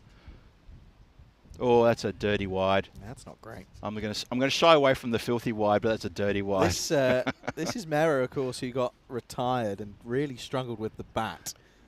And he's lucky that it pitches on the wicket, but I'd argue that he's almost thrown it into his foot. Oh dear. Yeah, some would say just got the release point slightly wrong. Slightly wrong, totally. Oh, it's good that he's getting a go, but yeah, obviously a bit more practice needed. Maybe the ball's getting stuck. It is a bit funny out there. The conditions are a bit funny. We've already seen a couple of balls get stuck in the hand where people have been throwing it as well. So there could be that. Let's have a look. He changes his angle, comes over the wicket. Sorry, around the wicket. That's better. Much better. Gets that past the swinging blade. That's what they want to see. That's what the Blasters want to see. They want to see that blade swinging and missing, or maybe even getting nicking. Yeah, just wanted to make sure that his gloves were all in line, and they are. Yeah, good call. Bit of an issue there earlier. Very good call. Merritt in again. That's straight. Took a little bit of pace off that as well. Yeah, slower delivery. Nice. Good, nice, clever bowling. Good comeback. Again, good. Just having an issue with getting in the umpire's way. It's got to be a nightmare, isn't it, for umpires? You're there for one thing and one thing only, and people are stopping you from doing it. Yeah, it's not like we don't know what they're there for. Oh. And then he's strayed badly. Flings it, not too good. Have a look at those percentages, which only, an over ago were 50-50. They've now blown out in Master's favour, thanks to this good innings by Koslow. Yeah, he's playing a blinder at the moment. He's the skipper. 43 from 32 needed. Still a bit of work to be done, though. That's Fuller. That's up in the air. Is there a chance for Mathani? No. One bounce. He runs in. Was never going to get to that, unfortunately. Just didn't have the oomph in it. You You can just see as well that a lot of the Blasters knew that that was it. That was the moment. That was exactly it, yep. That was the one that they needed to get. They don't, and the game's still much in the favour of Marsa at the moment. Yeah, if they can get Kostler's scalp, that's it. It's definitely going to be against Marsa, and the Blasters will be on their way. That's been swung away into the mid-wicket region. They're going to go for a quick single. Oh, he's down. He's down. Batter is down. Oh He's no! all right. Oh no! He's got his feet have just got into complete muddle. He's tripped over nothing. There's something invisible that he's just tripped over on. He's almost rolled into the stumps. Look at that. Oh my goodness. I have had evenings like that from my days in Reading where I've got home like that. Oh dear. Oh, I hope he's all right. I hope to the front door. Let me in. I have gone face first into the front door before.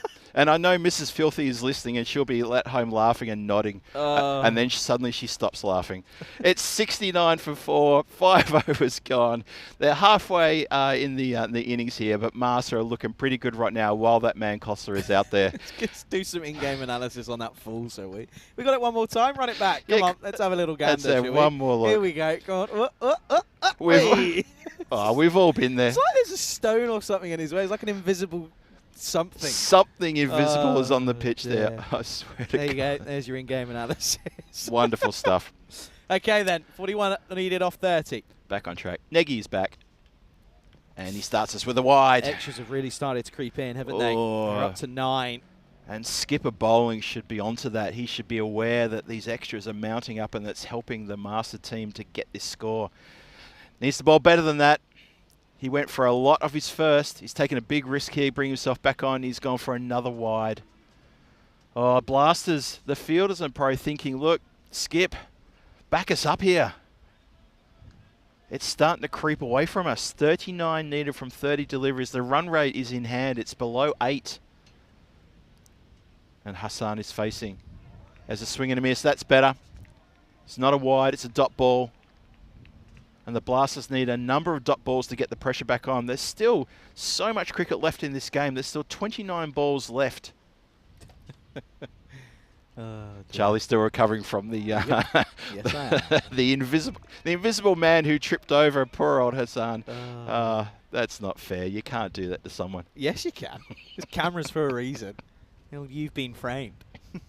That's the one. Great show. Bowler in again.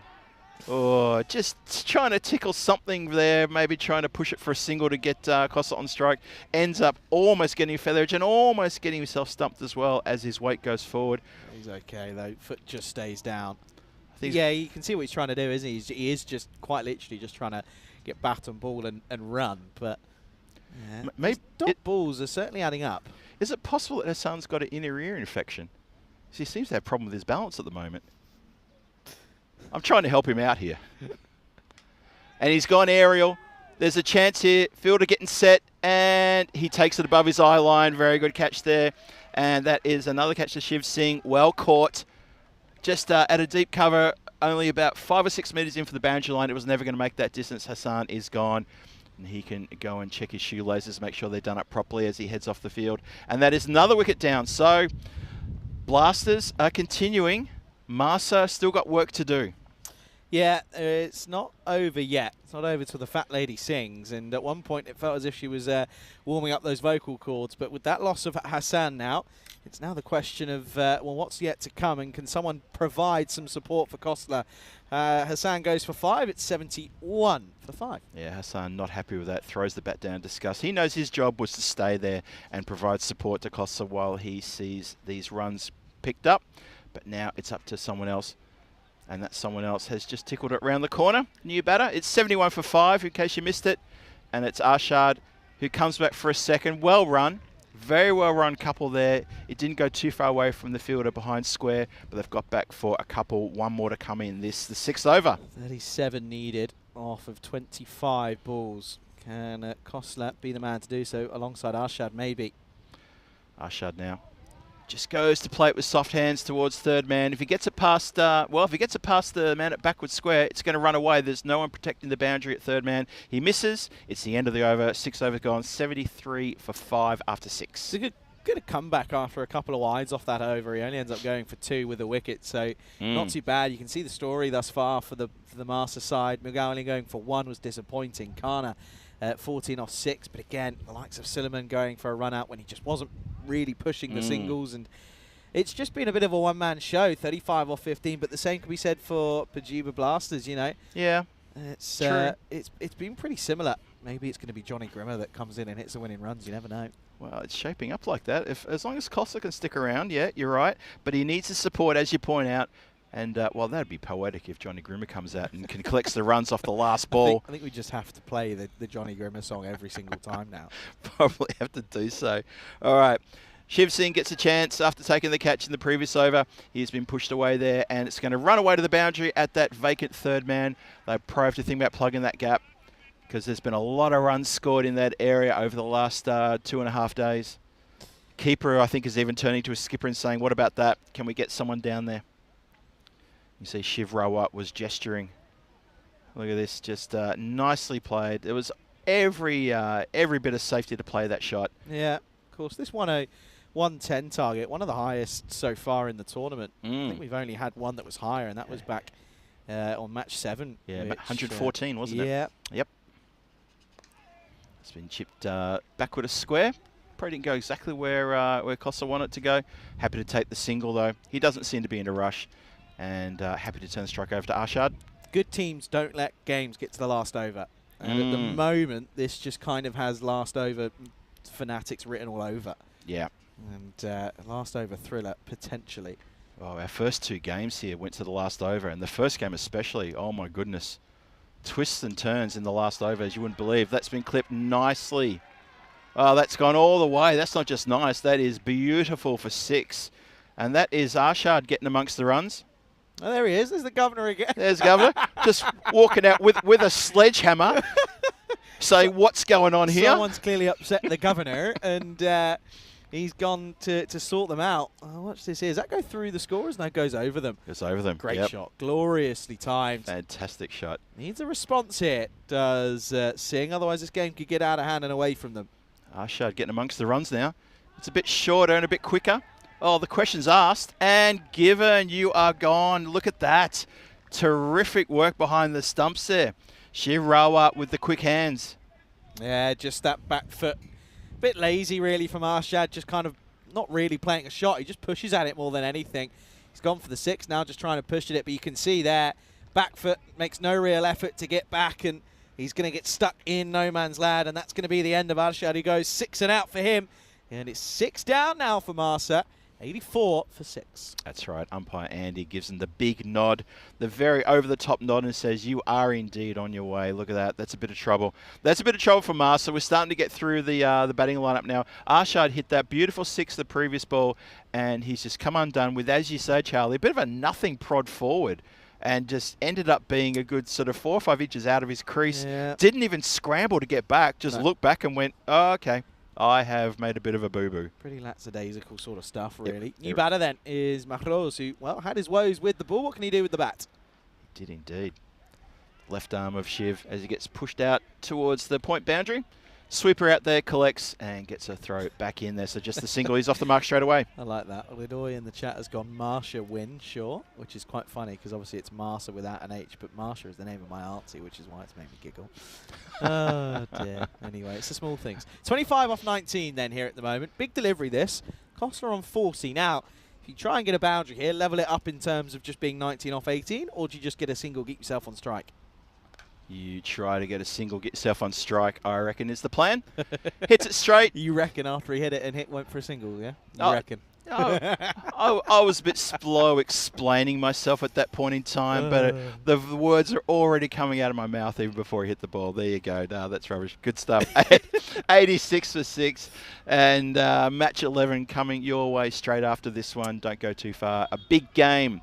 Overseas need to bounce back against the MMA Titans. MMA Titans, our first look at them. Yeah. Brand new kids on the block, but overseas, everything to play for. They're going to be absolutely chafing at the bit to get a win here. You want to get a win on your first day here at the ECS and MMA. Well, they've got back-to-back games coming up, one next and one straight after that later on today. Yeah, Michael Das is a name we recognise in there, but a lot of them are quite new names. So they're going to be relying on him. But yeah, overseas couple of changes with Gil, Aziz, Sun and Bolt coming in. And yeah, looking forward to seeing how those goes. But yeah, MMA Titans, as I said, Michael Das at the top is he's got 100 on the network. So Madani's getting a bowl. The big hitting Madani, the man who dominated the last 2 innings for the Blasters, he gets his chance to roll the arm over. Well, they're going to have been saying, well, listen, you've done well in the field. You've got us into a good total. Can you get us out of a rut here? Clearly you're a match winner. Oh, not with deliveries like that, I'm afraid. Nah, not that one, though. Maybe the match-winning ball's coming up later. But, yeah, I reckon that's exactly what's happened. I reckon the skipper has said, look, mate, you've done everything right so far. Save us. Save us, please. We're into the 8th, and let's see how Kosler goes. He gets to face now, facing Madani. This is, well, the unstoppable force versus the immovable object. Hit down the ground, slightly miss it. Oh, it's bowled him. Clean bowl. The fielder just in front of us here. He can't believe it. Shiv, it's gone straight through you. You haven't protected the boundary. Oh, no. No, no, no. That's disappointing. Look Thumped, at this. To be fair, absolutely thumped, but just kind of gets stuck in no man's land. Doesn't really know whether to go for the catch, stop the boundary. Ends up doing neither. That's disappointing. Now just 17 off 16. And I think the conversation here is his action. I think Matani's just getting a little bit close to being arguably a no-ball throw. So just see it here. Let's have a look. It's close. It's close. Whether it extends is the question. And of course, Tizer will be red hot on that. So he's just had a little bit of a chat. Anyway, that's better. And that's a good bit of work behind the stumps again, but no back foot movement this time. Yeah, very good work there. Shiv Rawat behind the stumps doing fantastic already. Got himself a stumping to his name today in this match. And a good call from the umpires and probably tournament referee to just to have a little look at that, make sure everything's above board. And Matani now comes in again. Now that's gone straight up in the air. Keeper's calling for it. He's got the gloves and he spills it. Whether you got the gloves or not, you should be taking those. And unfortunately, it has been grasped. That could have been a crucial, well, that was a crucial wicket because that was Kosler and that will cost them. Honestly, that was the game. I know I should have made a better connection than that, shouldn't I? Oh, dear. Kosler has been dropped on 46, and that could be it. Massa are 94 for 6. They only need 16 runs. They got 14 balls to get it. It's coming down to a bit of a crunch now. That's a good delivery, good Yorker. It's just been punched away. Backward of square. Kosler happy to say, let's just take that one. He's on 47. He's on the cusp of picking up a well-deserved 50. 15 from 13 needed. And as you said a few overs ago, Charlie, you want to get this done and dusted before you get into the 10th. That's what the aim should be. Something like this, clean it up before the 10th starts. And that's going to be a leg side wide, unfortunately, for the Blasters. And Master get just that little bit closer to the target. Computer thinks Master have got this in the bag, giving him 91% chance of cleaning this win up. Blasters only on, well, now it's just changed to 94 now with that wide. It's amazing what a wide can do. Incredible influence, that wide. Yeah, it's 14 off 13, and you just can't be giving away freebies at this point. So true. And he's gone clump. That's gone straight to the fielder, though, who... Oh, no, he hasn't. That's our mate Mera out there, and he is having an absolute mare in this game. Mera having a mare. How about that one? He is having a shocker. It's a 4 out of 10 for me. That's a 0 out of 10, though, unfortunately. That's not good enough. And you can't be doing that. You just, again, it's more freebies. 100 up, 50 up for Kosler as well. Great innings. Skipper leading from the front. It's going to be 100 for 6. And they just need 10 off 12 here. And again, the thing that the Blasters will be looking at here, just get it anywhere down to the last over. Anything can happen in a last over thriller, you never know, but totally, it's all about getting there. And at the moment, with just 10 needed, you'd be backing Master to do it before that end of this over. Oh, for sure. No, that's exactly it. Take it to the 10th, get it into the 10th, and let's worry about it then. But they got to get through the 9th first, and everything happens in the 9th, as we love to say around here. The one thing I'll say for the Blasters is the Kosler is off strike, so they should be applying all sorts of pressure here to keep the current batter on strike. What can they do? Oh, it's been clipped nicely. He's hit it for a boundary. That's what he's done. Well, it doesn't matter about keeping it on strike or off strike. That's a great shot. Oh my goodness. Gautam Singh just says, hang on a minute, I could be part of this party, and goes crack 4 runs. Yeah, done. Lovely shot. And it's just one strike of the blade now for Marsa. Just the 6 needed. It'll be a very good victory. Still okay. It'll be a point for the likes of the Blasters. Pressure on Pandey, the bowler. It's a better delivery. It's at the stumps, but it's gone around the corner. They're going to pick up 1, goes backward a square. Thing is, to be fair, it'd be quite fitting for Kostler to be the one to hit the winning runs, to be honest. It would be appropriate. Been there from pretty much the start. 51 off 23. Well, 1 big strike will do it. Yeah, just the 5 needed. And Maximo will do it for Marsa. Everything on Pandey. What can he do here? Can he contain Kostler? Oh, did he get something on that? He certainly did. I heard something, Charlie heard something, and more importantly, the umpire and everybody here heard something. Kostler, he falters just at the finishing line, and he's not going to be there to see the team home. But he's done enough, I would think, to get his team, Marsa, up to a winning position. That's a very good take by the keeper as well. Disappointing way to go, because it was almost a wide ball, to be honest. It was teetering towards it. I think he knows that, wow, the thing is, what could come back to haunt them is the fact that they're now 7 down, and you've got 8 and 9 out there. Yeah. You know, that's the big thing. It's going to be tough. But, of course, with 5 off 9, 3 more dot balls here, and it's game on. 105 for 7, 5 needed. That's right. This suddenly got a little bit tight now. 9 balls left, as you say. Pandey with the wicket. Mussy now facing. Ooh. Big moments. Bubbling. Oh no.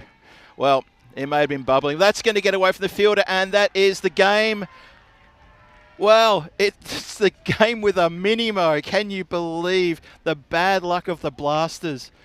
Oh, just when we talked up the possibility of another twist in this tail, and it's a filthy leg side wide that goes all the way to the boundary line for a minimo, and that's it. It's in the book. Marsa beat the Blasters by 3 wickets. Yeah, it's disappointing to do it with the minimum, to be honest, with the minimo, but at the end of the day, it's the best thing that you can do is do your best, and unfortunately, that's not the best from the Blasters, so they have to come back stronger. They really do. But, of course, Marsa, well, they take the next game off. They'll play the last game. They take on the Titans in that last game. This is what's coming up next, though. It will be the first time we'll see the MMA Titans on the board. They take on an overseas side that realistically haven't been up to scratch this morning. They'll be hoping that they can go a bit better. They've won the toss. They'll be batting in that one. So Prasath and Gedeke listed to open. I like that move. They've got to look to try and change things up. But as for the Titans, they're probably heavily reliant on the likes of Michael Das with the bat. It'll be interesting to see how that goes. That's coming up in 23 minutes' time. Let's roll the highlights. And, of course, it was an interesting start. This one it did carry, but it was put down in the end by Rambisht. And the runs started to flow from then on in. And, of course, Mughal at the top, who has played for Malta in previous time, unfortunately could only contribute 1, and that was where you just thought, okay, well, it looks as if this could be a bit nervy for Marsa, but of course, out came the likes of Kostler, and he did exactly what was required from the skipper. He played a blinding innings. He played a terrific innings, didn't he? That was a fantastic save too. Good work there on the boundary line. Good fielding all around from the Blasters. There was a couple of misses in the outfield, a couple of moments we thought they could have done better, but all in all, I thought they put in pretty good effort. Obviously, there's not a good one there, case in point, overrunning the ball. Held catches. Also dropped a few catches. You know what? Probably give him a 5 or 6 out of 10. That probably should have been taken. I think you were quite right to call that, Charlie. It should have been a 2-handed effort. This one here, skipper happily taken to catch despite the close attention from his counterpart. Didn't even see that. I don't remember that. No, neither do I. It doesn't matter because he was out. That's exactly. That's probably why he dropped the bat. Hey, listen, shout out to this man who just see on your screen. He did everything he could with bat, with ball in the field. That was an excellent bit of work there. That was what I was talking about. Sensational. Look at the elation that the Blasters had, but he just couldn't get his side over the line. It was agonisingly close to hit 81 off 32, and you know, have some excellent moments in the field is really disappointing to end up on the wrong side of the result. But that's the joy of cricket. It's the great leveller.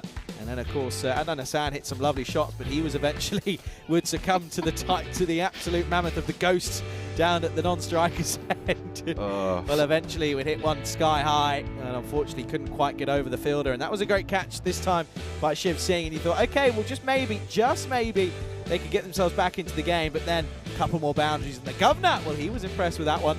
then, of course, this was just a tentative push, and it was just a disappointing one, really. Didn't need to sort of be batting that far out of the wicket, and that was be his downfall, of course. This one, though, again, just different moments in the game where things could have changed. That's a chance that got put down. It's really crazy, isn't it? Blasters going from sort of hero to zero in the field. They really were. It just it was the pressure that got to them. This was the 0 out of 10. Mira having a shocker, absolute shocker with the bat and the ball and the field.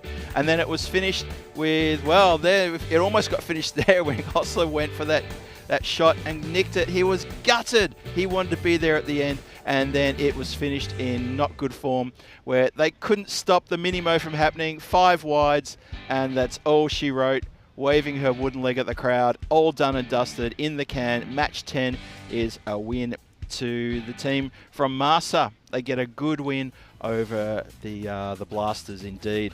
And there's a lovely shot of the harbour as we go into the summary. We have the scorecard. Obviously, the batting cards are going to be dominated by that man Kosler, who made a very well-deserved 50, and he made it in good time as well. Anchored the innings right from the get-go. Yeah, of course, similar sort of stories for both innings, really. You can see that one batter going, no one else getting much help. But look at the extras again. That's just where the Blasters, just in the field and with the ball in hand. Wow. Not up to scratch. 18 extras, not what you really want to see from your bowlers.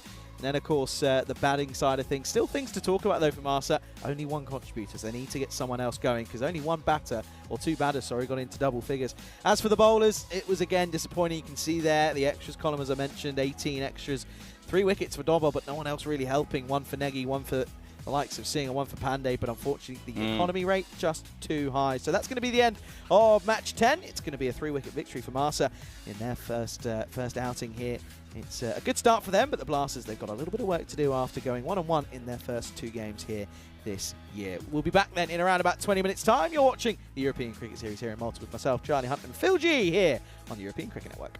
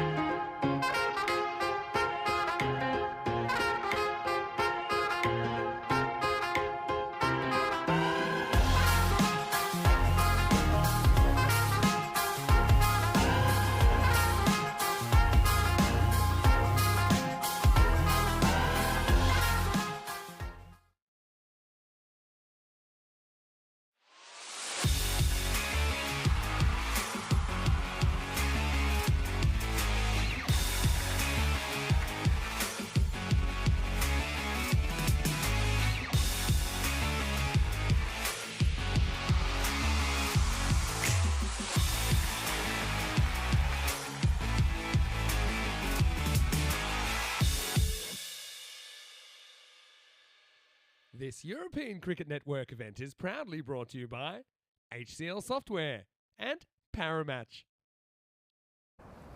Howdy folks, welcome back to the Master Sports Complex here for the afternoon session of this day 3 of this European Cricket Series here in Malta. Match number 11 coming up here on the European Cricket Network. It is of course going to see the overseas, they return, they take on a new side. The MMA Titans going to be taking on overseas in this one. Very much the unknown for this side, not some names that we really recognise, so going to be looking forward to seeing how they go here. Of course, they're coming up against an overseas side who lost. They didn't take any points out of their first fixture this morning against what was a very, very interesting side against the Blasters. So overseas, they've got it all to do. They've got a lot of work to do to make up for that no-point loss here this morning. It's going to be an interesting battle. Let's go out to the middle. Tyrone Peters has got the two captains. We are Titans to call. Head. Heads is the call. Whoa. Tails it is. We'll take a bet again. You're going to have a bet. Well then, there you go, news from the toss. The skipper for the overseas, Heinrich Gedicke, winning the toss, and they're going to have a bat first in this one. Of course, you do expect to see Gedicke get some more runs. He was the only one that could really get going in that innings this morning. Unfortunately, no one else came in and was really able to contribute. He was the only one who could get maximos at a pretty regular flow. The likes of Varun Prasad didn't click, unfortunately. He did bowl that superb over, though. Varun only went for that one run, but unfortunately with the bat, one off two deliveries, not the best for him. So he'll be hoping to improve upon that, and maybe they'll just turn around and say, right, go up the order, give it a go, see what you can do, because realistically, runs on the board are what they're going to be looking for. They need to get into that 90 plus. That's where it has to be on this Master Sports ground. We know that 95 is about average score at the moment. Of course, conditions do make a little bit of a difference to that. As I said, the Titans, bit of the unknown. MMA Titans, will be looking forward to seeing how they go. Did see their strips. I have to say, the strips being used so far, liking the colours. Certainly looking forward to this one. Let's throw over to Phil G, who's standing by in the comms box. Phil, news from the toss here. Match number 11 is at the overseas. They're going to bat first.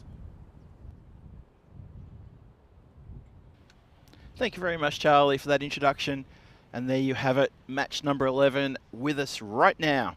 And the fielders and the players and the batters are just huddled over on the boundary line, almost about ready to come on. Umpires are gesticulating to each other, and they start the big march out there. Phil G here on comms to take you through the very start of this very crucial match 11. Crucial for overseas and also for MMA Titans. Every match is crucial pretty much, isn't it? And as Charlie points out, overseas, they need to come back hard, need to lick their wounds and get back on the winning track here. They've already gone down once today. They need to come away with a win. MMA Titans, new kids on the block, they're going to be really, really keen to get a win just to prove themselves worthy of this competition. Computer likes overseas over the MMA Titans, despite the fact that overseas had that pretty ruthless loss this morning in the first match of the day. That was match 9. They won the toss then. They went into bat. They only managed to put on 79 for 5 in their 10 overs, and that was nowhere near enough. And that total was overhauled by the Bujibar Blasters, who blasted them off the pitch in quick time. So it's all for overseas to prove themselves and stand up here and to spin their fortunes around. Shout out to everyone in the chat. I could see you all jumping there. We had a bit of a lunch conversation before, talking about Hawaiian pizza and all sorts of stuff there. Wayne, Paul, Dave, and also saw Monica in there as well, and Daniela from Romania. Good to see you on there. Thomas as well, Thomas Martinez. Good to see you on there, and good to see everybody, whether they're watching around the world on YouTube or through Fancode in India. Welcome. And I hope you're enjoying the coverage thus far. There's a bit of grey sky around as we're about to kick things off. We're a few minutes delayed with the start, but never mind. We are locked and loaded and ready to rock and roll, and that's the important thing. As we said at the top here, overseas, this is a very important game for them to get back on the winning track. MMA, important game for them to get a win in the W column for their campaign here today as well. So, yeah, they're all up and running.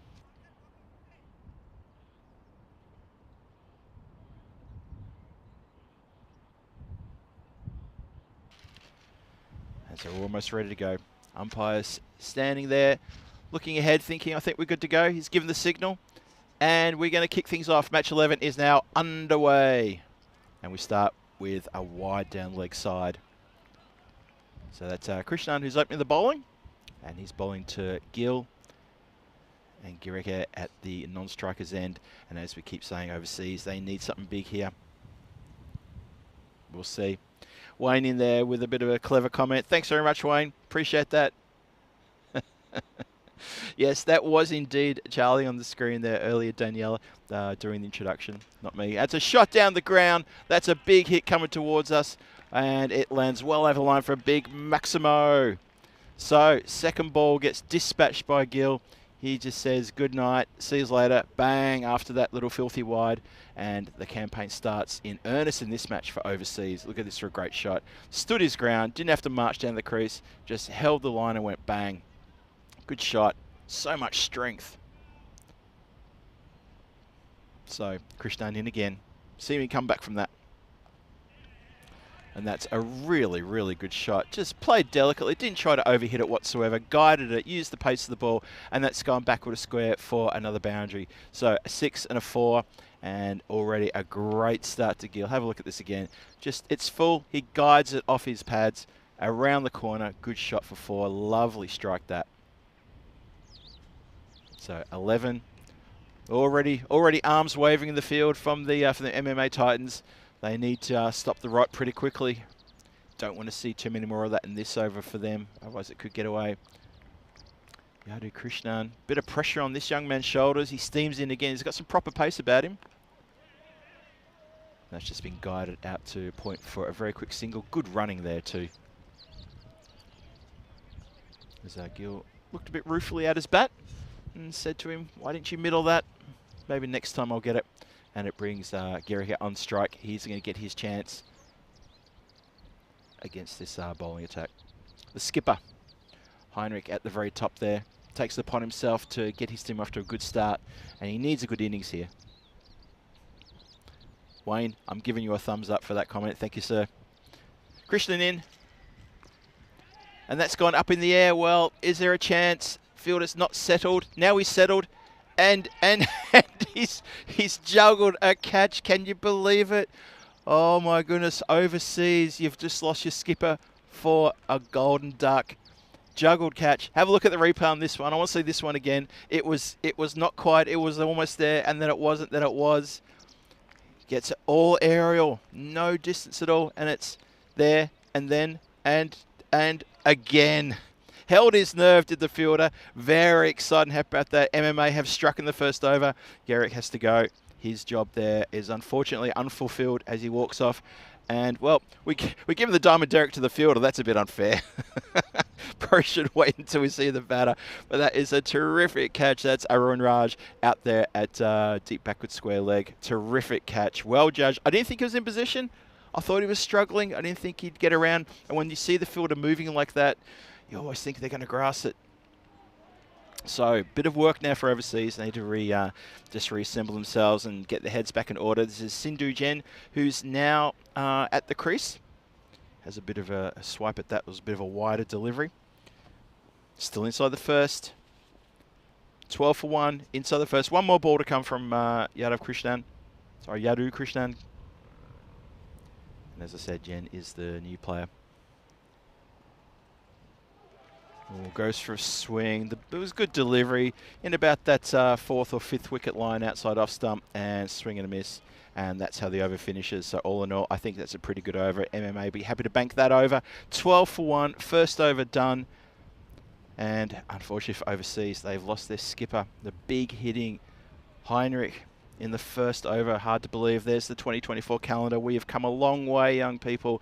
A long, long way from the start of Cyprus and Spain, coming all the way through the ECL, all the way through Europe, down to where we are right now in Malta. And we look ahead to the next few events. Will be the Spain Encore in November, and then the ECC for women in December, which is the early Chrissy present for you guys. Coming to you from Malaga, from the wonderful Cardama Over. Wonderful facilities there. So it has been a bumpy year. I hope you've enjoyed as much as we have. And that is a really good shot. Swivels ever so quickly into position and pulls that very square. That's a massive shot. 6 runs. What a classic hit. Look at this. So quickly spins around. Hits it just in front of square. Good shot. Good shot indeed. Wow, Gill. So Gill knows what his job is. He's a tall fella. He's got 17 from 4. Pressure on the bowler. This is Martin. He's gone for the other direction now to the covers. Good work into extra cover to run around and stop that from going any further. Nicely done there. That was Yado Krishnan who bowled the first over, getting around and stopping that from going any further. So Gill gets off strike, turns it over to Jen. Says, your turn. See what you can do here. This is Chaco Martin. Gets a good delivery past the swinging blade. Jen needs to just settle here. He's had a few dots. Just needs to just calm down a little bit. Doesn't have to hit the cover off the ball. Maybe play yourself in. You've got a big hitting man at the other end. Maybe you think about getting him on strike. Maybe think about pushing the singles around. Dot balls are the killers. Martin in again. And that's gone down leg side. Batter has no hesitation, just stepping inside the line and letting that pass by his thigh. And umpire agrees and says, yes, that is a wide. 20 for 1 is the score here in the second. And overseas looking to put on a big score for their bowlers to defend when the time comes around for MMA to do a bit of a run chase. Oh, and that's another leg side wide. Interestingly, they've got a very straight fine leg, short fine leg. Almost a backstop for the keeper for those wide deliveries. The leg side wides. Interesting field placement. Third man is on the boundary on the other side, and the other boundary rider is down here in front of us at long off. Bowler in. He's flirting with the, well, he's not just flirting with the wide line. He's having a proper make-out session with it, and that is a dirty wide. Martin needs to reset here. He's just not got his radar into the right place. I've said it before, just switch it off and switch back on again. That usually works. Bowler in. He's going to get away with that. No, he's not. Well, he's got the double teacup arm in front of the umpire, begging the question. I think the umpire's call was indeed correct. Hello to James Stewart, who's joined us here and in the chat. Good to see you. And good to see everyone in the chat, of course. I think that the first call was wrong. Bowler in again. He touched the Shot. That is gone all the way, and that is going to carry the boundary line. Big Maximo 6 there. So Jen finally finds the bat. After a few swings and misses, he's got onto the board now with that big hit for 6. Lovely crisp shot over cow corner.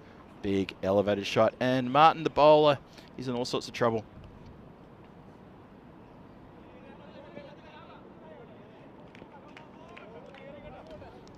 Bowler needs to come back here. He's still got 2 legal deliveries he has to bowl. He's already gone for 17. This over is exploding now. Jen could get hold of another one. MMA going to be all sorts of trouble. Overseas recovering from that shock first over wicket. Oh, and that's a dirty wide down leg side. Almost brought that fine leg, short fine leg into play to have to back up his keeper there. MMA need to maybe just cool it down a little bit. Just concentrate on that line and length. Don't worry about the pace just now. Pace comes eventually. They're new kids on the block. We're going to give them a fair bit of slack here. And they're playing against overseas who are a quality, experienced outfit. It's better delivery. Gets the batter swinging and missing. Much better. Dave B saying that MMA is an insurance company in France. There you go. I'm sure they're known for other things, MMA. Something in sporting arenas, possibly. This is Chaco Martin coming to bowl his last ball, the second over. It's got an edge, just wide of the keeper. It's going to run away. Third man can't get around in time, and that's going to be 4 runs off the bat.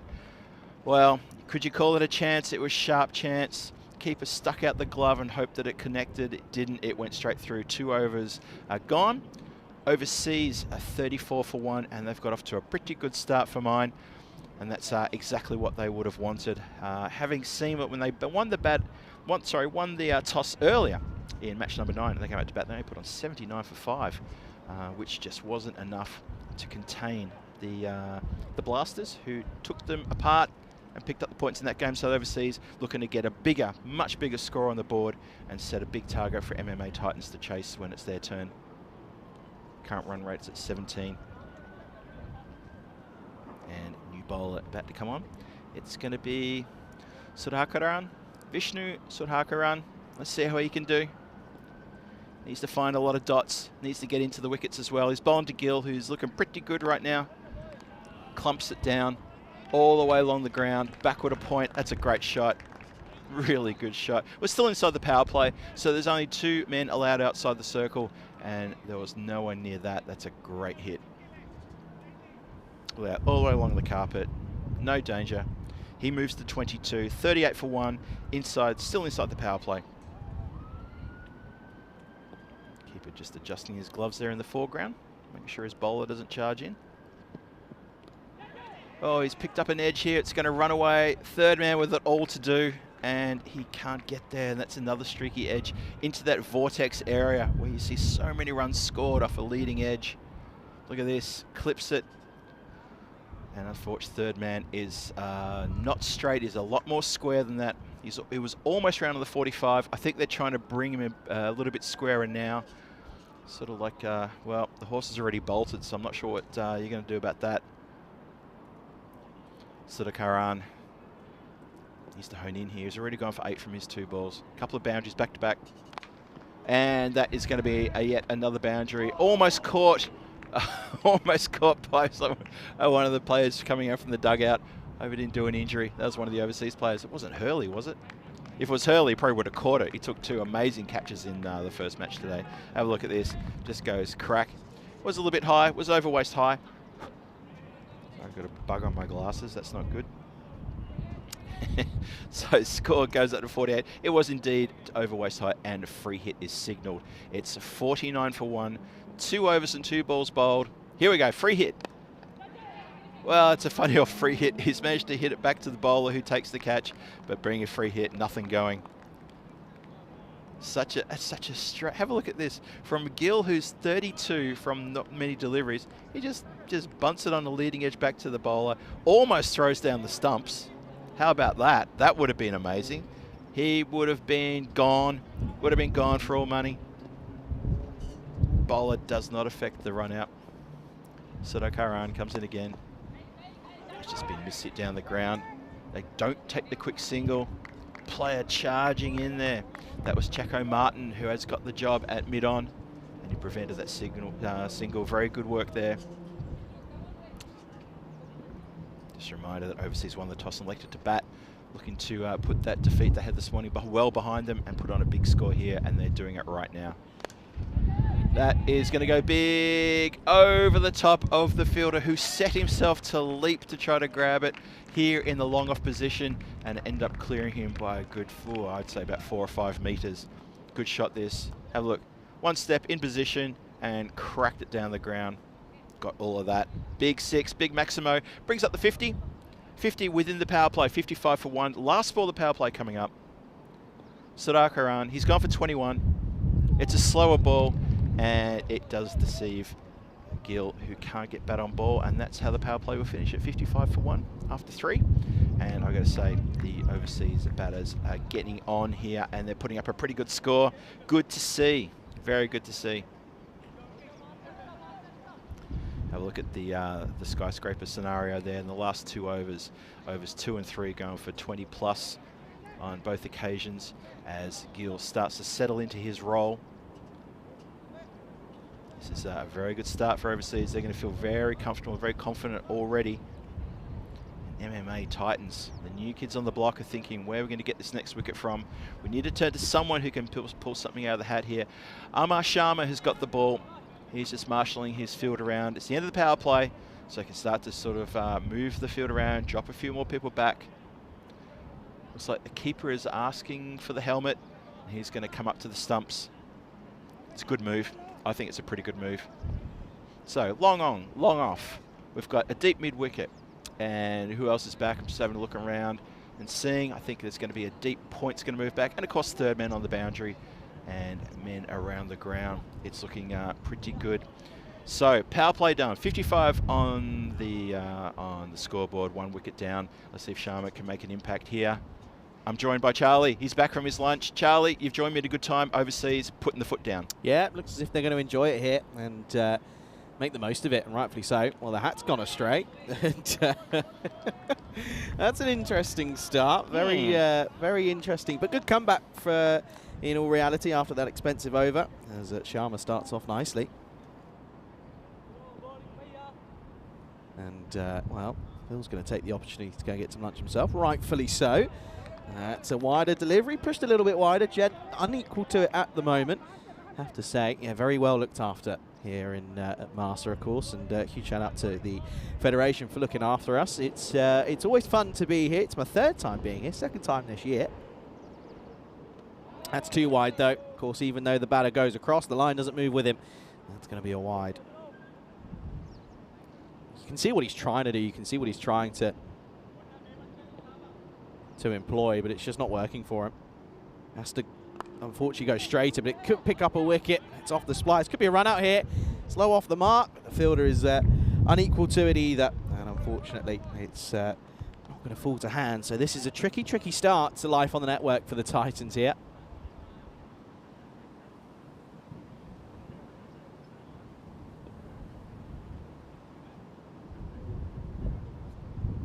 Of course, the Titans, as I said, are making their debut on the European Cricket Network this year. First time we're seeing them. Of course, a couple of names in there that we do recognise. Big one is Michael Das, of course, who will be looking to pile on the runs. This is hit firmly down the ground, and they'll just get a single. There is Das, who is down there at the moment. But, yeah, for the likes of the Titans, it's been an interesting year for them. Hit firmly, leg side by Jen, and this is going to go all the way. 6 runs as Sharma just unfortunately goes too straight. It's on the pads, and Jen goes nicely. And that's going to be a welcome Maximo in the over. 64 now on the board. Nice pickup. Just in the slot, though, I'm afraid, and you can't be bowling there. It's a nice little pickup from Cindy Jen, who's been very much elevated to the top order. There for one thing and one thing only. Misses out on that one though. That's going to be the end of the 4th over, and the score 64 for 1 at the end of 4. Yeah, Phil rightfully so, getting a chance to go and get a bit of scran on. Have to say, very lovely, a lovely bit of spot of lunch. We had some creamy pasta with mushrooms. Now, for those of you that know, I don't do mushrooms, but they were nice. Can't believe I'm saying that. Anyway, yeah, a little.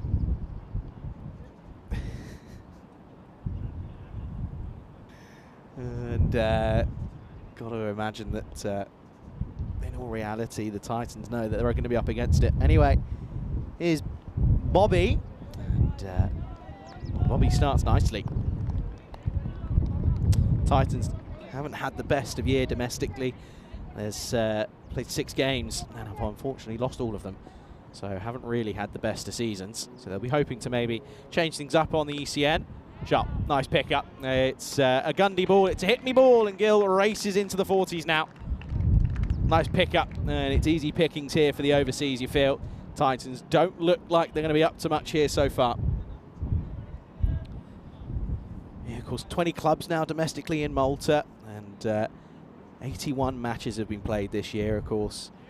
The Strikers have topped Group A. Group B was topped by the Victoria Lions. Top edge, but well, when it rains it pours, and it's not going the way of the Titans at the moment. It's just going to fall short. Get a single out of it. Yeah, of course, a lot of these teams playing in this tournament have been playing all year, and you know there's been some very, very interesting interesting fixtures. The Blasters have had an interesting time as well. Swing and a miss from Jen. Bobby goes wider, it works. There's the skipper in Eben Bobby.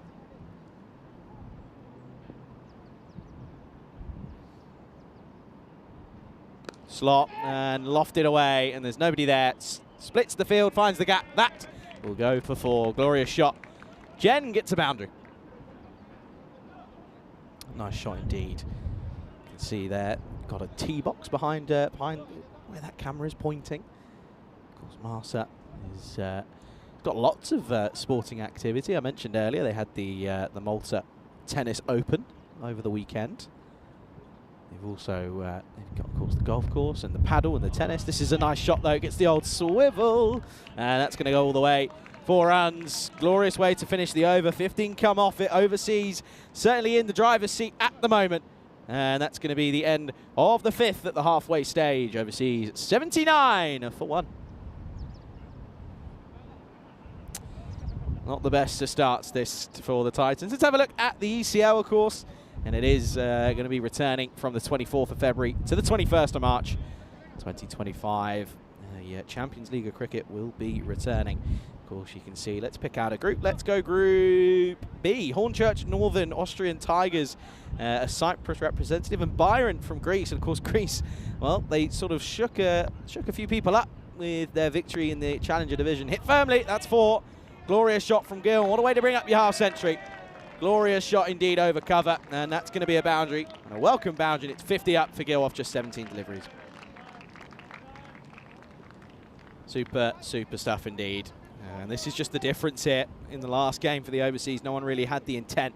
Here, they've come out and they mean business. Bit of wind starting to pick up again here, folks. Goes for it. Bottom hand comes in and gets it. 6 more. Back-to-back boundaries. 4 and 6. Arguably looking slightly slick here is Gill. Well, that car was certainly in the danger zone at one point.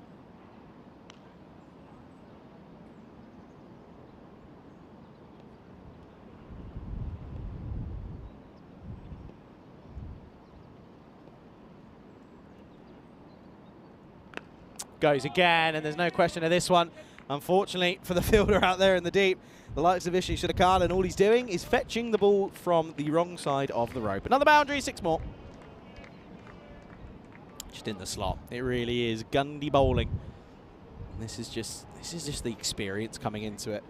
You've never really played too much T10. It's going to be tricky for you to work out. There's only one way of working it out, and it is the hard way, I'm afraid. But this is, of course, Amar Sharma, who is no stranger on the network as well.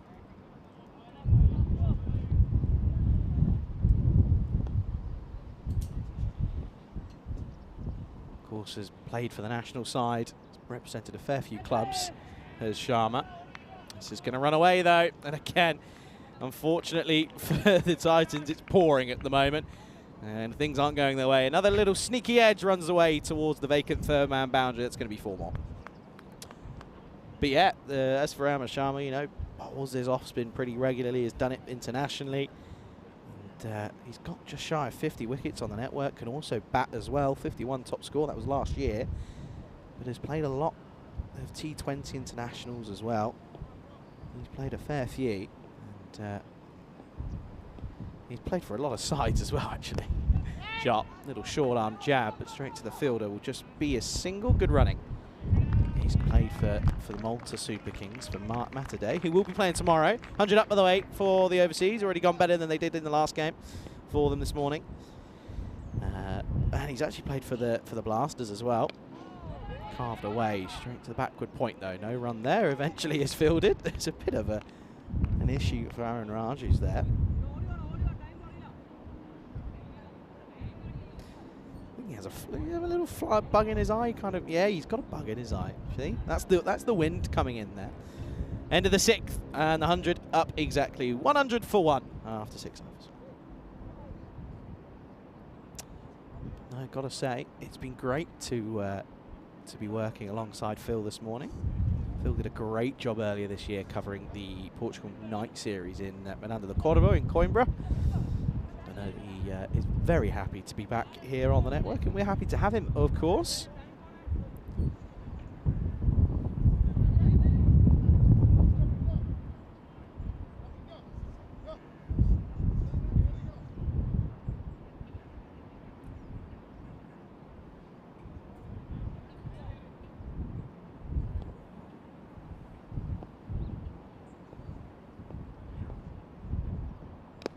Shot, full toss, straight to the fielder though in the deep. The boundary rider doing his job there. As this is Puis. Puis? That's an interesting one. Who's come out for this next over. Pierce has really got to find a way of breaking this partnership. It's worth a fair few. Full toss, that's not going to help. And oh dear. Well, again, seen it a couple times already where batters or fielders, aren't sure whether to go for the catch or stop the boundary, and again a fielder doesn't do either. It's a juicy full toss, just stays low of that no ball region, but clatters off the knee and things not working. Oh, it is a free hit. Never mind. It is a no ball to come. Jen, can he cash in? Solid base. See ball, hit ball. Does that exactly. Picks out the fielder as it gets put down, but it won't matter. They only take the single. It's a good stop in the end. That easily could have got through for a boundary.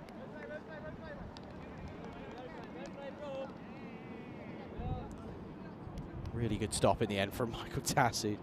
Again, he's going to be crucial in whatever they're going to be chasing here, which at the moment looks as if it's going to be a big, big score. Oh, Wide's now creeping in, and this is just where issues start to really hurt the MMA side.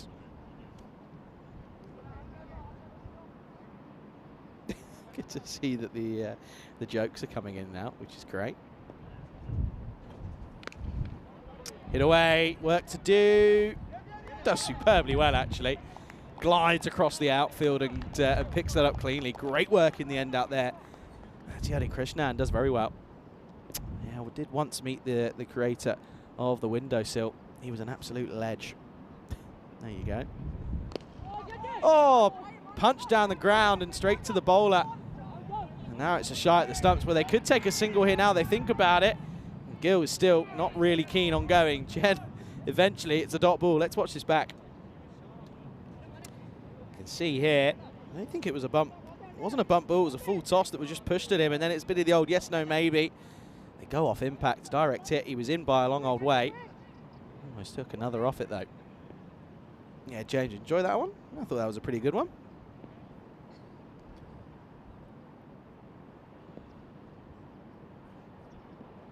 Shot. Really nicely played. That's going to be 6 more. Another Maximo. Jen is certainly cashing in now. Races along on to 36 off just the 19 deliveries.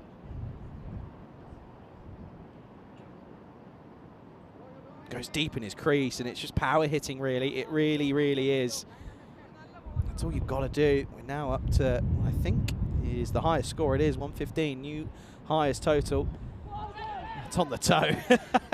You can see that Jen's not exactly wearing the most protective footwear. With the old mesh, really. It's going to be the end of the over. Another one that goes for a 15 run over. That's not ideal. It is if you're an overseas fan. End of the 7th. And the score, 1-1-5 for 1. Of course, we've spoken about it at length, but the countdown now moves on to the ECCW, where Spain, Austria, Germany, Jersey, and Czechia will be battling out in the Challenger division. Spain, of course, did play in the inaugural ECCW, as did Austria last year. Of course, first time looking at the likes of Jersey and Germany. I know that those two, well, actually, it was here about 2 months ago where I had a great conversation with Christina Goff from Germany, and she was saying she's very much looking forward to it. I know that she's just started her football season, so good luck to her. But she's looking forward to really getting involved in that one, and I think they know that themselves and Jersey could very well be some of the favourites going into that. I think Spain have got to be up there as well. You know, Spain have really pushed on over the last sort of 12 to 18 months. And you kind of have to imagine that they're going to enjoy their time there. But of course, the Premier Division, England looking to go back to back. Italy could certainly pose a threat, though. They're a strong side and have got some very, very good names under their ranks. And got to say as well that the Ireland and Scotland 11. Scotland 11, maybe some of those players in that team could very well have been some of the players that were out in the Far East, in Saudi Arabia, of course, for that World Cup that just finished. Of course, it was the Kiwis, the New Zealand, the White Ferns, who got the victory in that last final. And, I'd say it was a spectacle, really. You could just see the delight on the likes of Sophie Devine's face. It was a nice image, but yeah, looking forward to that one, of course. And well, that'll be how we finish our year, which will be really, really good fun.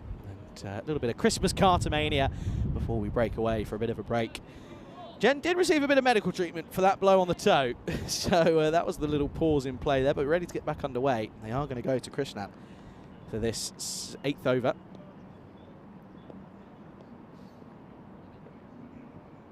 Swing and a miss. Good areas this time, Krishnan. Hello to everyone in the chat. It's a pleasure to have you with us, with the likes of James, Terry, Bob, Daniela. Good to see you. And to Dave B, of course, Terry Richmond, James Stewart, as I mentioned, Bob. Pleasure to have you all. Really is. And yeah, of course, I know everyone will be wishing Phil well. Sharp. Nice pickup. 6 more. Gets all of it and just sort of leans into this, really. Leans into it, but also gets the elevation, and that's exactly what you need. 6 more. Maximo time.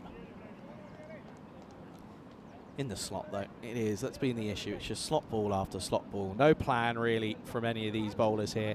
It's just sort of trundle in and try and get it straight, almost. Oh. Can they get a response?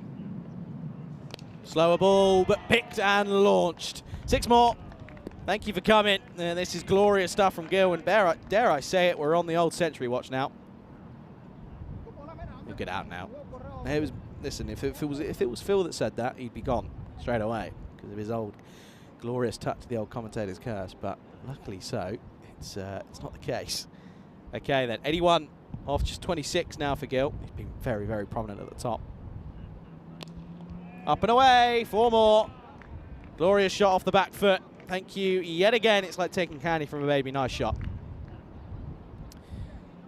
It's just hit me ball after hit me ball, and this is starting to get ugly for the MMA Titans. It is really, on debut of course. Not looking pretty so far.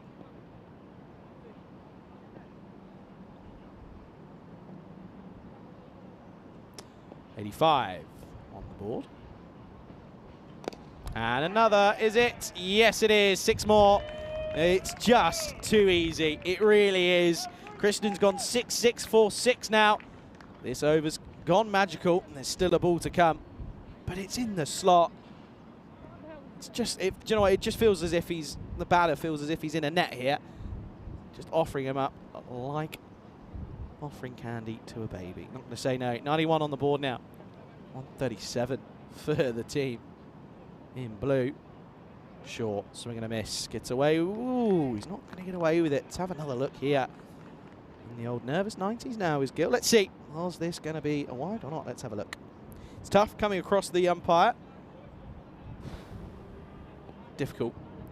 Tricky. Consistency is what we asked for, but of course the ruling is now that the line belongs to the bowler. Extra delivery. Gets away with it. They just want to have a look at the height just to be sure, but I think they're happy with it. That will be most likely the end of the over. Let's just double check.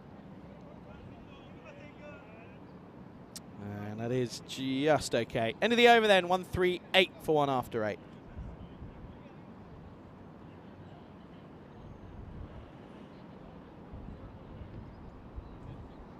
And of course, this is starting to really be tricky for the Titans. They're going to be relying on Michael Das. Has made a century on the network before. That was against overseas, to be fair, so they'll be asking for a replica, to be honest. They'll be saying, we do it again, please. That'd be lovely.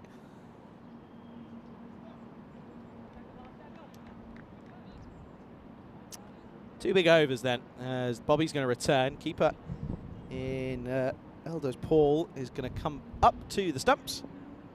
See, there's a walker, a golfer. Driver out. Dragged. Jen, all he has to do, though, is get on strike. Just a single. That's a win for the overseas, in fairness.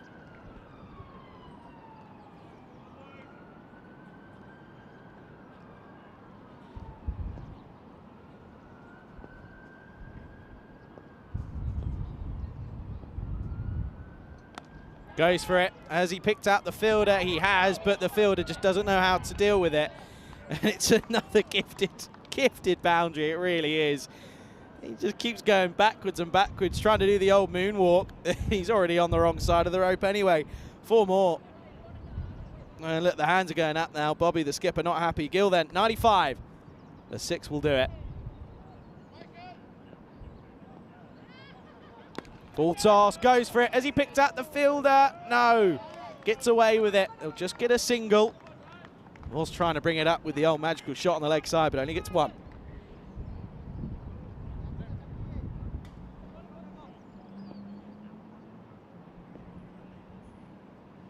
It's quite impressive that, to be fair, Terry. 6 yellow cards in 2 games. Well, how does that work? Surely that's some interesting stats. Up in the air. They'd love to take this, wouldn't they? Run past it. And unfortunately, it does mean that it brings Gil back on strike. Jan should be gone. The fielder has completely misjudged it. So then, here we go, 96 off 31. Up in the air, and it's going to be the magical 30-second delivery that Gill will bring up the 3 figures, 100 exactly, not out off of 32. And it's a beautiful, beautiful moment. Jen's more happy than Gill by the looks of things, but a superb innings, and applause all round from the ground, and rightfully so. 100 not out for the likes of the big man at the top of the order. Navdeep Gill can be very, very happy with his efforts. He takes a moment, takes it all in.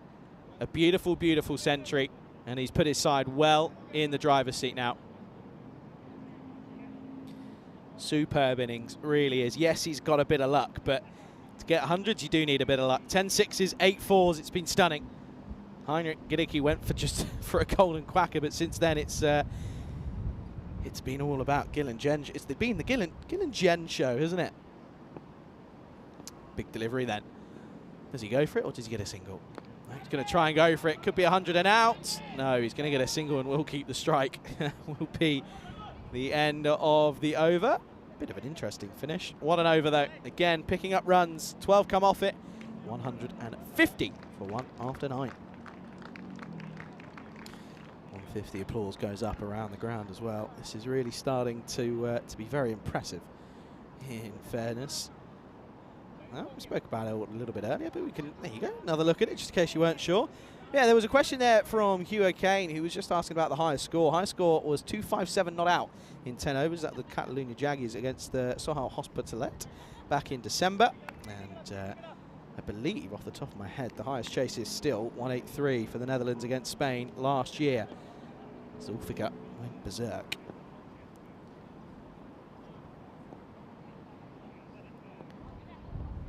Here we go then. Last overtime.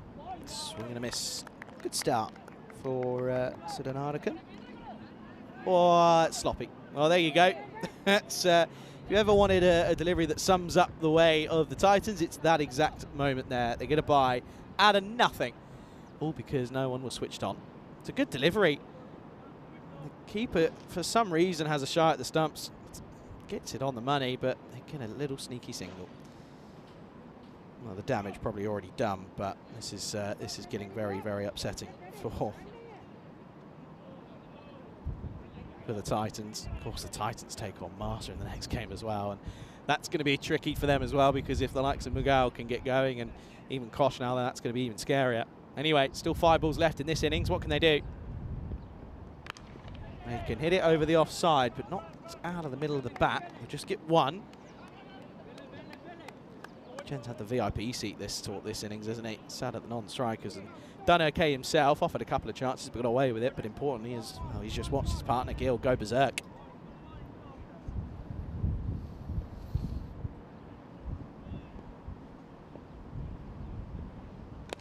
Shot hit firmly. That's 4. That is stunning. It really is. It's just powerful stuff. Stand and deliver your money or your life at the moment from Gill, and it's paying off beautifully. Opens up the offside, goes over the top, 4 more.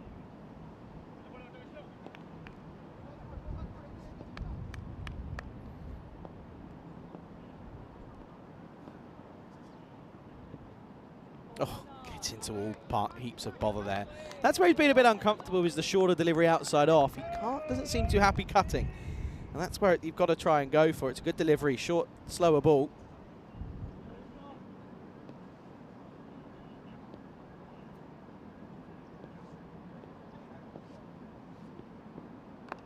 Oh, there you go. The cut, there was a chance. He's going to get a boundary, but it wasn't the best shots.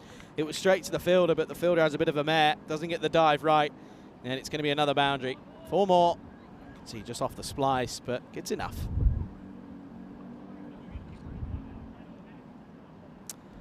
Well, they've still got a smile on their face of the Titans, but they've got a lot of work to do. Last ball coming up then. Oh, outside edge. Could be a chance. Oh, and it will be. Well, it brings an end to what's been a superb innings from the likes of Gill. 909 off of the 38 deliveries. A superb innings. He's got his side well in front here. He had the license to go for it. It was the last ball of the innings, but unfortunately just picks up the man. And that will be the end of the innings. A superb innings from the overseas. Talk about coming back from the dead. No points in their first game. And they're well ahead here. 160 for 2 is what they'll end on. Well, that's more of an ECC score, isn't it? And rightfully so. There are some applause from all around the ground. This is lovely to see. The spectators alike are enjoying this, and rightfully so. He's played a lovely, lovely finishing innings here. He'll be slightly disappointed he doesn't get the old asterisk next to his name, but he's put his side well ahead. And it will be 160 for 2. Let's have a look at these highlights then. And, well, it's the one-man show, really. And, well, it's a really, really good bit of work, in all fairness, by the likes of Gil. But Gedicke went for a first baller.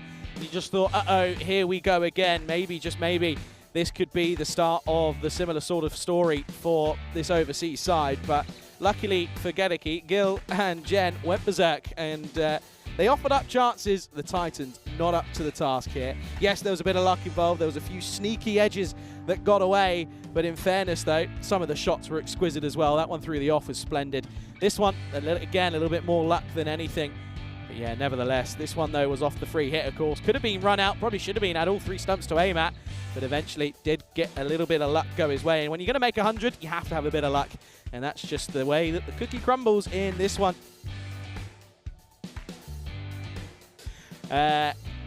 In all fairness, though, it's just these hits. Everything was out of the middle. Bobby, the captain for the Titans, there was nothing that he could really do. But to be honest, the Titans, the bowling was pretty abysmal. It was all in the slot, and it was just hit me, hit me, hit me.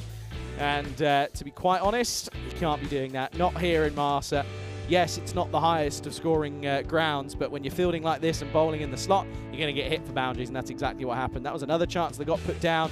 And, of course, the near run-out, just these little moments just didn't go the way of the Titans. And when you're on debut, well, Jen got one on the toe. It didn't stop him, though. He carried on the way that he should do. And then, of course, well, Gil did the exact same thing and was looking to bring up his century in style, and he did exactly that in the end as he just kept on going berserk, and it was a brilliant way to do so on the leg side.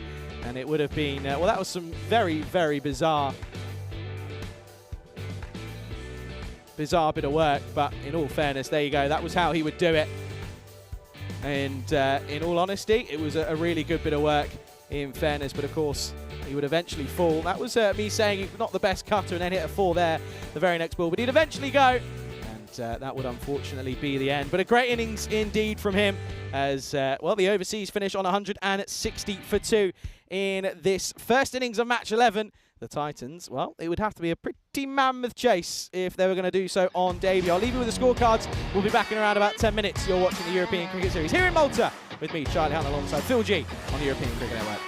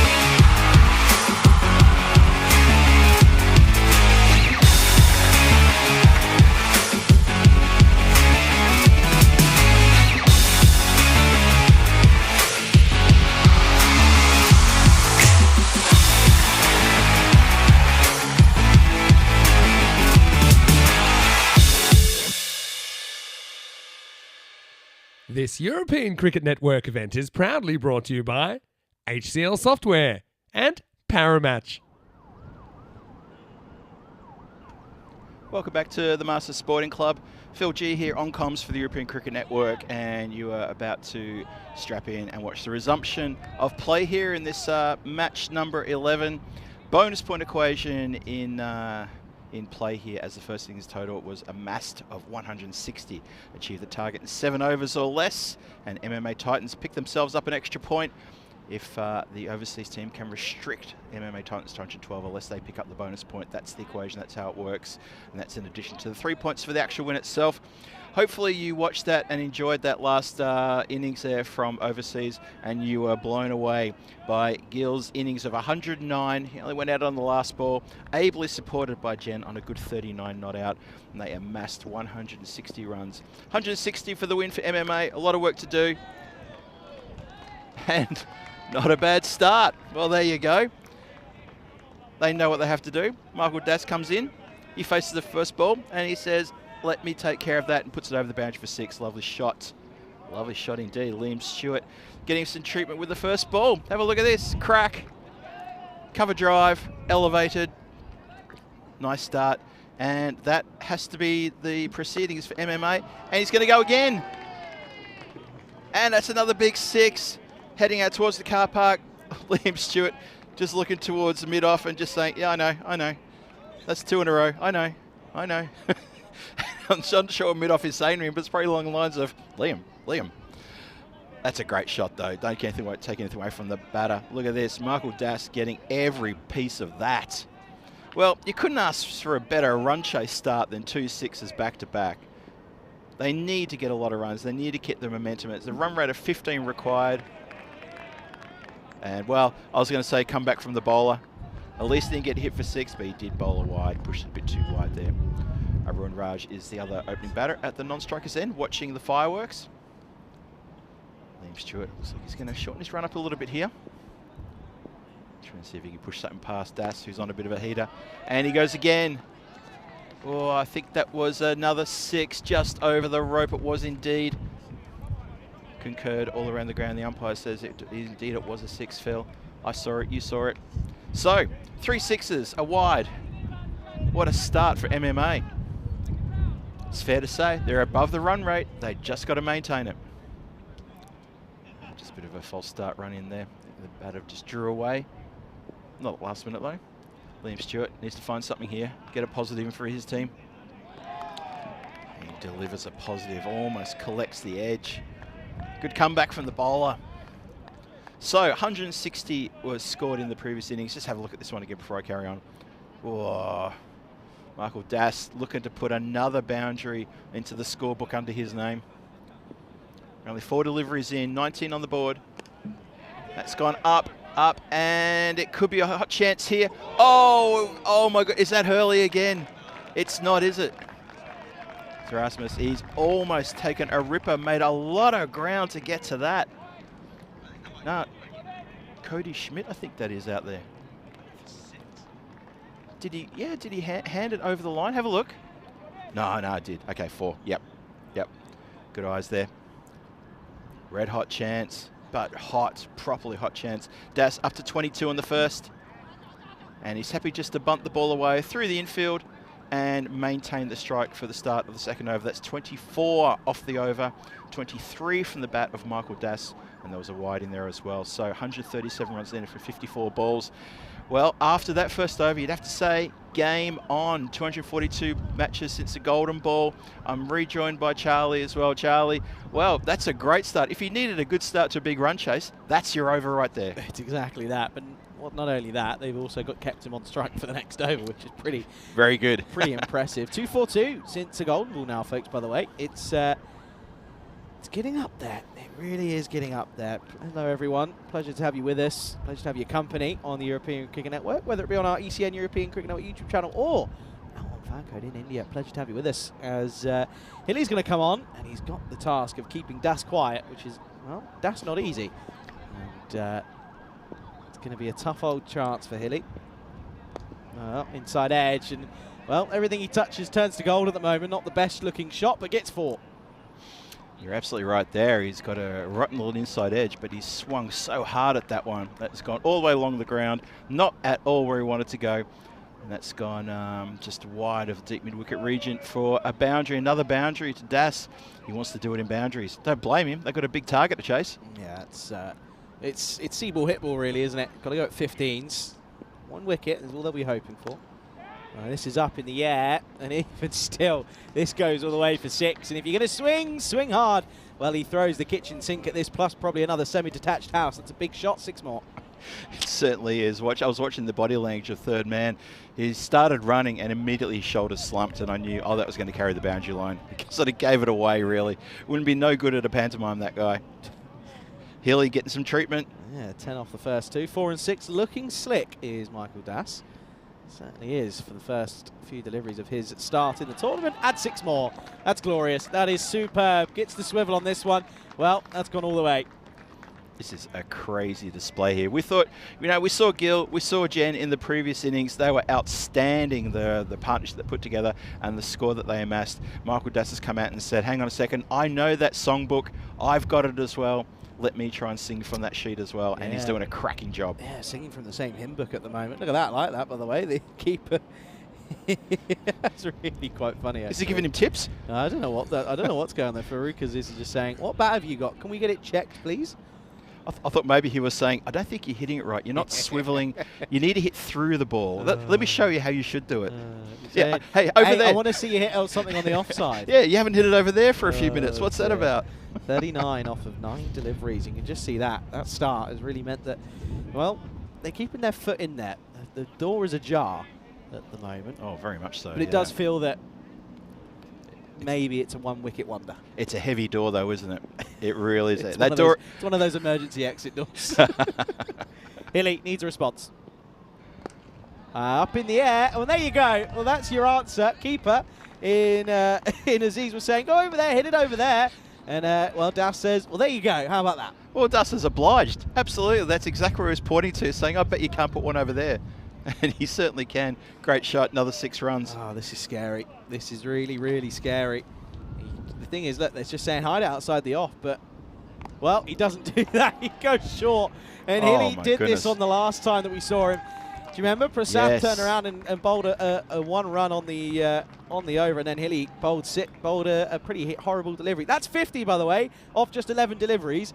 And I tell you what, we've had 11 deliveries in the entirety of this innings. That's incredible. So you can't blame Das for farming the strike. It makes sense when your score is 51 after 11. And MMA, well, there's a bit of noise coming from the dugout, and I think they're ecstatic. Well, they are very ecstatic. And Hilly, well, he's gone for 28 from 5 deliveries.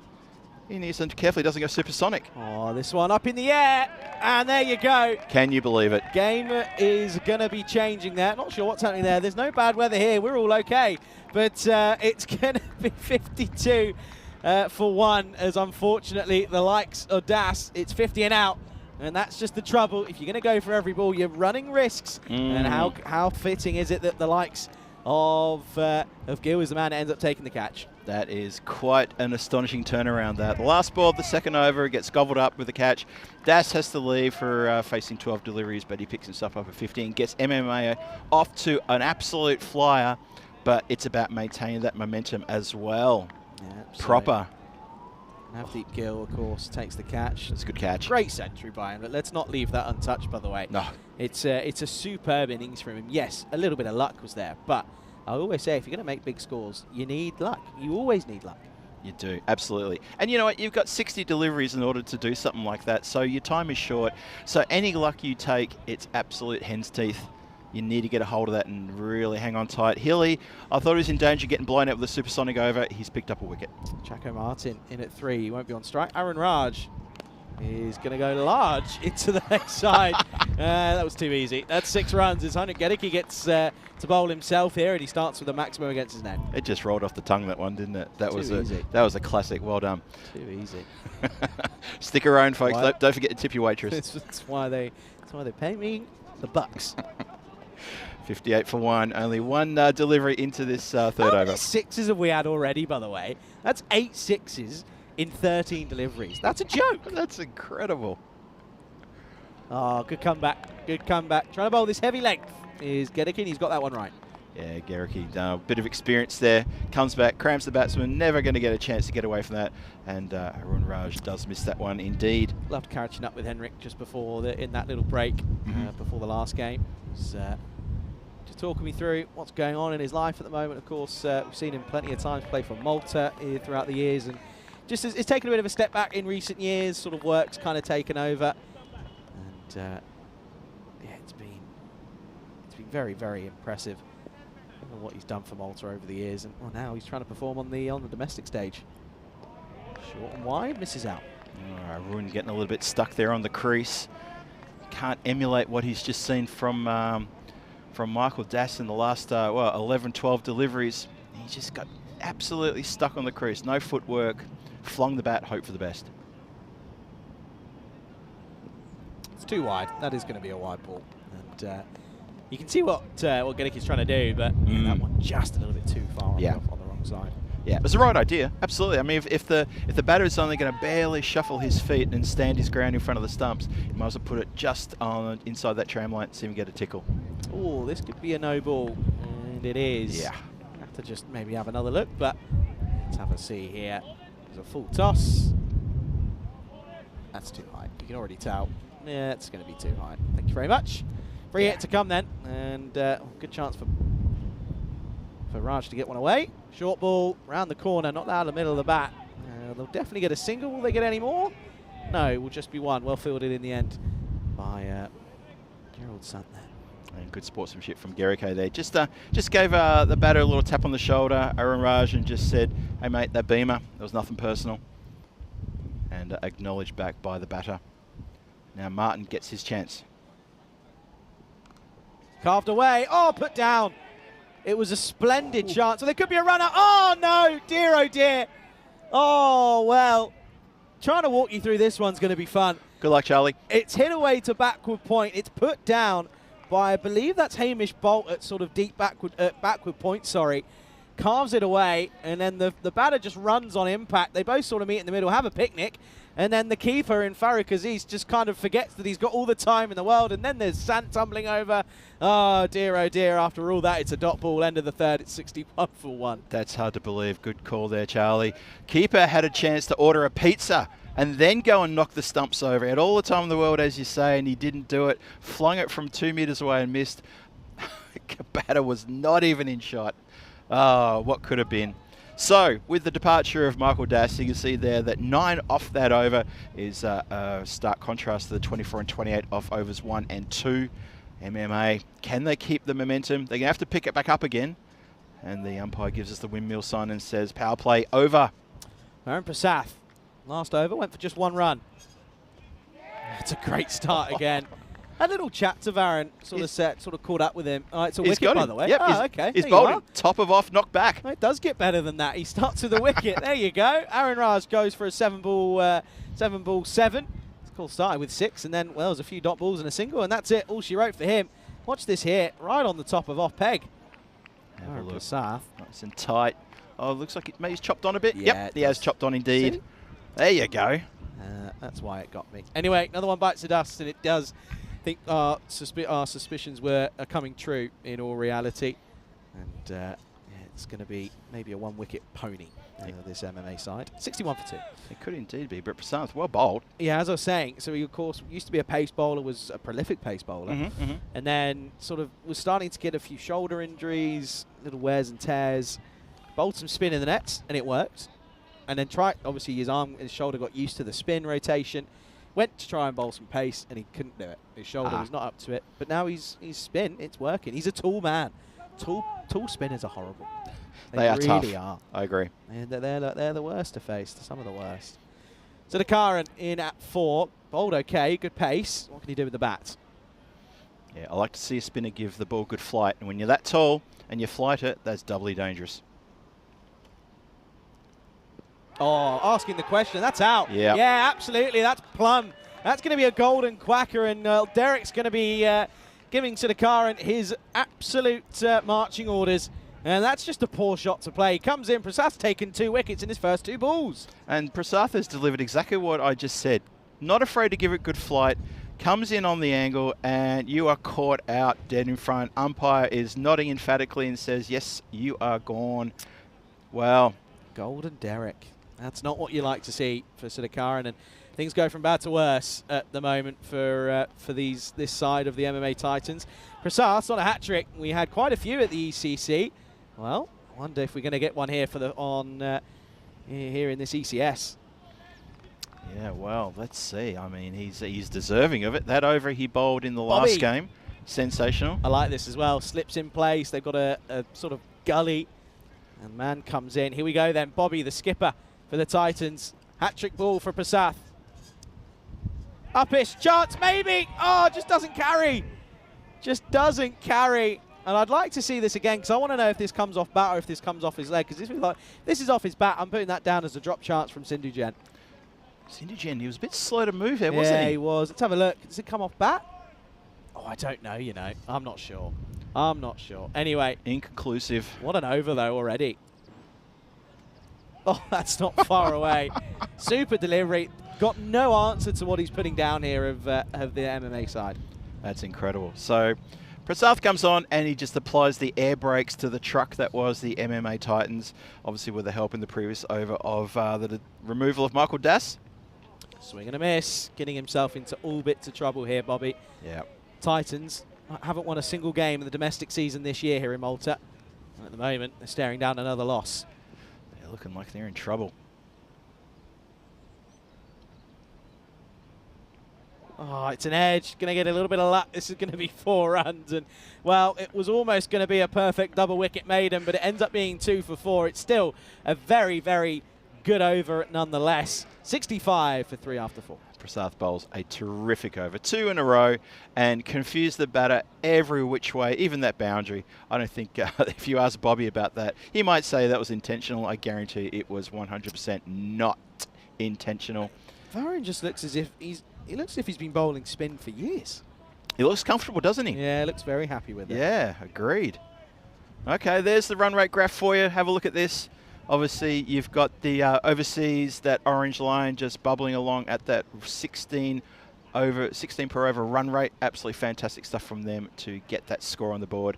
MMA Titans off to a flyer with Michael Das on fire, but he's now gone, and it's up to the middle order to get that line into their sights and to pull it back. 4 overs gone, 65 on the board, chasing 161 for a win. Still need plenty of not many. Yeah, you can see now that it's starting to look a little bit as if it's going to be trying to chase a point here, the Titans. It really does. Here we go then. Gedicke's going to return for a second over. He's going to bowl this 5th. Played nicely, slapped through cover. Just be 1. It's fielded out there in the deep by Cody Schmidt.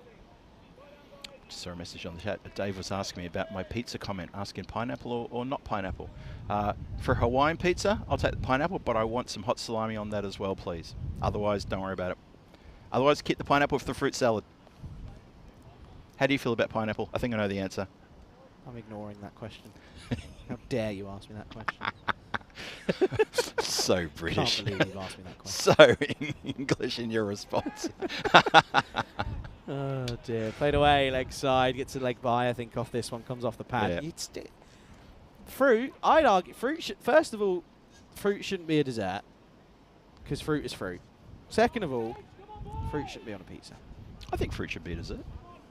No. I think it makes a very good dessert. Many, many different ways you can do that, many different ways. Don't like an apple pie? No. Really? Nope. Raspberry pie? Nope. Blueberry pie? Nope. Could be here for a while. Leg side clipped up. There's nobody there. Falls away from everyone. Again, just a single at the moment. Yeah, not sure about MMA here. It's like you're saying, they're going to be struggling to get these runs. These two batters, they just look a little bit out of sorts, as you can tell, but they're facing a few more deliveries and not getting many runs, and they're lacking a big hitter. Keep trying with the old fruit desserts. Strawberry pie. Nope. Kiwi pie. You're just going through pies. I don't like pie. I'll start with pies. Spliced. Oh, a bit of the old yes, no, maybe. Direct hit could be close. It is a direct hit. I just want to check this, make sure that the bat's down. Let's have a look.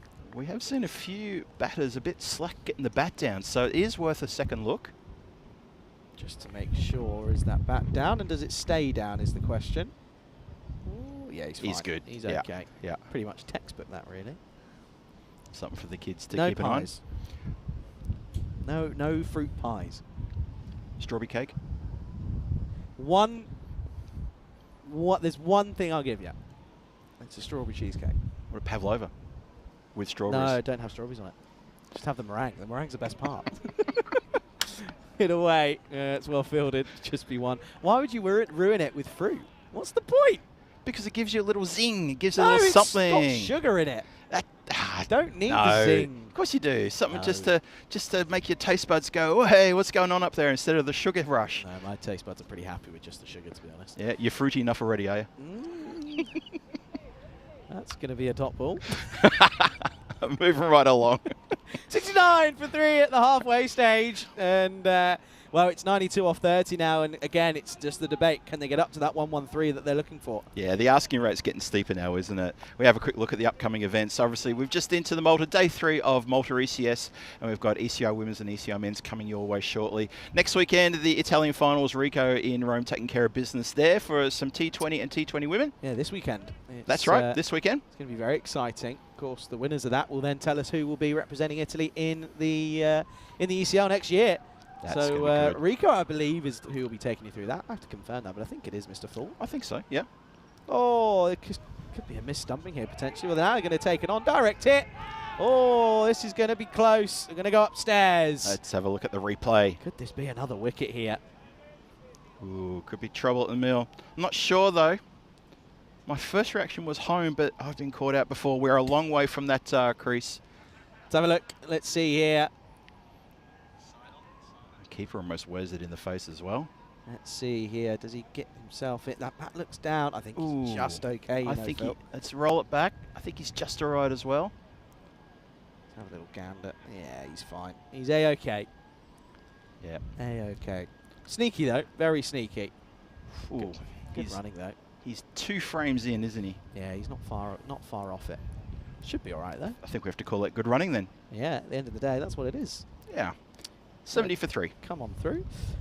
So, for those that may not know too much about you, Phil, obviously, I know you've been on the last couple of days and people have probably asked you a few questions. Yeah. But Yep. do you, after this ball, want to give people a rundown of what you do away from ECN? Oh, God. Have we got enough time? Probably not. Give it a go. I'll give a condensed Give it answer. the old speed run. Hit away. Oh! Well, going to have to hold fire because that is the dolliest of catches you'll ever see. Martin, who's been there for a while, but considering he came in a couple of overs ago, but he's just, well, unfortunately, played a soft dismissal, and Prasad picks up another. It's 3 for him, as it's going to be 70 for 4. Well done to Prasad. Good return for the effort there, and he is in amongst the wickets now already.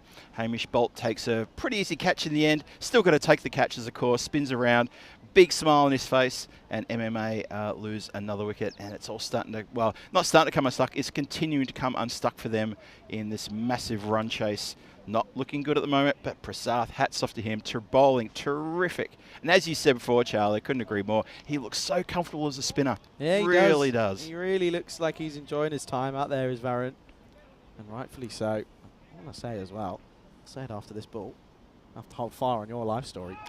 Oh, might have been a little snick on this, you know. I think there might have been deflection. Let's have a look what this, is this going to be giving us runs or is it going to be giving us buys? Let's see. Well, might be buzzers. They're going to take it on here. Oh, they yeah. should come back pretty comfortably in the end. They do. Is this runs? It is runs. That was a properly wayward throw, wasn't it? Should have been another wicket, though, in fairness. That was put down in the end. Let's see. Runs given. That tells you all you need to know. Oh, yeah, definite edge. Oh, straight out of the gloves. Deflected away. Third man cleaning up. Want to say congratulations to Varun, and I'll tell you for why afterwards. Okay. Up in the air, not because he's taken wickets, but there's another reason. This is not going to be a wicket. This will just be a couple of runs. They'll come back for nothing. They'll only get 1. That's poor running. Varun, very recently, in the last few weeks, got married. So congratulations to him. And from everyone here at the ECN, congratulations, and wish you a life of happiness. 100%. Congratulations to you and your bride as well. Well done. It's a good story. And now he's taking wickets for fun. And the thing is as well, he's probably been thinking, well, for the last 20 years or so, I've been running in and bowling pace. Now I bowl spin and I get more wickets. How does that work? I'm telling you, spin to win. Into the pad. That's going to be a dot. It's one thing that Corey mentions a lot is that spinners cannot be forgotten about in T10. Really cannot. So come on then. It's true, isn't it? Run us through it. Come on. What do you do when not on air? What's the go-to? When What's I'm going not on? when I'm not on air. Well, as I think everyone in the chat probably knows, I do call Prague home, and so there's a fair bit going on there. Oh. As this goes up in the air, Prasath, he wants it. He wants a caught and bowled. No, he doesn't. He holds back and lets Midoff take the catch, and probably fair enough too. But either way, he gets his 4th wicket. That is a brilliant bowling spell. Absolutely brilliant. 4 for 7 from 2 overs. Putting his hand up for a man of the match alongside Gill for that 109 that he made. It could be a bit of a battle to see who gets what. But I think it probably might be the battle. But such a good effort from Prasath. Yeah, excellent spell. 4 for 7 is what he'll finish with. Bobby, the skipper, goes for a strike rate of 55 off 10. It's 73 for 5. Not good. Go on, then. So, try to give you a condensed rundown of what I do. Got time now. So, what do I do? Well, obviously, I'm based in Prague. I do a lot of hosting of events in Prague.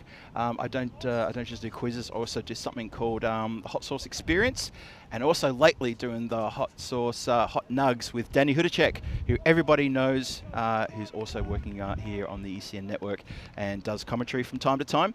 And he's one of the big figures around Prague too. So he and I both run this little hot sauce thing where we sort of mimic what happens on Hot Ones on YouTube, but we do it with nuggets and we do it in a big restaurant. Do it on a grander scale. It's like a scaled up version of Hot Ones. What else do I do? I'm currently working with the Australian and Kiwi Film Festival in Prague at the moment. Wow. That's starting next month on the 15th of November. So I'm doing a bit of work with them. They actually asked me to help them out with a movie quiz, Aussie and Kiwi themed movie quiz to have during one of their events. So I'm looking forward to running that in November for them. Well, this is Gill, who is going to come on and get a bowl. He bats, he bowls, he does everything. Starts with a single. Nice hit down the ground, that. So, yeah, so this is something recent, though. Obviously, I had someone from the Aussie and Kiwi Film Festival a couple of weeks ago come to one of my movie quizzes at the Down Under. And that was awesome. Got to meet one of the high-ups there. Nice. And they immediately took to me like a duck takes to water and said, we want to get you involved in what we're doing. And I said, yes, please, I'll have some of that. Oh! And he'll have some of that as well. Take it away, Charlie. Yeah, that's an absolute ripper. That's a pitch of a delivery. Oh, wow. Well, I don't think George knew too much about it. He thought he was all right, but, well, the stumps have been sent tumbling, and the old timbers have gone. George goes for a golden quacker, and that's going to be another wicket. Look at this, by the way. It's all wrong. There's so many things to pick out there. Yeah. He starts outside off, ends up finishing on the leg stump. Just not what you want to be doing. And that's going to be the end of Ginter George. Goes for a golden quacker. And that man, Gill, has firmly etched his name onto the Best Player of the Match award. Surely that is a foregone conclusion now. Barring an absolute belter of an innings from one of the MMA players, I think that's probably how it has to go. Look at that. Straight down the line. As you say, the 777 numbers on his back, he was all around this. Just didn't play that, didn't see it coming. Gill saw it coming. What a lovely delivery. This is great. This is great bowling. It really is. Pierce is the new batter. Starts with a dot. So, yeah. So, could be on for a point here. Maybe. Could be. I'm going to say no. I think the overseas are going to overcome what happened this morning. They're going to get 4 points. Which, to be fair, is not a bad conclusion considering the day's play that they've had. All things considered, I agree. Another dot. Oh, keep bowling like that, absolutely. That bonus point is looking miles away as long as Gill is bowling these absolute peaches. Little look here. There you go. Navdeep Gill is up there. And 109, the 125th century this year on the network. And, of course, yeah, the last one was Philly McCreath back on the 17th of October, just a few days ago. He's currently bowling absolute peaches at the moment. Slower ball. And almost. And there's a cry of ooh and ahs as this one was in, and I think it popped out. Almost treated to another one-handed blinder here. Have a look at this. Off the toe end. Yeah, it carried. It's a tough chance. That had us stuck. Oh, my goodness. I would just say snip it straight to the good room. Get that on social media. That would have been a ripper. What an over, by the way. He's bowling over and gone for 1 for 1. This boy is good at cricket. End of the 7th then, the MMA Titan side. Well, there's not too much fight left in them at the moment. 74 for 6. Yes, that's another pun. Thank you, I'm here for 2 weeks. James Stewart there thinking that when I'm not on ECN, I pull on the Spanx and fight crime on the streets of Prague. I'd love to see it. Not the first time I've been told that. And I think I made a comment when I was in Portugal. When, hopefully the last. Now, in my last match in Portugal, I think Vinny asked me about what I was going to do next. And I said, I have to go back to Prague. My people need me. it kind of stuck. So, James, you're probably not too far from the truth. Next up, last game of the day, Malta take on the MMA Titans. Look at that, by the way. The MMA Titans are going to bat first. So, Michael Das, it's go big or go home. Because if they end up doing what they're doing here, I can't see it being easy for them in the defence against Malta. Jen gets a bowl, and Jen starts off with a dot. There we go, 74 for 6, starting the 8th over now. The bonus point is looking a long way away. It is 39 from 17. I thought they might be on for that when the run rate required was 11, but if their run rate currently is around about 5 or 6, it kind of speaks volumes. Dot ball. These dots building up, by the way. Yeah. That's now the 6th dot ball in a row. I think that the dot ball analysis of teams that make, you know, properly good scores and are the people who are the teams that are winning, that's worth looking at. And I think that teams like MMA should look at that stat. There's another one. Dot ball is an absolute mind killer in the heads of the players. 17 dot balls so far. Is that right?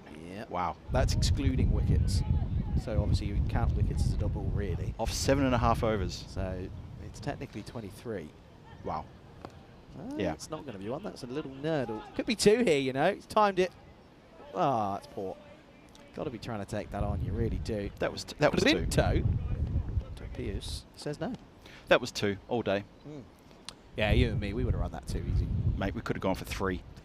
One of us would have been run out after the first run, but I just would have kept running. Kept going. Just kept, no, I'm not listening. Up in the air. This could be a chance, maybe. Needs to be a wonderful bit of work, but he just couldn't get there. 6 runs. Been a long time since the last boundary. It came off the last ball of the 4th over. It's a Maximo. Heinrich Gericke, he thought he was in the chance of deflecting downwards. Just not quite out of his reach. Probably only about a metre and a half possibly. Have a look at this. So that's all you need to hit when it's 50 metres. You need to just hit a 51 metre sixer. That's it. Goes again off the splice though, and Gericke will have to trundle in and it'll just be a single. That'll be the close of the 8th over. 82 for 6. So 2 overs left, 31 for MMA to try to salvage a point out of this. Obviously the win is completely off the cards and that mammoth score of 160 is not going to be threatened at all. The bonus point is probably not going to be threatened either. I think that's how it's going to go. Look at the run rate. If you follow that graph to its logical conclusion, then you can see that that grey line is going to stay below the blue line. Can't see it getting up for love or money. I try to give him a bit of a chance, but nah, I think the jury's in and it's going to stay below the blue line. 2 overs to go for MMA to prove me wrong, though. Let's see what happens. Gill is going to return here. He's bowling absolute jaffers. It's incredible. It's stump to stump, outside the off stump, 5th line, sort of 5th stump line, and it's corridor of uncertainty. No one knows how to deal with it at the moment. Up in the air. Well, I think this is going to fall safely, you know. It is just as Schmidt will do the work. They're going to try for 2 here. It's a wayward throw. They will come back for the 2nd. Yeah, very wayward throw, that one. Keeper had to make a lot of ground away behind the stumps to try to clean that one up. I do just want to say that someone, I think it was, who was it that said it? I think it might have been Julian who said we were talking about veggies on pizza, whatever. Okay. Or fruit, sorry. And he said, well, tomatoes are fruit. I said, no, it's not, it's a vegetable. Right? Tomatoes are fruit. Vegetable. It's a funny one when it comes to salads, isn't it? Because I got to say, I don't think we've ever given, I'm not given the same answer twice when I've been asked that question. Would you put tomato in a fruit salad? No. No. So there you go. Absolutely not. There you are. Vegetable. I've just come up with that on the fly, and I think that's the best way to look at it. It's logical. That's perfect. It's perfectly logical, Charlie. I'm with you on that one. But But I do love tomato. That degree's coming useful. You All that money. What, a degree in arts? Degree in business and broadcasting, but I can talk to you about fruit and veg. Okay. Anyway, the free hit's come, by the way. That was a no ball. Let's have another look. It's going to be a free hit to come. Pierce, can he get something going? Well, like an old Prius, no he can't. He's stuck with no battery and he can't get anything going yet. It's too easy. It is. It's too easy. I feel like Gil is like a cat just playing with mice right now. Come on, get the metaphors in. He could go for the kill if he wanted to. He could do it, but no. Just toying with him. Like Drakashan that we had in Probably. Romania. Just Yeah. toying with him. Just toying. Swing and a miss. Swing, no ding. Pierce. Swing, no ding. Yeah. More leaves in a tree. Seatbelts on, lads. He can't drive. There's a good array of them. Oh, I'm sure there's a book somewhere. It's got these. Oh yeah. Probably is. I think I wrote the book when I was in year 2. Oh, outside edge, helicopter shot. Oh, taken. It's another great catch. And I have to say that when they've been asked to, the overseas boys have really caught very well. And that's going to be a really good catch up there as Hamish Bolt takes an absolute ripper. Yeah, Hamish gets his second catch for the innings. That was a lot tougher than the first one he took. He had to come forward and a dive. Have a look at this again in instant replay. You see him come forward and complete a pretty good catch for mine. Well, he takes the catch there. Rolls over a few times. Posing for the cameras as he should. Printo Pios is on his way. 9 from 13. Just couldn't find any mojo. Couldn't get things going. There's a bonus point on offer here for MMA, but unfortunately, I just don't think they've got the. They don't have the fuel in the tank to pick that point up, I don't reckon. And we're heading towards, well, what would be a pretty much foregone conclusion if a number of overs ago, once Michael Das was gone. As you called it, Charlie, a one-wicket wonder, and it's kind of slid down ever since. Thomas says so seedless grapes are not fruit then. No. I'd put them in a salad. You can have grapes in a salad, in a fruit salad. Why not? Grapes in a salad? In a fruit salad? I've seen it. A Waldorf salad is grapes. Waldorf lettuce, mayonnaise dressing, and walnuts. It's a Waldorf salad made in the Waldorf Hotel. I'm not going to lie, that sounds horrible. Yeah, it's disgusting. Yeah, that sounds terrible. Yeah. I learnt that from an episode of Monty Python. Sorry, Faulty Towers. Anyway, there you go. Here we go, last overtime. Oh. Asking the question, he's Yes. walking. Sharma's gone, and Schmidt, who, well, by all accounts, by the reactions, and you don't have to be a body language expert, I don't think they're expecting him to take a wicket, but he's done so. It's exactly right. He's not there to take wickets. He's been thrown the ball by his skipper, and they've said, you haven't had a lot to do today. Have something now. And Schmidt's come on and just gone, I'll have one of that. Look at this. Schmidty. Lovely. Yeah, little snick. Good take, though. To be fair to Ferry, because he's behind the stumps. Another one bites said dust. And it's 85 for 8 now.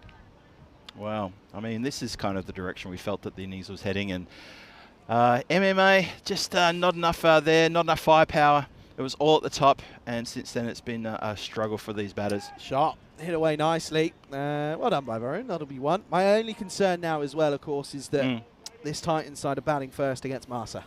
And I'd argue Malta have got a bit of a stronger bowling lineup. And if you get Michael Das early, it could be ugly.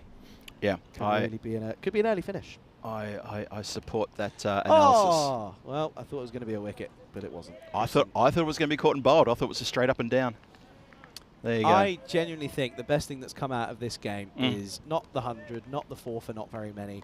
It's the fact that I think you can decipher that if it goes in a fruit salad, it's a fruit. If it doesn't, it's a vegetable. Thank you. I think you've done well on that one, Leg Charlie. side, it's probably going to be stopped. It's not going to go all the way. They're only going to get a single.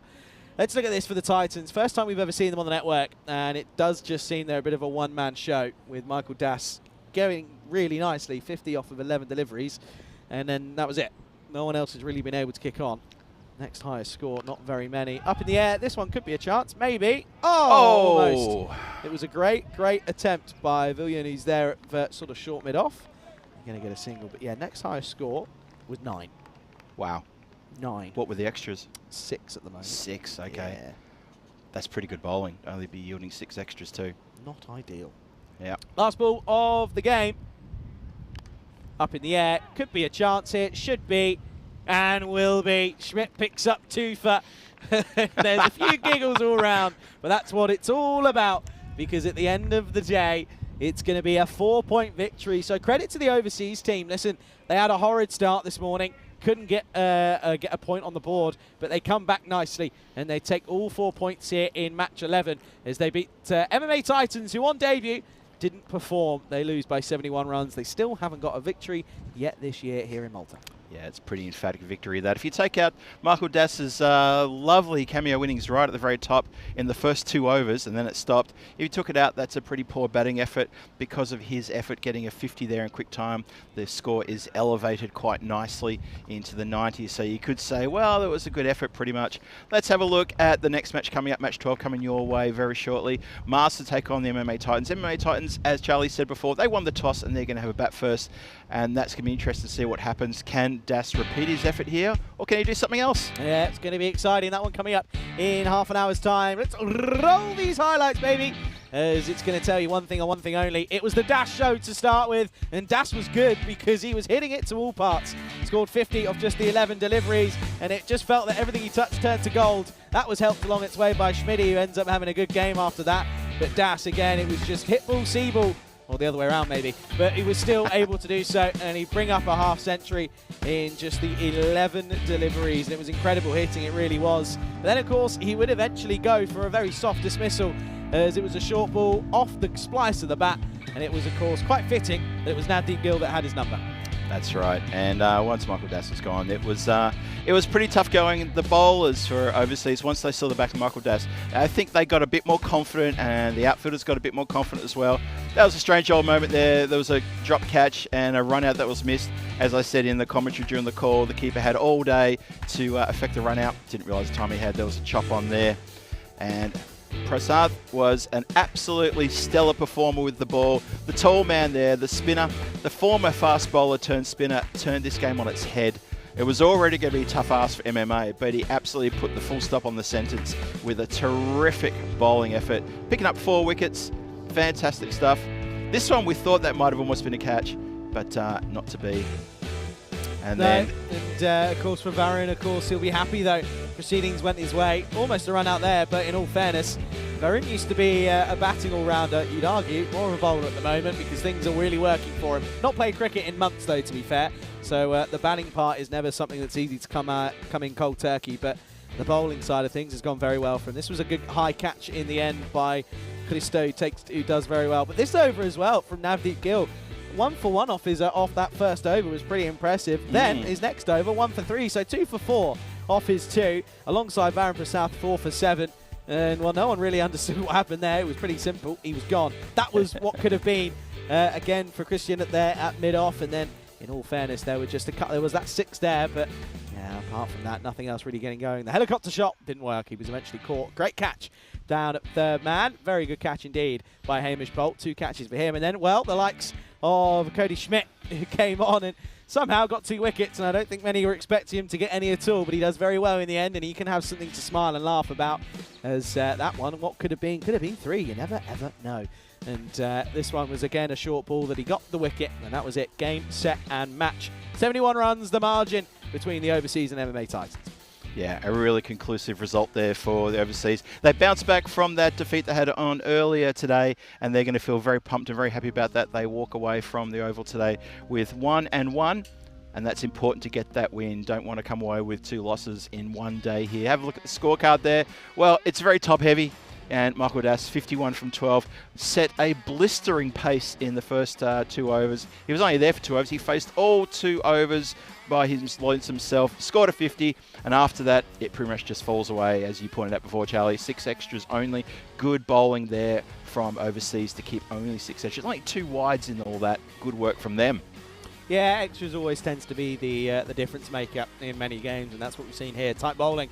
Gedeke bowled well, none for 12, but 4 for 7 for Prasad, supported nicely in those middle overs by Navdeep Gill. 2 for 4. 2 for 4 for Cody Schmidt as well. Very good indeed. So 71 runs the margin, 4 points for the overseas. A good comeback after this morning's disappointing go of it. The Titans, though, they come up against Malta in the next game. That's coming up in just under half an hour's time. Pleasure to have your company with us. You're watching the European Cricket Series here in Malta with myself, Charlie Hunt, alongside Phil G here on the European Cricket Network.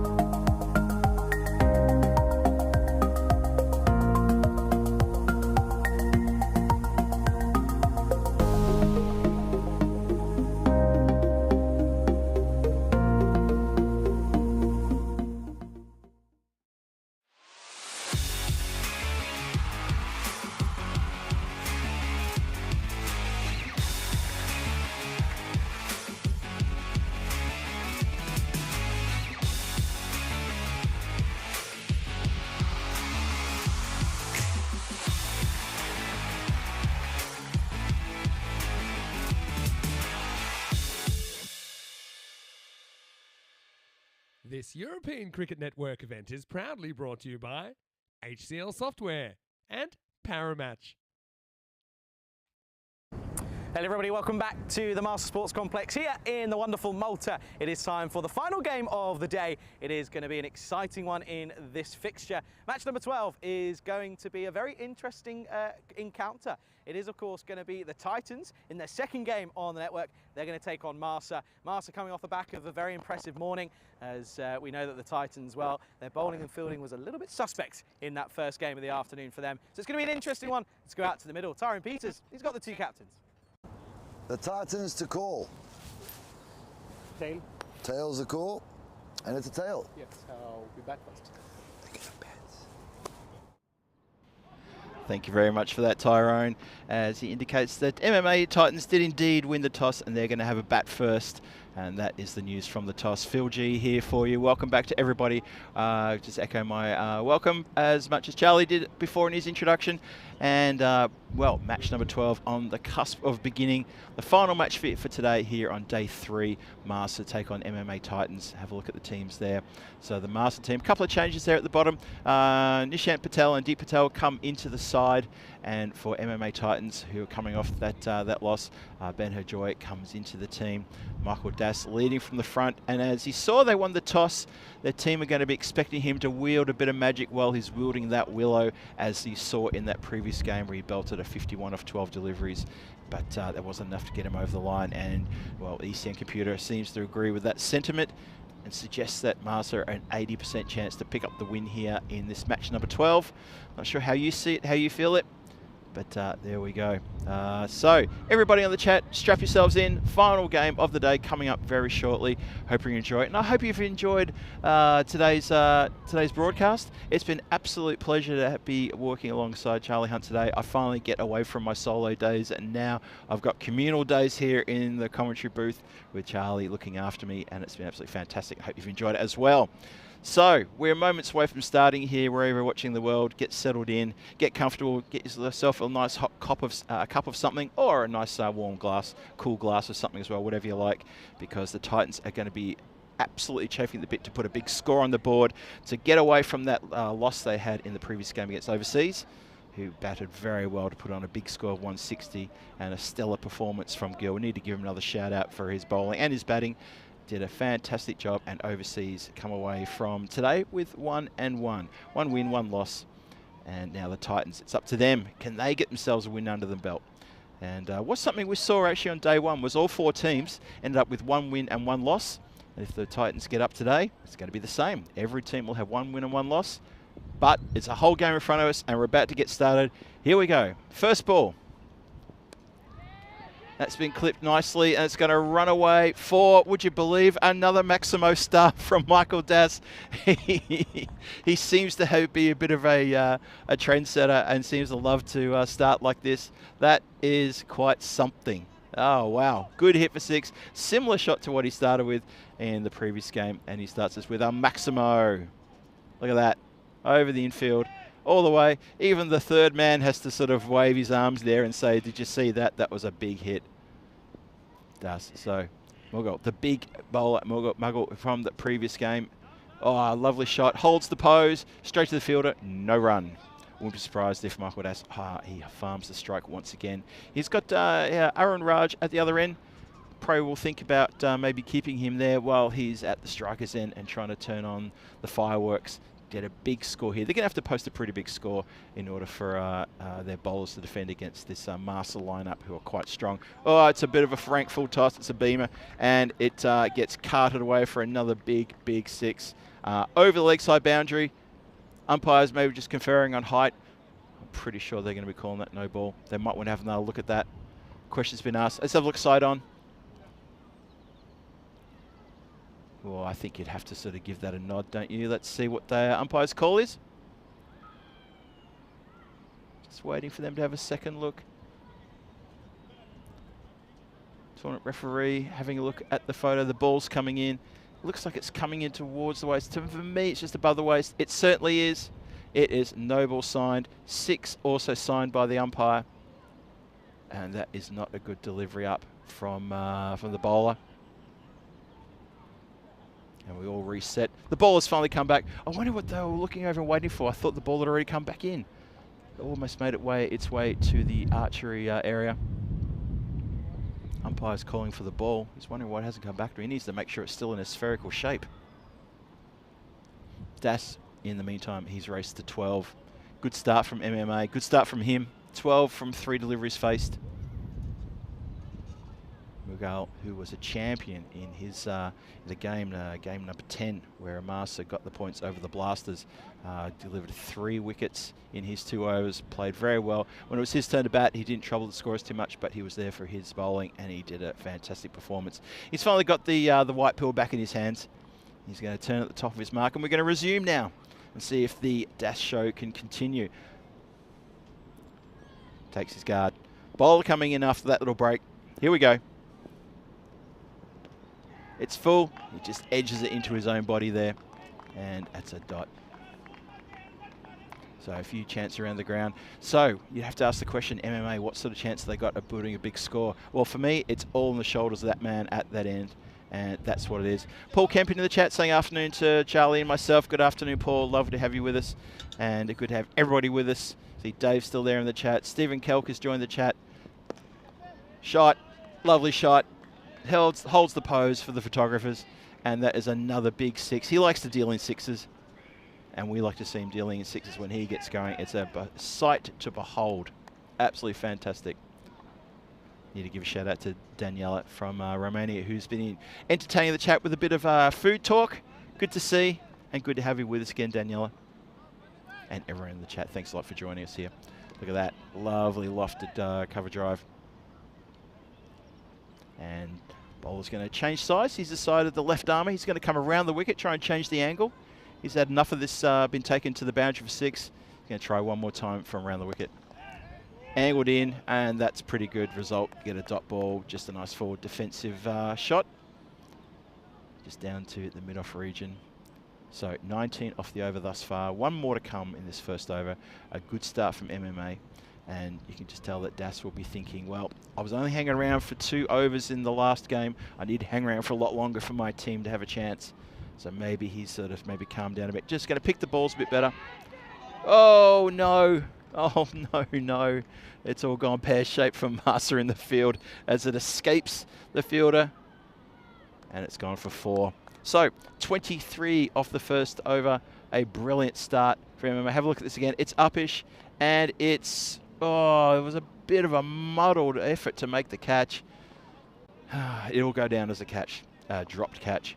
So 23 for no loss on the board in the first over.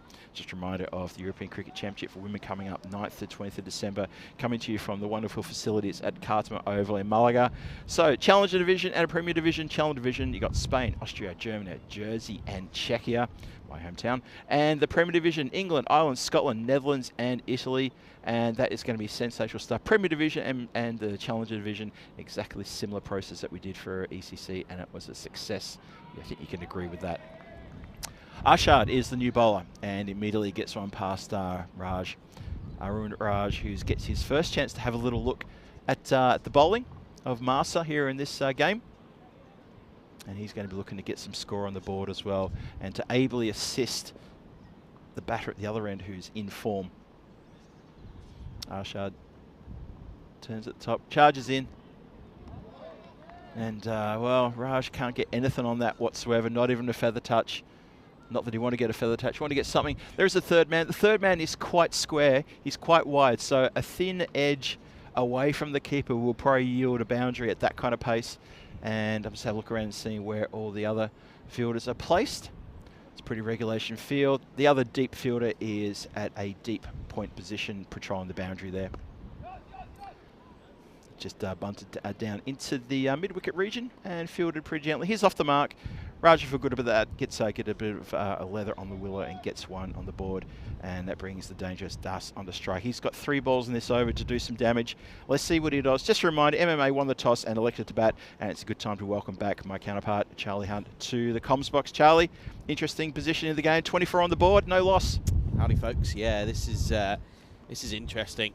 I think it's going to come back to what we said in that last game. It's a 1-wicket showdown. Get Das, it's a completely different game. He sticks out there for 20 balls. It could be interesting. And that's exactly what we're talking about. Look at that. Arshad just a little bit short, but Dus is too good. He's onto that so fast. Like lightning, whips it away, and that is a big, big hit. He moves to 26. Good shot indeed. 28 now the score. Raj at the other end. Just happy to watch and to assist where he can. That's his job. His job isn't to get amongst the runners, just to stand back and to make sure that he can run those singles if they need to and get Dus to the other end on strike. Yeah, just want to say hello to everyone. Of course, last game of the day. 4-game day here in Malta, which is a little bit different. Shot, upish. That's terrific shot. That is no more than a very well-timed, middle of the bat, elevated push. It's gone square and it's gone all the way for a maximo. It's a 90-meter square drive. That's incredible shot. That's what that is. It's a 90-meter square drive, and there's no way of coming. Look at this. Just it's silly. It really is silly. Good question from Jules. Says relegation promotion in the ECCW. I believe so. Champion, Challenger Division and Premier Division. That's what I'd assume. So yeah, it's going to be interesting to see how that plays out. Of course, you've got to be looking at the Premier Division and who could drop down. I mean, it's going to be tough. It really is. It's going to be very tough. It's very exciting stuff. Looking forward to that one. And like we've said all day, that is an early Christmas present for everybody involved and for everyone who's interested in watching women's cricket. Why would you not? Arshad now steams in again. Oh, and he catches Michael Das trying to play something delicate, maybe trying to get into a gap, played out to third man, and he doesn't connect. And that is the end of the over. 34 for no loss after 2 overs. Yeah, good start. Really nice start. 17 and over, which is very, very positive indeed. So looking forward to seeing how this plays out. I think as we keep saying, you get Das, and it could be an interesting fixture. Miguel, not the best of overs, 23 off his first, not ideal. And Arshad with just the 11, pretty good considering all things considered. Really, they're going to go back to Miguel, who again bowled well in the first fixture for Malta. Batting was different, but of course that's yet to come. See how he gets on with his second over, shall we? Miguel in short. Gets up on Raj. They're going to get through for single. That's exactly all they wanted. They just want to get through a single. Raj doesn't try to ground his bat. He's looking a little bit awkward. Oh, he's a bit worried about his pad. That's why he didn't ground the bat. Yeah. Interesting to take your priorities like that. Have a look. Puts his head down. And I think he knew he was gone. He knew he was gone for all money. Miguel doesn't throw down the stumps, unfortunately. I think Malta brought Miguel back in to bowl his second over straight away, because they're thinking if someone's going to get dust, it's got to be Miguel. It's now or never. Yep. Whoa, that's a good shot as well. That's going to land just inside the rope. 4 runs. Just a little bit extra effort could have put him for 6, but a good shot nonetheless inside the power play. We've already seen 1 century today. Are we going to see another? He's lining himself up to take care of that, isn't he? If there's anyone that could do it, it looks like him. It's just, I mean, let's credit where credit's due. He's hitting it and hitting it well. But that's so true. The bowling is in the slot, and it is a hit me bowl, and it's on these 50-meter boundaries that you just got to back yourself at the moment. That's kind of what all that Das is doing. Needs a response, Miguel. Whoa, how's that for a response? Just takes it off the hip and puts him over the boundary line to the trees for 6 runs. As sweet as you like. He marches to 42 from 12 deliveries faced. That's a glorious shot. Little clip Wasn't it? Little clip off the pad, and it's the old flick of the wrist, whoop, into the leg side, and Miguel just at the moment hasn't really got an answer to him. What was working for him in the last game isn't working for him here. He needs to go on the toes. It's got to be precise, and it's got to be perfect on those on the toes of Das. 42 off 12. Not as quick as he did last time, but still quick enough. Miguel's got to find something here. He's got 3 deliveries to get it right. Oh, he's almost got that one right. That's been edged behind. It's going to be collected, though. Just going to get the single. And by Das's body language, he's bitterly disappointed with that. Walking head down towards the non-striker's end. It's as if it was a bit of a slower ball bouncer almost, or an attempt at from Miguel. But yeah, in fairness, Das just gets it away. Some good variation there. Speaking of confusion, we've confused Daniela. She can't pick you and me, Charlie. She can't pick us. Nah, she's very confused. Is that going to be pitching outside? Yeah, definitely. Yeah, we've confused Daniela. She keeps saying thank you, Charlie, when I talk, and I think she said thank you, Phil, when you've said things on the air as well. So I have a very lovely posh English accent, so I don't quite know how you're confusing the two of us. No, neither do I. I don't know why that's happening. That's absolutely ridiculous. He says with an Aussie accent. That was one of the worst posh English accents I've ever heard. But I didn't go to private school. You must remember that. I can't say. Muggle coming in. Because I did. Oh! Almost could have played on there. That's a good delivery from Muggle. He comes back with a good delivery in the final ball of his second over. He has gone for 35 though. Stopped Raj dead in his tracks. And that's the end of that. Oh. And we've got, need to be careful here. We've got a couple of kids on the edge of the boundary line. And I think the umpire's trying to get their attention and get the parents to maybe move them. Yeah. You're going to have to move pretty quickly. You got to go. He's got to get a move on. Oh, dear. Phil's going to go and tell him to hurry up, I think. There we go. He's... oh, dear. The joys. Hey, the joys. The absolute joys. And, well, while Phil goes and sorts that out, it's good to have everyone's company. And, yeah, as I said, you know, first time that Phil and I have been together on the last game of the day. Get your questions in. Give you a couple of fun, interesting answers because, well, why not?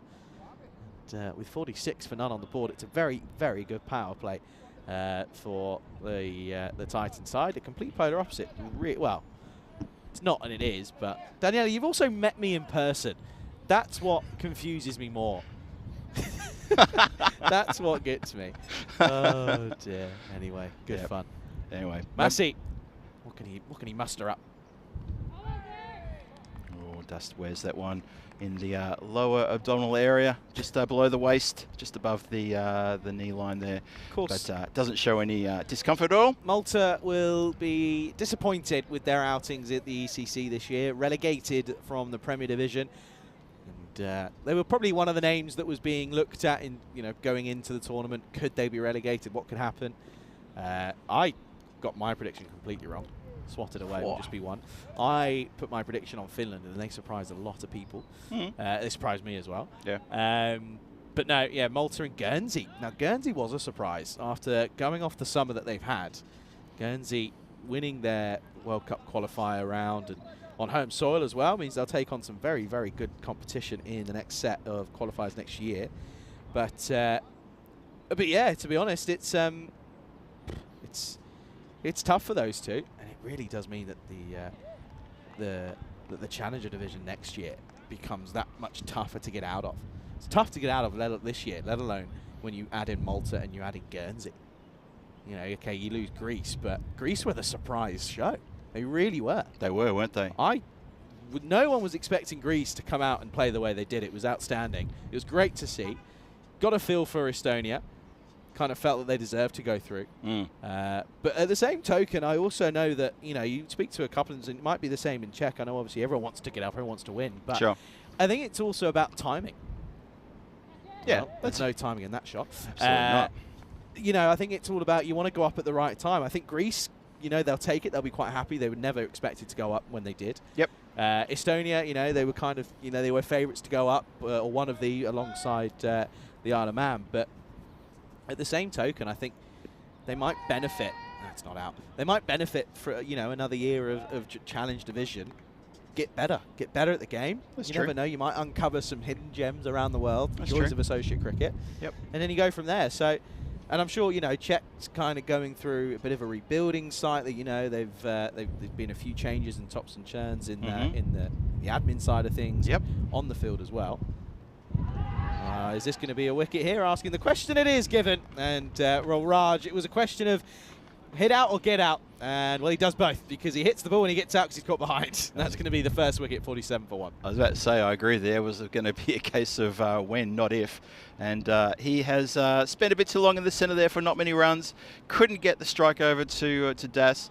Das sort of, he looked a little bit exasperated at the non-striker's end as well. But Arun Raj has departed 2 from 10 deliveries faced. Chewed a few too many dot balls there. Yeah, it was going to be either he gets himself out or he probably gets retired. But yeah, and, you know, going back to it, what we were talking about, Estonia, yes, they would have. I think for a lot of the teams in that Challenge Division, it was nice to be playing genuine competitive ECC cricket rather than coming up against an Ireland and a Scotland 11 in the same group and thinking, well, what do we do here?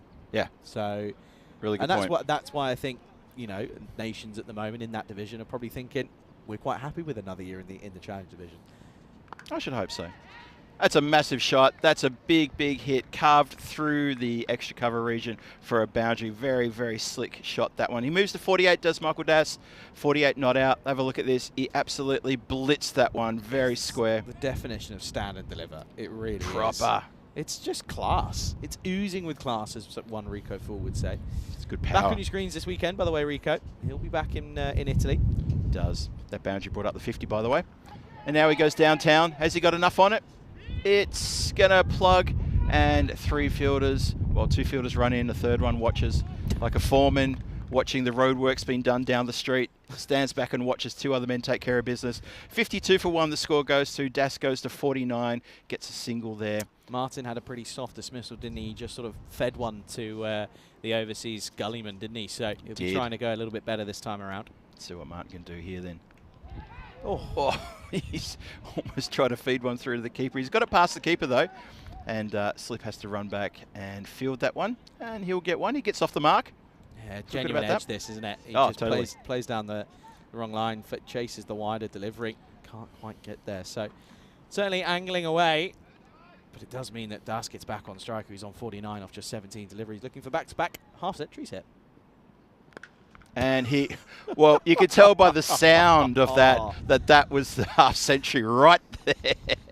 Oh, my goodness, that sounded terrific. Yeah, the crack of leather against Willow doesn't get much better than that for any cricket purist around the world. 55 off 18, sorry. And that is a superb bit of work. That's a tremendous knock again. So back-to-back 50s, as Charlie points out. 55 not out with that tremendous 6 well over the deep mid-wicket boundary. Hit it clean as a whistle. I mentioned that phrase the other day. Bob Pook tells me that is from when you used to whistle that you wanted a new beer because your beer glass was empty. Apparently that's what it is. God, imagine if you did that now, you'd get kicked out of the bar, I think. You probably would be drinking your beer in the middle of the street, I reckon. Well, that could be worse. I think that would happen to you in Prague for sure. That's been played away just backward of the umpire. Umpire but just got out of the way.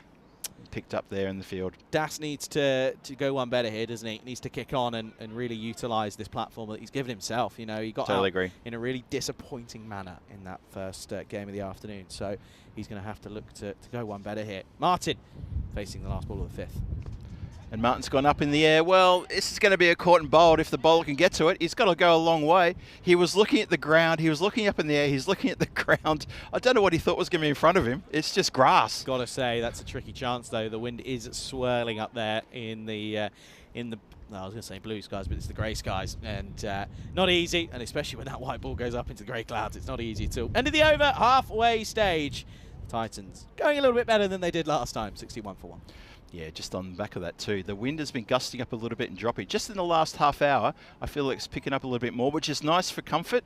But for players out there under those sorts of sky catches, it's not going to be fun at all. It's going to be tough work, as it is tough work for MMA right now. But they're making okay of it, making a good fist. As you say, 61 after 5. They're going along nicely, doing better than they did previously. Marsa haven't really cut into this batting lineup as much as they have. Das is still out there, and that is the key. That is the key to whether they're going to chase a big score or a mediocre score. Go back to live action then. As that's a dot ball to start. Not a bad start for Massey. Again, what is it with his first overs and only conceding 1 run? Twice he's done that. We've seen a few players do that actually. Twice he's done that now, Massey himself. This time went 1 better. He got a wicket as well. Well, he's bowling against Martin, so he's every chance for another wicket here. 61 for 1 is the score. That's hit uppishly in the air, just over the fingertips of backward point, and it's going to run away to the boundary for 4 runs. You might say that was calculated. You might say that was luck. Either way, you take it and you bank it. Have a look. Backs away, uppercut. It's interesting, isn't it? Because he got out in pretty similar style. But he did. It's clearly a shot that he likes to play, and, well, if he backs himself, then that's kind of all you got to do. Interesting, isn't it? Marsa's still ahead on the win predictor. Someone wake that supercomputer up. I think. I think that it's just taken into the account that you get Das, and it's a different ball game, really. Yeah. Oh, down the ground, nice shot. 1 bounce to the fielder coming in off the very straight boundary, and he's going to throw that back in. That's Arshad down here fielding in front of us. Trying to think. So I asked you the airplane question, which is a good one because I like working that one out because I feel like that tells you everything. Got another question that I asked Nish, and for some reason Nish was against answering this question. Before you ask me the question, can I ask why does the airplane question answer everything? What does It doesn't answer everything, but it just. What does it tell you? It does. It just. You can just work out a character. Whoa, how about that one? That's in the aeroplane in the aisle seat as well. That is out of here. Big 6, big Maximo. Das continues on his merry way. I know. I'm interested to know what that tells you about a character. I don't actually know. I think it's just because it's kind of like if you're in the aisle, you don't mind getting spoken to because someone has to get up and tell you to move because they need the loot. Back to live action. Oh, that's a peach. Terrific. It's always good when a batter smiles at you and goes, "Yeah, that was good. Yeah, that was really good." Yeah, yeah. Smile and a nod. Look at that. Oh, clamps down. Yep. Little tilt of the helmet to say, yeah. You almost got me. That was quite good. Terrific delivery. Can he back it up with another one? Last ball, the over coming up. Oh, just tucks it away. They're on here for a quick one. Got a scamper. Good cricket. And very good cricket. Good call all round. 73 for 1 after 6. Yeah, if you're in the aisle, you don't mind being spoken to. You're happy. If you're in the middle, you're a psychopath. If you choose to sit in the middle seat. That's a fair call. Aisle, you don't want to be disturbed. Don't talk to me. Leave me alone. You mean the window seat? Window seat. Sorry. Yes. Yeah, Yes. the window seat. What about the fact that I like the back of the plane? That's actually the safest place to sit on a plane. It is. That's scientifically proven. And I can also prove one other thing too. It's where you get your money's worth because the flight's longer. It's just not, though. It's just not. It is. How? But I have to finish it by walking off the plane a lot further. Well, so no, what if they have stairs at the back of the plane? I don't use them. What, you just go the other way? I just go the other way. Purposely, just to make a point. I make a lot of enemies doing that too, by the way. You got families with screaming kids coming towards me, and I'm just going, no, that way. You got to go that way. You will exit the front fine. And somewhere in the back in here, someone just going, oh no, Gowers is on the plane. Okay, then they're going to go to Marrows. Last time his first over went magical. What can he do in his first over this time? Oh, he gets clipped away. That's going to head out towards deep mid wicket. Straight to the fielder though. Interesting, is it? Das just seems to. What's going on here? Umpire's saying to get out of the way. Das just seems to sort of get to 50 and then kind of stall a bit. Take his foot off the accelerator. Yeah. Catch his breath. Yeah. Well, he's got can't find the right gear. He's got 3 overs and 5 deliveries to pick it back up again. As Martin goes to go downtown with that swipe. Yeah, I think it's, if you're sitting in the aisle, you're happy to get spoken to. If you're in the middle, if you choose to sit, if you get randomly allocated in the middle, fine, that's okay. Sure. You're not a psychopath. But if you choose a middle seat, you're an absolute nutter. And you scare me. It does say a lot about people who choose that. See? Now you understand what I'm saying. Yeah. As long as you talk about someone flying solo, clearly, obviously. If you're flying with someone like a partner and then you... Oh, yeah, you know, no, that's different. Like, for instance, you're flying with my wife, you have to sit in the centre seat. You have to. And a hello to Mrs. Gowers if she's listening. No. Oh, dear. I'm just thinking maybe that's where it went wrong. I used to make my ex sit in the middle, so maybe that's where it went wrong. Maybe I don't mind being seen to be the psychopath there. Yeah, I'll sit in the middle, babe, not a problem. I may talk a lot more to the person on the other side of me, if that's okay. Just ignore your partner for the next 3 hours. You didn't speak to me. I know, I was having a great chat. 75 for 1, 2 more to come. That's been floated up in the air, and that is a big, big 6. That's a long way to go for the fielder to chase that. So Das picks up where he left off about an over and a bit ago. He looks like he's caught his breath. He's heard what we've said, Charlie, and he's going to get back into his groove again as now he moves to 70. He looks like he's on for a big ton here. For a very well-deserved one if he gets it. Yeah, 70 off 24. He's going nicely. But it's just about if he can farm the strike here, because let Martin have it, then he's not going to face many balls. And that's why he'll just nurdle for 1. Good cricket. Oh, you could see him planning for that. But anywhere the ball was going to go, he was going to chip it for 1. It's annoying me because they could so easily turn around and completely change this and squeeze the field on the last ball of the over. That's just where, because knowing he's going to do that, cricketing knowledge is just where it makes a difference. 82 for 1 after 7. What's the longest flight you've ever taken? Must be 14 hours. I was going to say, considering probably Heathrow to Hong Kong. Okay. Maybe it's 13 and a half. I'm thinking 14 hours. Tomorrow, Matadei return to your screens, though, folks. As they take on the Red Stars. And Zero United also returning. They take on the Royal Strikers. Royal Strikers, of course, going very well domestically this year, and have also had a good start in this tournament as well. 7:30 GMT, 9:30 GMT at Central European Time, at 1 o'clock out in India. Hassan into the attack, and he gets swung away over deep mid-wicket for a big Maximo from Das. So we're in the 8th over. Is this his launch towards the 100 in this over? He's going to be looking to take Hassan apart. Hassan already went for 14 off his first over. He's now gone for 6 off the first ball. Oh, I reckon Das is going to get into the 90s in this over. Unless he loses his wicket with a rash shot. Let's see. But that's my call. He'll get into the 90s in this over. Got to go toes. Gotta. Tries to. Ball goes inside out. It's going to be too quick. That is going to carry all the way for 6 in towards the dugout area. Just missed the dugout. Just misses the scoring 10 as well. That's funny. Wayne says, yeah, he's married, so he doesn't get a choice. That's true. It's so true. How many times have we seen him do that, by the way? Square the wicket, just carve it away. Oh, but he does it so well. It's his balance that surprises me. So still at the crease. Yeah. Moves into the 80s, up to 83 now. Yeah, it's just so still. It's really impressive. What can Master do? What can the Master do to get rid of dust? What can they do? It's just, at the moment, you just don't really know. Look at that. Well, they've got protection out there, luckily, and they do take a single. Yeah, so moves to 84. 14 hours, okay. That's 14 hours. Yeah, mine was 12 and a half, 13 hours. What was that from that to? Was Heathrow to Gatwick. Heathrow to Gatwick. Sorry, Heathrow to Vegas. Sorry. I was going to say, what did you walk? That's not flying. I had to go via Amsterdam. Oh, that's not a bad shot. It's going to go out to the fielder, the sweeper on that offside boundary. So Martin turns the strike over. Yeah, Heathrow to Vegas was there. Heathrow to Vegas.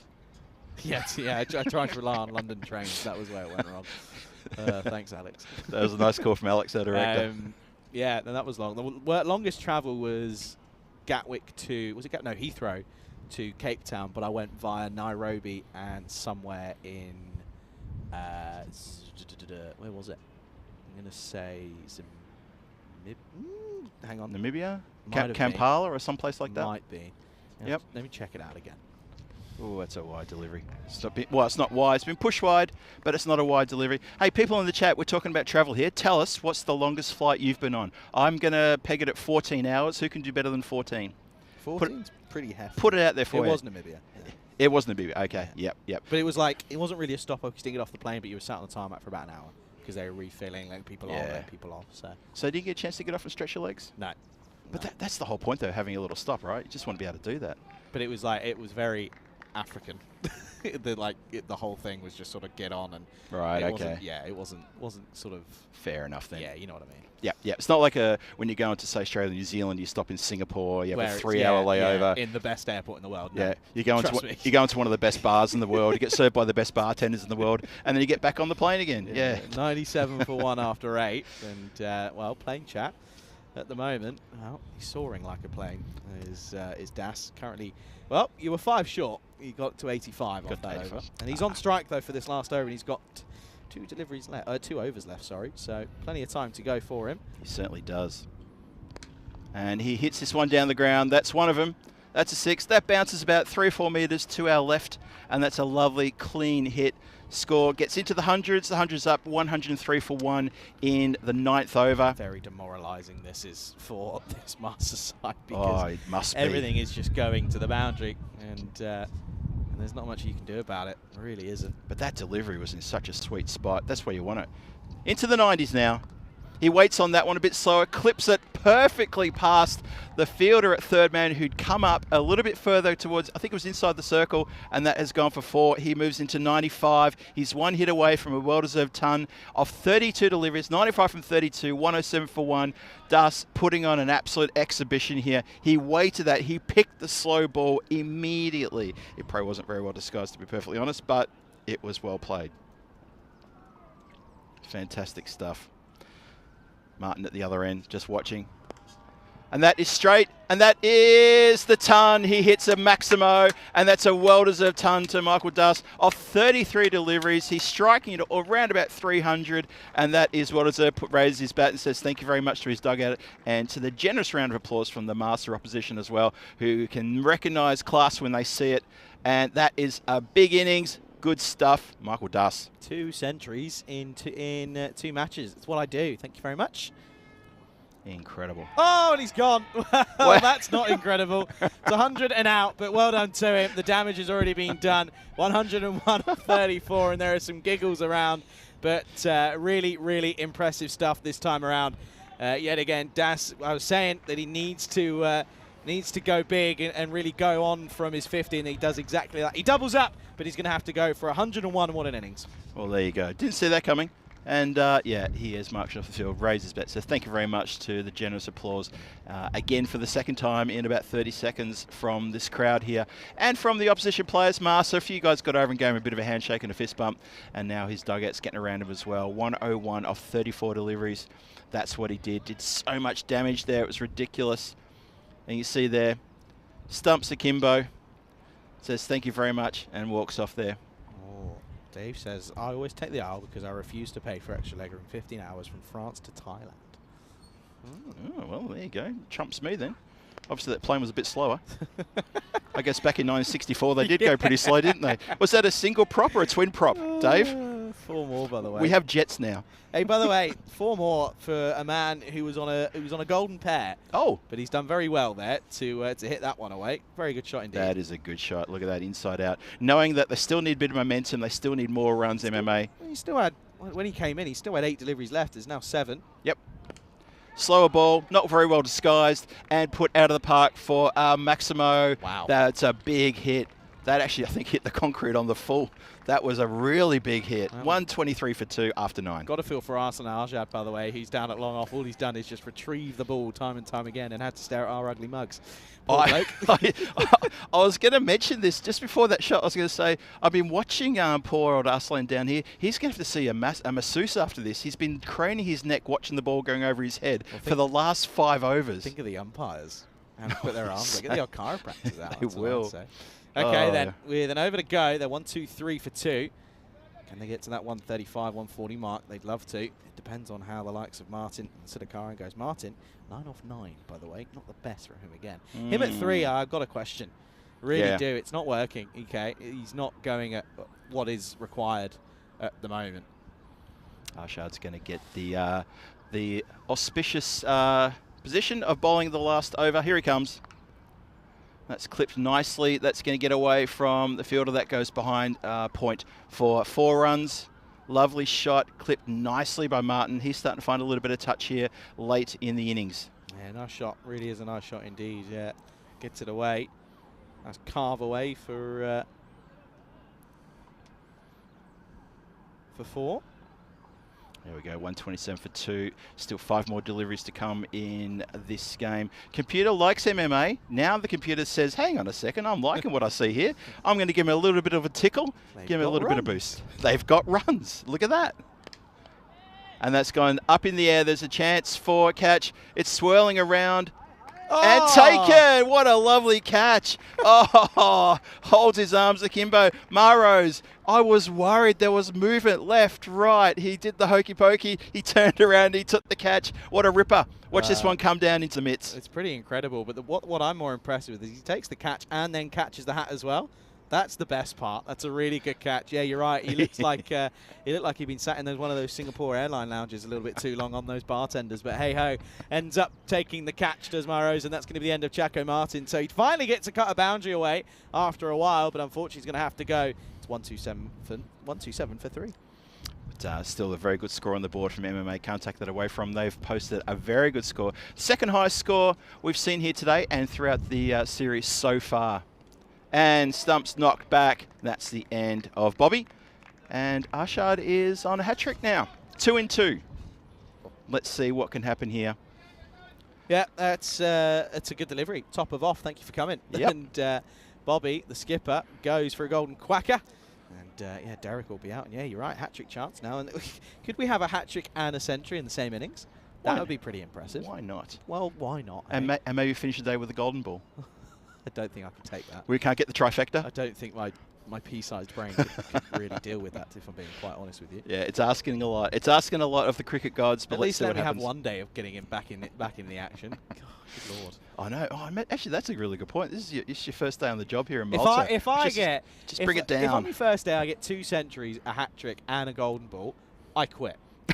I'll retire. Don't you dare say that, because if we get a golden ball, the chat is going to be all over you. Hat-trick! Oh, chipped it uppishly. There's calls, there's shouts. The keeper wants it. The bowler wants it. fielder had to hesitate and say, oh, I've done that a lot, who do I by the like the way. most? Done what? Put me job on the line on cricketing.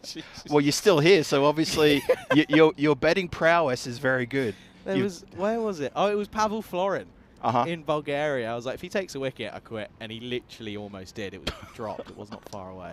Oh, no. Driven down the ground. Scamper through for one more. Oh! A ridiculous shot at the stumps for Woo. reasons which only the fielder will know. Deep Patel. Careful. Down, boy. Easy, Tiger. Easy, Tiger. Look at this. Well, to be fair, the batter hadn't put his bat in the To be crease. fair, that was very MJ. That was very That was really quite interesting. Well, I guess he was being tempted, and Patel said, "I'll have that." Watch this. So then, Look at this. yeah, Doesn't put the bat. There you go. He prefers to dodge the ball rather than get his bat in the crease. I respect it. It's only the last couple of balls. There Here we we go go. then. Last ball coming up. It's been hit away to the leg side very nicely. That goes for 4 runs, and that's how we finish. 133 for 4 after 10. MMA post a very competitive total for Master to chase. This has been a good effort, obviously anchored by that one player, Michael Duss. He brought up a lovely century, and hats off to him for his terrific innings. And the players walk off, and that's what the story is going to be. I hope you've enjoyed the entertainment there with the boundary fest coming from Michael Dass's bat, ably supported bit by bit through the players. To be fair, Master didn't really get amongst the wickets. I thought they'd get a little bit more out of their bowlers, but they toiled away. But I think that they were being a little bit demoralised by the constant boundary barrage that Michael Dass presented with them. As we go through the replays, let's have a look at this. Well, the boundary started pretty much straight away with Dass turning it on immediately. Look at that crack down the ground. Holds the pose. The cameras, the paparazzi were snapping the pictures as they could see that this guy really meant business. Little shot through the hands there. Probably should have been taking that catch. And things just kept going as he was hitting it to all parts of the park. Lovely shot, that one. And then that one, the whip on the behind the square leg boundary for 6. Great shot that. He's got a bit of a touch of finesse about him. He's got such an oomph about him as well. Really, really good stuff. Look at that. These square drives. How many square drives? How many times did he put it into the dugout? Just either a 6 or a 4. I wouldn't mind seeing his wagon wheel, to be honest. Yeah, his wagon will be pretty impressive, but most of them going all the way for 6, which was the pretty incredible part. 101 off 34 for Michael Dass, with just the 12 6s and 5 4s in there, to be honest, just slightly. But yeah, pretty impressive, to be quite honest. And just constant barrage of runs kept on going, and well, there was still a bit of comedy in there, as there always is. Welcome to the European Cricket Network, but the 6s just did not stop. It did not, did it? Das was just... We sort of noted when he got into those 50, he sort of slowed down a bit, sort of hit a few singles around when he was in his 60s, and then he just started launching back in again. And before you knew it, he was in his 80s. Then suddenly he was in his 90s, and then suddenly brought up his ton. And suddenly big he was hits. And then suddenly he was out. I was building to that. It was incredible how that happened. This shot here, that was that the ton? Yes, it was indeed. And very next ball, as Charlie pointed out, he came undone. Yeah, chopped on. Chopped on. Kind of, it's nice because it gives him a nice sort of applause off, because look, he said, thank you everyone for coming. I've done my job.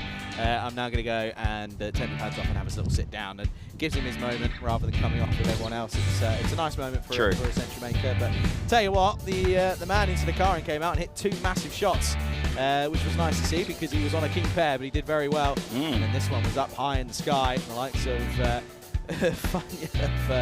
Faisal Rose did very well to take the catch, not only the Grizzly, but also for the hat as well. Faisal's catch was a little bit of an icing on the cake for our commentary here today. We enjoyed that from him. And we enjoyed the effort also from MMA Titans, who, okay, we talked about them being new kids on the block, and they got pretty much on a hiding to nothing in the previous game. But with the help of, well, not with the help, with the masterful innings from Michael Dass, they got themselves up to an incredibly competitive total against Malta, who have to come out and really, really try hard to overhaul a score of 133, 134 for the win. Michael Dass at the top there, eventually getting bowled, but 101 off 34. Supported with Checo Martin and Vishnu Sudhakaran. Here they put together some pretty good partnerships, obviously dominated by Michael Dass, but ably supported as well. Evan Bobby came and went the skipper for a golden duck. And if we have a look at the bowlers, well, a few bowlers got taken after. Obviously, Arshad there, 2 for 21. He picked up 2 very important wickets. Mussy, I thought, bowled really well, very economical. Look at that, 6.5.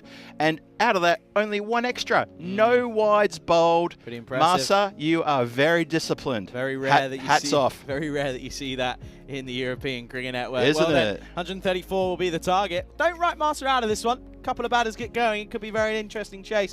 We'll be back in about 10 minutes' time. Pleasure to have your company here as you're watching the European Cricket Series here in Malta with myself, Joe Hunt, alongside the great Phil G.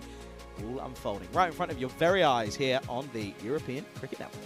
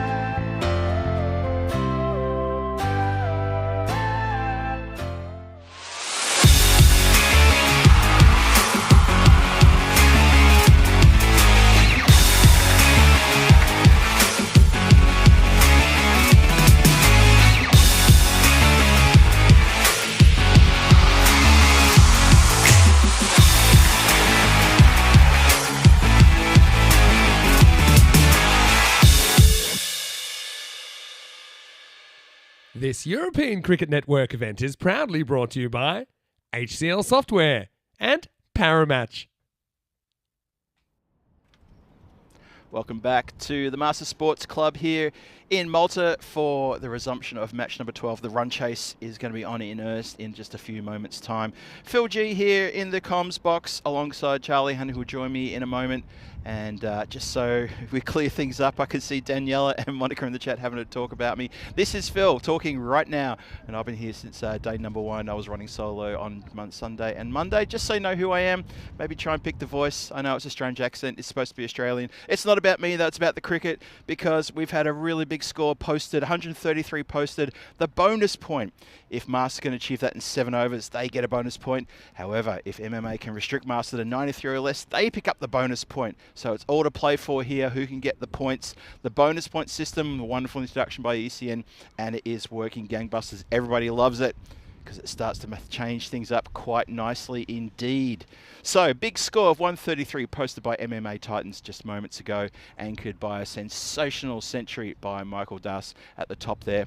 And now it's up to Marsa to see if they can get, well, if they can get their batters into the groove and they can pick up 134 runs off 10 overs. It's all for them to do, and it's all for the MMA Titans to defend. Here we go. The run chase starts now in earnest. Miss-hit cut shot. It goes very flat and straight down the ground towards mid-off. Fielder picks it up and returns it to his bowler. And that is Arun Raj at mid-on. Yeah, it's cut shot there. Just completely mistimed that one, and it went in the wrong place. But still a single, and so the run chase is off and running. So now it's Kana facing Krishnan. And he's gone bang over the top. That's going to be 1 bounce, 2 bounces. It's not going to make the boundary rope. Can you believe it? It sounded pretty good, but it wasn't pretty good at all. It was a crack, but it just didn't get enough on it. So, oh, well, yeah, Kana's look at the bottom of his bat even as I speak. And you could tell he ambled. After he hit it, he ambled down the crease, and then he had to get on his skates and make sure he got home. I think he was absolutely stunned and he get to the boundary. Well, hit it harder, and that's what happens. And that's missed time hit. That's gone. Oh, bounces 2 meters in front of mid-on. Sorry, mid-wicket that is. Almost. Oh, so Marsa, a few nervy little moments to start with here. They've got a big target in front of them. Their run rate required is just a tad under 14. So they need to get going right from the get-go. And, well, we're halfway through the first. 3 runs on the board. And a couple of miss-hits from both batters. Well, it's going to be a tight little, this is a tricky little innings for Marsa to negotiate here. I hope you're going to stick around and enjoy it. As Mughal now is going to face the distinctive red helmet. Krishnan loses his run up, and he's going to try that one again. So hello to everyone in the chat. I can see Monica saying hello. Yes, hello, Monica, and hello to Daniela, trying to figure out who on earth I am. Daniela, now I live to see Phil's face. Just picture Hugh Jackman wearing glasses. Bowler comes in, and it's a swing and a miss. That's a good delivery. Margot just can't get into it. Oh, maybe Marsa is really going to put themselves in a bit of a pickle here. This first over is not going as they wanted it to. Only 3 runs from it, 4 deliveries gone. A very good over from Krishnan. This is a new MMA Titans team we're seeing here compared to the previous game. They look hungry for the win. Wow, that's a pretty good shot. That's going to bounce just inside the rope. Oh, I don't think it's actually hit the rope, has it? No, it's plugged. Can you believe it? I don't think the batters can believe it. They're actually looking at each other saying, how does that not get to the boundary before? Look at this, up in the air again. It was up in the air for a while. It lands, it bounces literally 6 inches, and it stops a good 6 inches inside the rope, stops dead. Well, we saw those all carrying the line just moments ago. Well, there's no doubt about this one as it goes into the hands of the player running around. He had to run a few feet to his right to get, to his left to get that one. And that is a very good outfield catch. So, Mughal is gone. First wicket down. Can you believe it? Marsa tripping in the first over. Thought it was a good shot, but as soon as I saw the player just making ground, one of the few fielders who's outside the circle, he only had to move about 3 or 4 meters away to his left, swallow the ball. And unfortunately, Marsa lose their first wicket in the first over. It's now a tough climb. That climb is getting steeper. With every single ball, MMA Titans suddenly looking the goods. Looking really good, to be honest. Mughal, yeah, he'll be upset. 3 from 4 deliveries faced. Caught on the boundary rope. And that would, I believe that was the end of the over. No, one more to come. Thank you. One more to come. It was the end. Okay, super. No worries. Thank you, Charlie. Just verifying for me that was indeed the end of the over. 5 off the first over. Second over starts. That's been whipped away, and that's that same fielder out there again, patrolling that leg side boundary. That's Ben Joy out there who took that catch earlier, and patrolling the leg side boundary. 243 games since the Golden Ball. That number is, that's quite a high number, as I think Charlie talked about that in the last match. It's quite astonishing how that's grown in stature and in size. We're hoping to cut that very soon with the Golden Ball ourselves. Fingers crossed, we'll see what happens here. I'm going to bring Charlie into the chat now. Charlie, here we go. Second over on its way. Good wheels. Oh. Good wheels indeed. Kosler standing firm on the crease, not much foot movement, and doesn't connect. Interesting, isn't it, Kosler? It's kind of similar, isn't it? It's him or go bust, but you're asking a lot from one batter to chase this down, really. He needs some form of support, does Kosler? Does, really does. And that's hit down the ground, but it's, oh the juggling act. It's mid-off. It's no good as it's been grasped. I thought that was in the hands, no problem at all. It turned to a bit of a juggle. Unfortunately, Arun Raj, he spilled that one. That looked a little bit simpler than maybe it was. Maybe he was just running too fast to it. Is that it? Don't know. I think he just kind of got there a bit quicker than he sort of expected. It looked like it, didn't it? Yeah. Been moved now, by the way. Oh, no. Oh, I did not know much about that. Outside the line, so no chance for Stayed a bit low, that one. A bit skiddy. Yeah. You can see the sun's out, by the way. First time it's peered through the clouds all day, really. It's funny because during the break, I just wandered outside our comms tent and I looked up at the sky and I thought it's actually quite a few dark clouds around us. Yeah, it's pretty grim. But low on the horizon where the sun's poking through. What's the weather for the next couple of days? It's not looking too bad. Although I have been told to ignore any form of forecast here in Malta. Yeah, what are the soothsayers saying about that? That's wide. 7 for 1. 1.5 overs bowl. One more ball to come in this second over. Masa, well, they're struggling to really get motoring here. They need to get motoring. The run rate is now over 15.5 runs per over required. Says we're okay rain-wise. Although, to be fair, it didn't say there was any storms last night, and there was. There was storms last night, wasn't there? Yeah. And that's left by the batter. And that is a dot ball to finish with.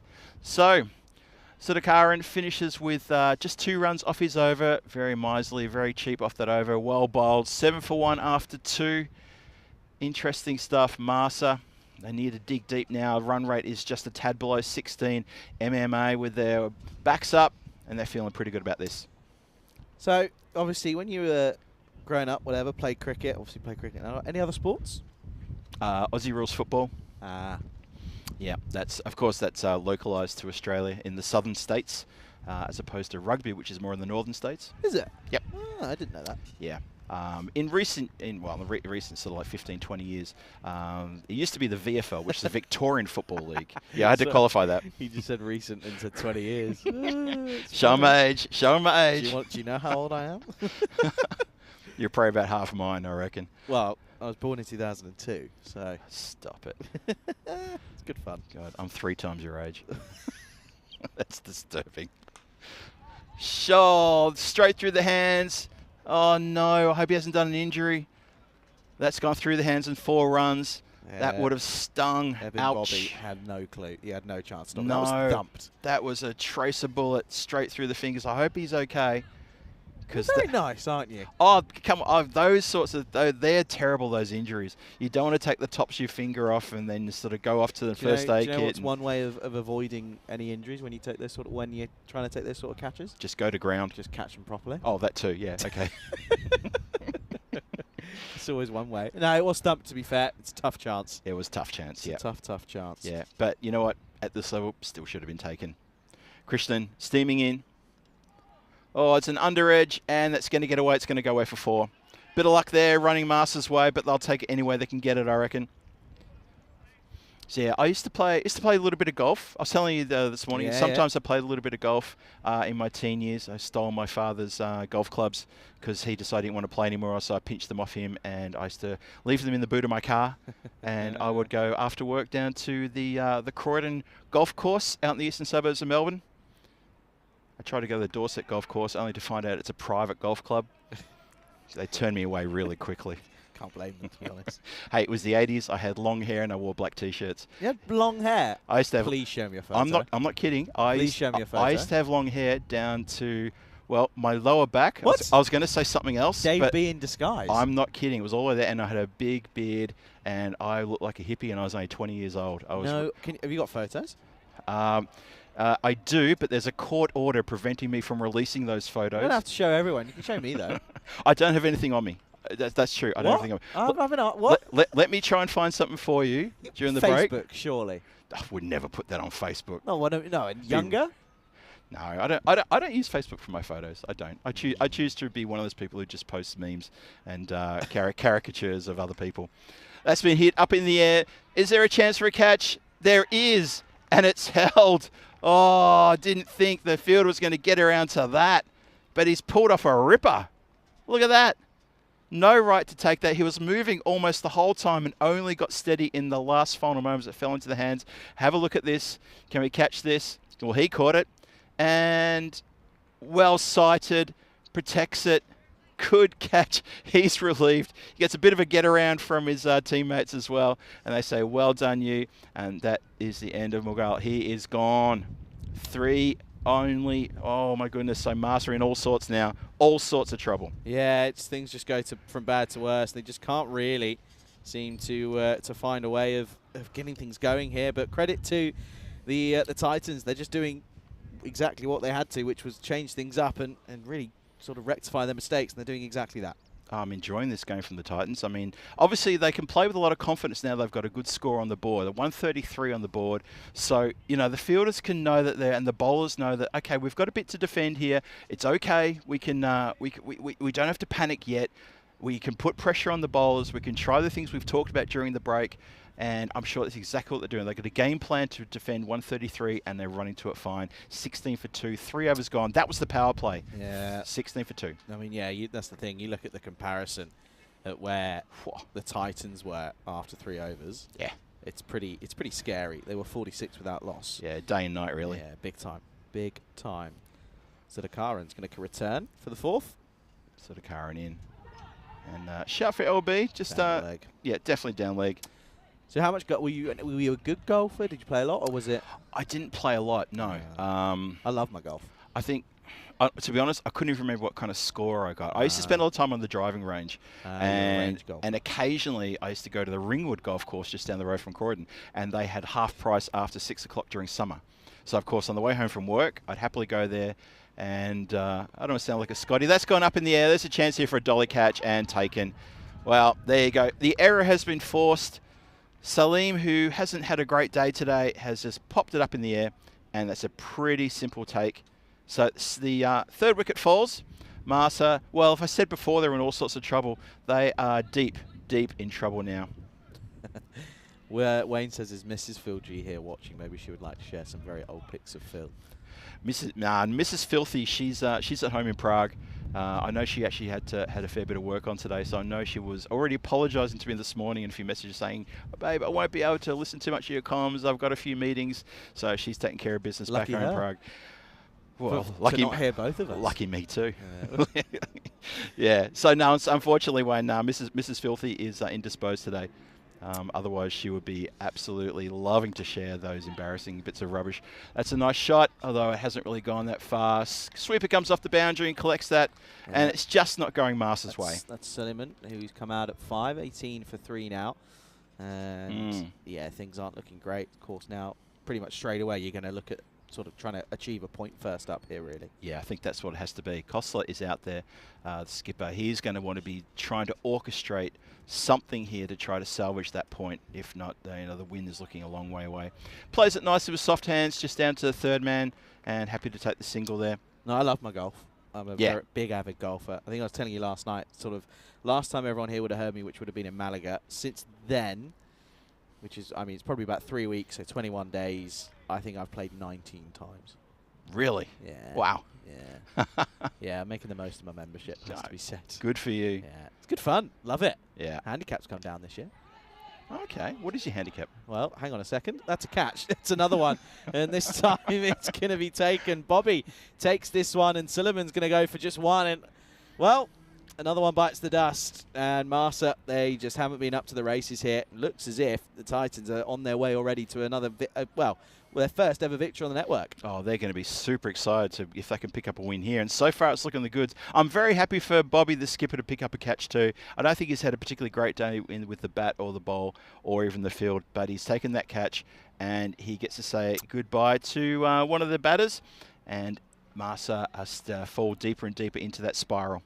Yeah, it's good, this from the Titans. Just obviously had to get rid of that first game rust, and now they really seem up for it. Of course, it would be their first victory ever on the European Cricket Network, and could be the sort of tale of the day. Both teams who lost their first game didn't take any points out of it. Maybe they could take 4 points from their last games of the day.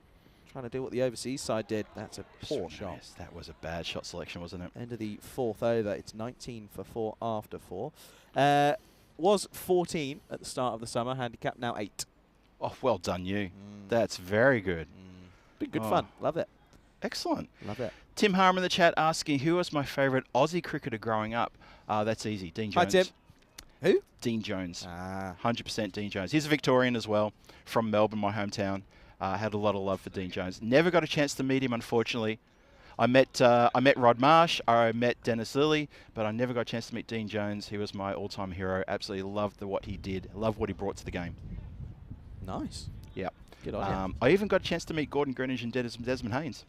They came. Oh to, yeah, they those cricketers. Yeah. They were touring. Do you remember those guys from back in the day? Yeah, big time. Yeah. They were doing high school tours during their 81 tour of Australia, and I was lucky enough because I was captain of the under 12s. I think 81, 82. Oh yeah, I was -20. Yeah. Wow. Yeah. You were a distant thought from someone I was of never someone. A thought. I was never a thought. I was a surprise. I was. I was probably about 11 or 12 years old. There you go. I've dated myself for everybody. There you go. Right. Down on one knee, in the air, and into the hands. Catch has been taken. That's a lovely outtake. Had to wait for it a while to come down from the heavens, but a good outfield catch. They're holding their catches, the Titans. All credit to them for doing that. They're doing everything right, so they're backing up that massive score that they got and that wonderful innings by Michael Dust by the fielders holding their catches and the bowlers holding their nerve and bowling quite well to Marsa. Kostler is going to have to go for just 3 then, and it's a complete opposite. 50 in the first game, just 3 in the second, and Marsa 19 for 4 now. Well, that's not right. That's not Silliman. That is, no. There we go, 19 for 5. There we are. Pretty sure that wasn't Silliman. Silliman, I think we He's just already gone. we lost him the last over, didn't 3 we? balls ago, something like that. Yep, something like that. Okay. Last 5 deliveries, by the way. 6 deliveries, sorry. 3 wickets have tumbled. Tells all you need to know. It's incredible, isn't it? Yeah, it's Proper a massive collapse. Yep. Massive. Wayne in the chat jumping on with me with that one, saying Dean Jones as well for you, Wayne. Wayne, fellow Aussie. Yep. I think it's a good call. So many of you. What, 25 million of us? Of course, lots of Maltese in Maltese Australians, isn't there? Yeah, absolutely, yeah. I learned about that like 3 weeks ago. That's crazy. Oh, really? Yeah, I only knew about that 3 weeks ago. There's a massive group of you over there. Or group of you. Group of Malta over there. No eat, by the way, from Sharma. Actually, speaking of large groups of people, did you know that Melbourne has the second largest population of Greek people in the world outside of Athens? I did know that. Yes. I did actually know that, Massive. which is astonishing. Yeah. It's weird how the world works, It isn't is. it? It is crazy. It is Yeah. absolutely crazy. Mind you saying that, I'm going to get all deep and philosophical now, whatever the word is. Okay. That's a really gundy ball and can't get anywhere near it. Get philosophical with me. Philo- Every good word starts with Phil. Come on. Do you not find it sometimes crazy? You sit there and you pinch yourself and you go, how much had to have happened in the history of the universe for us to be sat here today? When you put it like that, I see where you're coming from. And you get into a rabbit hole and you can't get out. You do. You can't, because it's like you think, oh, well, 350 years ago that this had to happen and exactly X, Y, Z. It's kind of crazy. Exactly, yeah. It's philosophical talk at this time of day, and this might continue a bit later on tonight over a couple of drinks, I reckon. But yeah, if I think about all the things that I've done in my life that arrived me at this point here in Malta for the first time in my life, commentating on the European Cricket Network, it is scary. It properly is. It really, really is. Alex, our director, has just said it's too much for that. It's too late in the afternoon. Well, Alex, I'm going to let your brain rot for the next 5 hours just thinking about that. He's going to be tuning on that for all night. You're not going to get sleep tonight. No. Tomorrow's going to come in here and just say, you guys, you got in my head. Do we have any replays? No. That conversation living rent-free in Alex's head. Lovely stuff. Anyway, back to the cricket. It's up in the air, and it's gone behind the keeper and behind everybody. It's running away, but picked up by the fielder. Stops it going any further. And just a run there. 22 for 5, 23 for 5, ticks over. Still 2 balls to come in this, the 5th over. And there's so much to do for Malta to even pick up a point here. 71 from 32 to get a bonus point. That's tough. It is tough, but I'll tell you what's funny after this. Okay. Shot down the ground. Just not enough on it. Just one bounce to the fielder who comes in and gets the ball back quick smart. ECN family chat, for those of you that don't know what it is, it's it's a group chat that's set up by Dave B. And he's posted a photo of Steve McVie with Phil Gowers. That's right. Which is the Phil G you're listening to. And I've just noticed that you're wearing the same shoes in that photo as you are now. They're very comfortable, these shoes. Yeah, they're good shoes. Very good comfortable. Shoes. These are my commentating shoes. If there's pictures of me from commentating in Prague during the ECS, I bet you I'm wearing these shoes. They're very comfortable. Oh, they're very comfortable. There's probably no photos of me from the ECS because I was doing I was working for Czech Cricket, helping out the whole sort of setup for the ECS, and then I did a couple of games with Vinny and a couple of games with Danny. But I reckon I was wearing these shoes. Unless I was working, then I had my work shoes on. But otherwise, these are my comfortable commentating shoes. Because as you see, I like to commentate standing up. 25. I do a mixture, by the way. 25 for 5. Rico never sits down. Okay. Rico never sits down. Right. Vinny does a mixture of both because he's a busy bee and is doing stuff on his laptop and whatever. That's true. I do a bit of both. I stand up, I sit. Kind of just depends on how I'm feeling, to be honest. I just like to stand. I just find it easy just pacing, walking around. It's funny. I actually a bit like this. I get more tired if I sit down. Oh, yeah, okay. Which is kind of crazy. Like I'll tell you in a minute. Well, where's that gone? Shot 4. That's a lovely shot for 4. Swings across the line and picks up a boundary. A rare boundary in the Malta innings. Elegant sweep shot that was straight out of the textbook. What was it? I can't see. Yeah, I'll tell you one thing. I've got the memory of a goldfish. Yeah, if I sit down, especially in the afternoon, I start yawning. If I stand up, I'm fine. It's really weird. That is really strange. Yeah, well, I'm a strange bloke. Here's a bizarre question. I'll mention it in a second after this delivery. Bobby, and that's pulls a rash shot. Just a dot ball there. Go on, Ed. Bobby starts one. There's Daniela in the chat says, "What do you think about Alex Jezelenko?" You won't know who Alex Jezelenko is. Alex Jezelenko was a very famous footballer from Australia. He played for Carlton. He was an absolute legend of the game in the 70s and even into the 80s. And that's gone straight down the throat of the fielder at deep mid-wicket and couldn't picked him out better if you tried. That's Sienda Patel, and that is another wicket falling. Malta falling further and further into a spiral as the 6th wicket falls. And Bobby picks up a wicket for his efforts straight down the throat. Couldn't have picked out a player better if he tried. Patel gone. So Alex Jezelenko, that's who he was. He was a footballer, played in the 60s and 70s for Carlton Football Club, champion player, fantastic player. I grew up watching him, and I played a lot of AFL football. At the time, it was called VFL football, Victorian Football League, and he was someone, I didn't barrack for Carlton, but he was someone I feared because he was a top gun player. Used to take big marks over people, and they leap up and get the knee into the back of the opposition and take the big grab over them. Very scary player. No, Australia. No, Austria. Oh. He was born in Austria. Was he? Born in Salzburg. A name like Jezelenko. Born in Salzburg. That's what it says. That's Google. You Wikipediaing him, eh? No, Google. Google. Is there anything Google can't do? Can't boil an egg. Does it say his lineage? His Greek his background? nationality is Australian and Ukrainian. It's very confusing. Oh, wow. He's from all over the shop. But, yeah, a fantastic player. He's so, a good Heinz question, 57. Danielle. He's 50 years. He's a proper Heinz 57. Or as sometimes we call him a bitzer. A what? A bitzer. Bits of this and bits of that. Ah. Can you say that on air? As long as I pronounce it properly, yes, I can. I would say, in England, we were talking about funny place names. Yeah. And I was saying, like, some of them are, like, obviously innuendos or whatever. End of the sixth, by the way, 30 for 6. Yep. But I said one that was not even that bad, and Vinny lost it. Really? Vinny genuinely thought I was, like that was it. He thought I was done. And I kept saying it. It was like, literally turned her head to stuff and went, you can't say it. I went, you can. It's a place name. It wasn't like a bad one. Oh, I know okay. there are some Yeah. proper bad ones that you definitely can't say. Sure. But it wasn't even that bad, and it was just like, for those that tuned in probably remember it, but it was very strange. Sharma to return, by the way. There is a cricket game going on. There is. There certainly is. Up in the air and over the head of the fielder who leaps. He timed his leap. Well, I thought it was timed well. It just shows how good the shot was. It went straight over the top. Umpire confers that is actually 4. Didn't quite go for 6.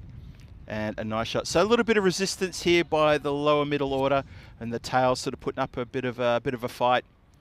We still think the bonus point is well out of reach. 60 off 23 for a point. Well, 15.6 required for that bonus point, and we're down. Well, 6 wickets are gone. Recognised batsmen are gone. Arshad's out there with Hassan. The two of them, could they manufacture 59 runs off 22? I don't think so. It's going to be tough. Look at that 100%, by the way. Yeah. That's it. The computer just says, look, guys, call it now. Yeah. The computer is saying start the car. That's what the computer's saying. Start the car. Taxi indeed, yeah. It's pretty interesting. I've not seen that for a while. Yeah. Good.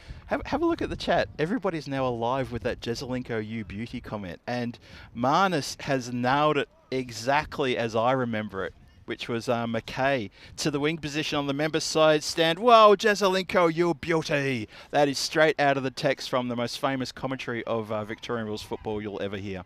There's something very Australian about your beauty. Yeah? Very Australian, yeah. Very. Okay. You beauty. Just sounds it, yeah. We've got a lot of other stuff, us Aussies. Well, there's some that you can't say on there. There's a lot we can't say on there. There's a lot you can't say on there. It's fine. And this is going to just be played away. That's going to be the end of the over. And that's going to be the end of the over. 37 for 6. And Malta Day will be, of course, taking part in tomorrow. And day 4 of 27, of course, they take on the Red Stars. And they've got a double header. And it's a tricky one. They take on Xeri United as well, the Red Stars, as they'll return against the Royal Strikers. So it's going to be an interesting affair to see how that takes place tomorrow. Of course, Phil G and myself, Charlie Hunt, standing by. I'll be taking you through that action tomorrow. This is Bobby, and that's going to be a wide ball. So how are we looking here for the point? The bonus point's still looking too far away. Bobby's bowled pretty well, I have to say. I'm really happy for him to get a good game under his belt. Comes in again. Puts it out there to be hit. It is a little bit too wide. Bobby, just for a second, he dropped his hands and he wanted to debate the point with the umpire about that being a wide. That's not going to work. That's not a wide. Well, if the umpire's called it, guess what? It's in the book. It's not a wide, though. It goes around the corner, straight to the fielder. Good placement to put the fielder there. Went straight to him. That's just inside the circle there at a short fine leg. That should have been a wide. You should have left it. Yep, absolutely. Bobby in again. That's full. Collects on the full. Tries to swipe it to the leg side. Didn't want to play it on its own merits towards the offside boundary. Tried to bring it around the corner and only gets a single. Too one-dimensional, this, isn't it? Yeah. You're expecting a lot, though, of your lower order, which is, they'll turn around and say, sorry, but top order didn't do their job. That's the shot I know. That's the shot I practice in the nets for 5 minutes every week, sadly. And that's the big hit down the ground. That's the shot you've been practicing. Big hit for over deep mid-wicket for 6 runs. Lovely strike there from Hassan. Well, he's not giving up. He's going to keep going, and good for him too. That's a lovely strike off Bobby. Right in the slot, though. And a good strike. You still got to hit him. Nice hit. 46 for 6. Halfway through the 8th. It's gone again. Has he got enough on it? No, he doesn't. That's pouched. Nice take indeed. Good catch. That is Chaco Martin with a catch there. He's taken a few, actually. He's been in the play today in the outfield. And he takes another catch. That's the 7th wicket down. Yeah, Titans have really fielded well. They've held almost everything that's come their way, and catches when you matches, folks. That's going to be the way that the cookie crumbles. 46 for 7 now. Hassan gone for just 9. What was your favourite cricket bat? My favourite cricket bat ever that you've used? Oh, that's a tough one. That is a tough one. My first bat was a Gun and More. Yeah. Loved my Gun and More, my very first one, until I went and played proper competition cricket, and my teammates looked at it and said, "What's that toothpick you got in your hands?" I was a very small child. And that Gun and More was massive. Then I got a second Gun and More. That was a lot bigger, and I got a lot of runs with that one. Then when I played in the UK and played in Prague, I had a, I think it was a Puma bat, and that was a nice bat. And that's going to be taken, not taken, spills out. That was there. They were already celebrating on the boundary line. Hands are in the air. I think even the guy in front of us almost started clapping. That went in and out. I don't even know if it was ever in, to be honest. Ben-Hur. That's a great name too, by the way. Ben-Hur Joy drops that one, unfortunately, for Bobby. Oh, and Bobby can't believe his bad luck there. It's gotten away. It's going to run away. Bit of fancy footwork keeps it from getting to the boundary line. But they're going to run a few here. And, well, that's the end of Bobby's 2 overs. He's taken 2 for, what's it going to end up be? 2 for 17. Score is 40. He's going to be up to 49 for 7. I think just confirming whether that was buys or off the bat. 49 for 7 after 8. Bobby, indeed, 2 for 17. Ashad on 10. Maharo's on just 1. He's only been there for a few moments, and he's going to get his chance to shine shortly. The run rate tells the story of this game, and that grey line just never got close to either the blue line, the orange line, or the red line, and that is exactly Marsa's downfall. They just couldn't get themselves up. Losing wickets in those middle overs there between 3 and 6 with regular monotony, and it just pegged them back really, really badly. But all credit to MMA Titans for turning the screws in this this effort, in this innings, with the bowlers and good fielding as well. A couple of catches did go down, but they also held some. Yeah, absolutely. As start of the 9th. Well. Oh, please, can we stop? Please, one can we more see time. that again? One more time. Please, the whole thing. And again, ready? Hey, yeah, that's the shot I wanted to play. Yeah, great. Oh, it was so good. Maros, he's a bit of a character, isn't he? He took that lovely catch down here where he juggled the ball and his hat, and now he's given us a little kangaroo hop in the crease. Oh dear, dot ball. I'm with Wayne on this one. The Slazenger V100. That was a gun bat. Oh, yes. That was my first ever bat. It was the Ian Bell signature Slazenger. light blue class. Yeah. And I loved that bat. Absolutely loved it. Yeah, it's good fun. I did have a no-name bat I used for one season in Prague. Well, this has gone straight up in the air. 3, 4 fielders coming in. Bobby gets a hand on it but can't hold it. The shy at the stumps hits. Going to go to the replay. Well, they're going to get another cheeky single off the fact that it goes off the stumps. Let's have a look then. See if this is... he's amples through. He never really... Then he gets the skates on. Oh, he's gone. He is gone, you know. Oh, that's lazy running. That's really lazy running. Next frame and it will tell us. There's no bat over the line or even on the line. He's just in front of the line there. I wonder if we can get in tight on that. Yeah, that's it. There you go. Out. That's all you need, and he's going to be given his marching orders. That is not ideal. Not ideal at all. So that's going to just be a single, and Murray's going to have to go for 2, and that's not ideal at all. And another one's going to fall. That's incredible. Well, another wicket down. Marsa just collapsing in a heap here. Expected a bit better out of him against this outfit from the MMA Titans. Really thought we were going to see a good competitive game. Not sure what's happened here. The Marsa game plan has just gone down in flames. But all credit to MMA Titans. Let's not get stuck into Marsa too much.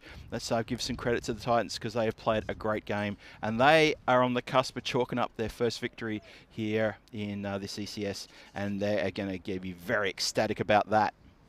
So then, 49 for 8.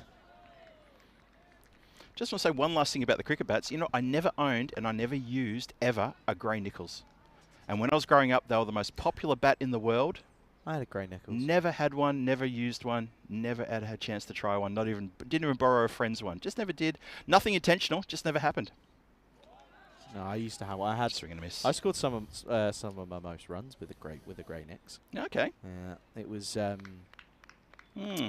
it was the one that Alistair Cook was using just before he retired, I think, or maybe just the one before. I'm not too sure. Do you remember the scoop and then the I force had- scoop? I had a player on my team that used it, and it sounded awful. I was never unsure. I was unsure. What does the scoop mean? Because there seems to be less meat in the bat if there's a scoop taken out of I it. don't get it. It sounded awful. 49 for 8 at the end of the ninth. Tim saying Arsene Amjad was the reason I kept tuning into ECN. And, well, pin code. Here he is, by the way. Top ball. It's G. George. Can I just give a quick shout out to Ben Joy's over just then? He bowled a maiden. He bowled a wicket maiden. Well, Just it the- wasn't a wicket maiden, but yeah, The, credit to him. Yeah, well done. You don't see those very often. But anyway, George Yeah. with the ball. He's got the duty of bowling dot balls in this last over. He's already got 2. He's also been good in the outfield as well, has George. Well done. Interesting, isn't it, though? Listen, we again, had a good old couple of chats, but Mm. come back to the cricket. A lot Yeah. of these teams are very much one batter. And that's Yeah. kind of what you see at this level is each team has 1 or 2 batters and the rest just try and contribute if they can. Yeah. It's kind of what you tend to see at this sort of level. It's true. Massey, can he get off the mark? Surely can. Gives a bit of a charge, or the charge more of a stroll down the pitch to see what else was going on down there. And he's just succeeded in another dot ball. That's 3 dots in a row. And surely, if he keeps on the stumps here, George will get a wicket. Yeah, true. Very true. That's all he has to do. Bowl it straight. Straight and full, and he'll get a wicket here. Better. Oh, and wouldn't you know it, he gets bat on ball just at the moment where that would have been a terrific wicket for George. Cricket is sometimes a simple game, isn't it? It can be quite straightforward. Malta are on the verge here of not even getting 50 runs as a team. That's going to be very disappointing for them. They're going to have to go away and have a real good long think Proper. about what happened. Proper. Yep. Oh, never mind. Oh, there's the wide. Has to be something, surely. A wide or a no ball or something. Well, they end up coming through for a bye. There you go. There you go. So that saves the 50. Yeah, but you're right, though. I think they just sort of came into this innings just already defeated, to be honest. That's a no ball, surely. Has to be something. Oh, I don't know. Anyway. That's a strange one. No, it just dips, apparently. Okay. Okay. Here we go, then. Last ball coming up. Come back to live action. Well, didn't miss anything. He got through everything, and they're going to think of it, but... Are they going to run? The batters don't look too keen to run. They're almost saying, look, it's done. Let's get to the pub. Come on. Well, they will finish eventually. They get to 51, but it's going to be a very convincing win, and it's a first ever victory for the MMA Titans on the European Cricket Network. They defeat Malta by a huge 82 runs in this game, and I tell you what, credit to them. They took they really struggled in that first game for them, didn't they? They were up against the pump of the overseas, and the overseas just had their number. But in the second game, they come back due to a magnificent century from Michael Das. They end up getting an 82-run victory, and it's their first ever victory on the European Cricket Network. Yeah, our combined congratulations to them for that. We'll go over and have a word to them later and say well done. They thoroughly deserve that. And just a quick run through. Day 4 tomorrow, coming your way. Myself and Charlie on duty here. Again, looking after you, and you look after us in the chat. So let's keep that mojo going. Meta D versus the Red Stars. Then Meta D play their second game against Zero United. Then we're going to see the Red Stars back against the Royal Strikers. And we finish with match 16 tomorrow afternoon. Zero United versus the Royal Strikers. 4 big games coming for you tomorrow, and that is day 4. Myself and Charlie on comms, and we enjoy talking to you as much as you guys enjoy hearing from us, I hope. Fingers crossed. Fingers crossed. So it's going to be a really exciting one. Let's have a look at the highlights of this fixture then, and or of this innings. Of course, it started poorly with well, just opportunities being gifted more than anything, and you just can't be doing that. This one was just pushed from the skipper and should have been gone, really, but got away with it. But, of course, well, he wouldn't make the most of the opportunity to eventually go for just a 3, but chances did get put down. But in all honesty, the majority was very impressive in terms of the fielding. I thought they took some great catches. Of course, Bobby had one that went through him, and there was a couple in the onside, but you know, taking these half chances just really made the game difficult, and it just meant that no batter could really get any momentum going, and made life a lot harder for Malta. Yeah, there. Master gave a lot of catching practice to the MMA Titans. So most of the catches were taken, some of them were spilled, but at the end of the day, the catches that were taken, they meant so much to the MMA Titans team. They celebrated every single wicket like it was the only wicket that meant something to them, and that was really good to see. Really good team spirit there.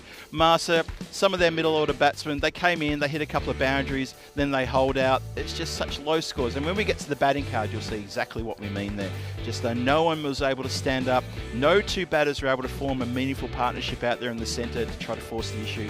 The bonus point, well, maybe it was in contention at one point during the game, like maybe the first or second over, but at some point, I just thought, well, I think that they just know that the game's gone. Yeah, that's the thing. They kind of came out and sort of looked very negative in their approach, which was a little bit concerning. But it was all down just to, as we said, good fielding, good bowling, and when you do 2 out of the 3 right, you're going to be 9 times out of 10, you're going to be on the winning side. And yeah, well done to the MMA Titans. They do a great job. And hey, listen, end of the day, they get their first ever victory on the European Cricket Network, and that is what it's all about. Absolutely right, yep, and there's the batting card there. You can see only 2 players get into double figures, and by that I mean, well, Arshad 10 not out, and at the top there, Kana, he got 11 from 11. Apart from that, it was all single digits, including a couple of Derek, well, 1 Derek there, but all really low scores. Extras 7, only 3 wides bowled. So Titans were really tight there with their bowling. 51 for 8 in the end from Masa. Just not even close, not even good enough. And we'll check over to the bowling figures just a moment. Just a quick shout out before I disappear, and that's to say thank you to everyone in the chat. I can see you all there saying goodnight as well. But have a look there at the bowling figures. Well, look at that, 2 maidens at the end there. Ginto George and Ben Hur Joy, both bowling maidens. Wouldn't read about it. 2 maidens in the T10 game. Tells you what you need to know, doesn't it? 51 for 8 is what they'll finish on. Let's have a look at what's coming up tomorrow then. Just another reminder, of course, 7:30 GMT, 9:30 Central European Time. 1 o'clock out in India. Madaday take on the Red Stars. Madaday then go against Zira United. The Red Stars take on the Strikers. They come back after a good start. Zira United have them in the last game. Of course, it will be myself and Phil G taking you through the action tomorrow. Do enjoy the rest of your evening, folks. And huge thanks to everyone on the ground, to all of our partners, and to all the Blue Crew who've done another wonderful job, and to, well, most importantly, to our partners at Spring Media. Huge thanks to them for getting us through, and of course thanks to the Maltese Cricket Federation. Well, it's been a pleasure, Phil. Absolute pleasure, and I have to say, cannot wait to do it again tomorrow. Oh, I'm looking forward to it. This has been a fun day today, Charlie, and yep, I knew this was going to be a lot of fun. I knew you and I would have a lot to talk about, and the cricket's been good as well. The catching's been good, some not so good, but that's what we like to see here in ECN. T10 cricket's what it's all about. You get a bit of this and a bit of that. As I said, it's a smorgasbord, it's a buffet table, and we don't mind that at all. Absolutely. Well, that's all we've got time for, folks. Do enjoy the rest of your evenings. Take some break, and of course, we'll see you all again tomorrow. It's been a pleasure. Have a good evening, everybody. Cheers all.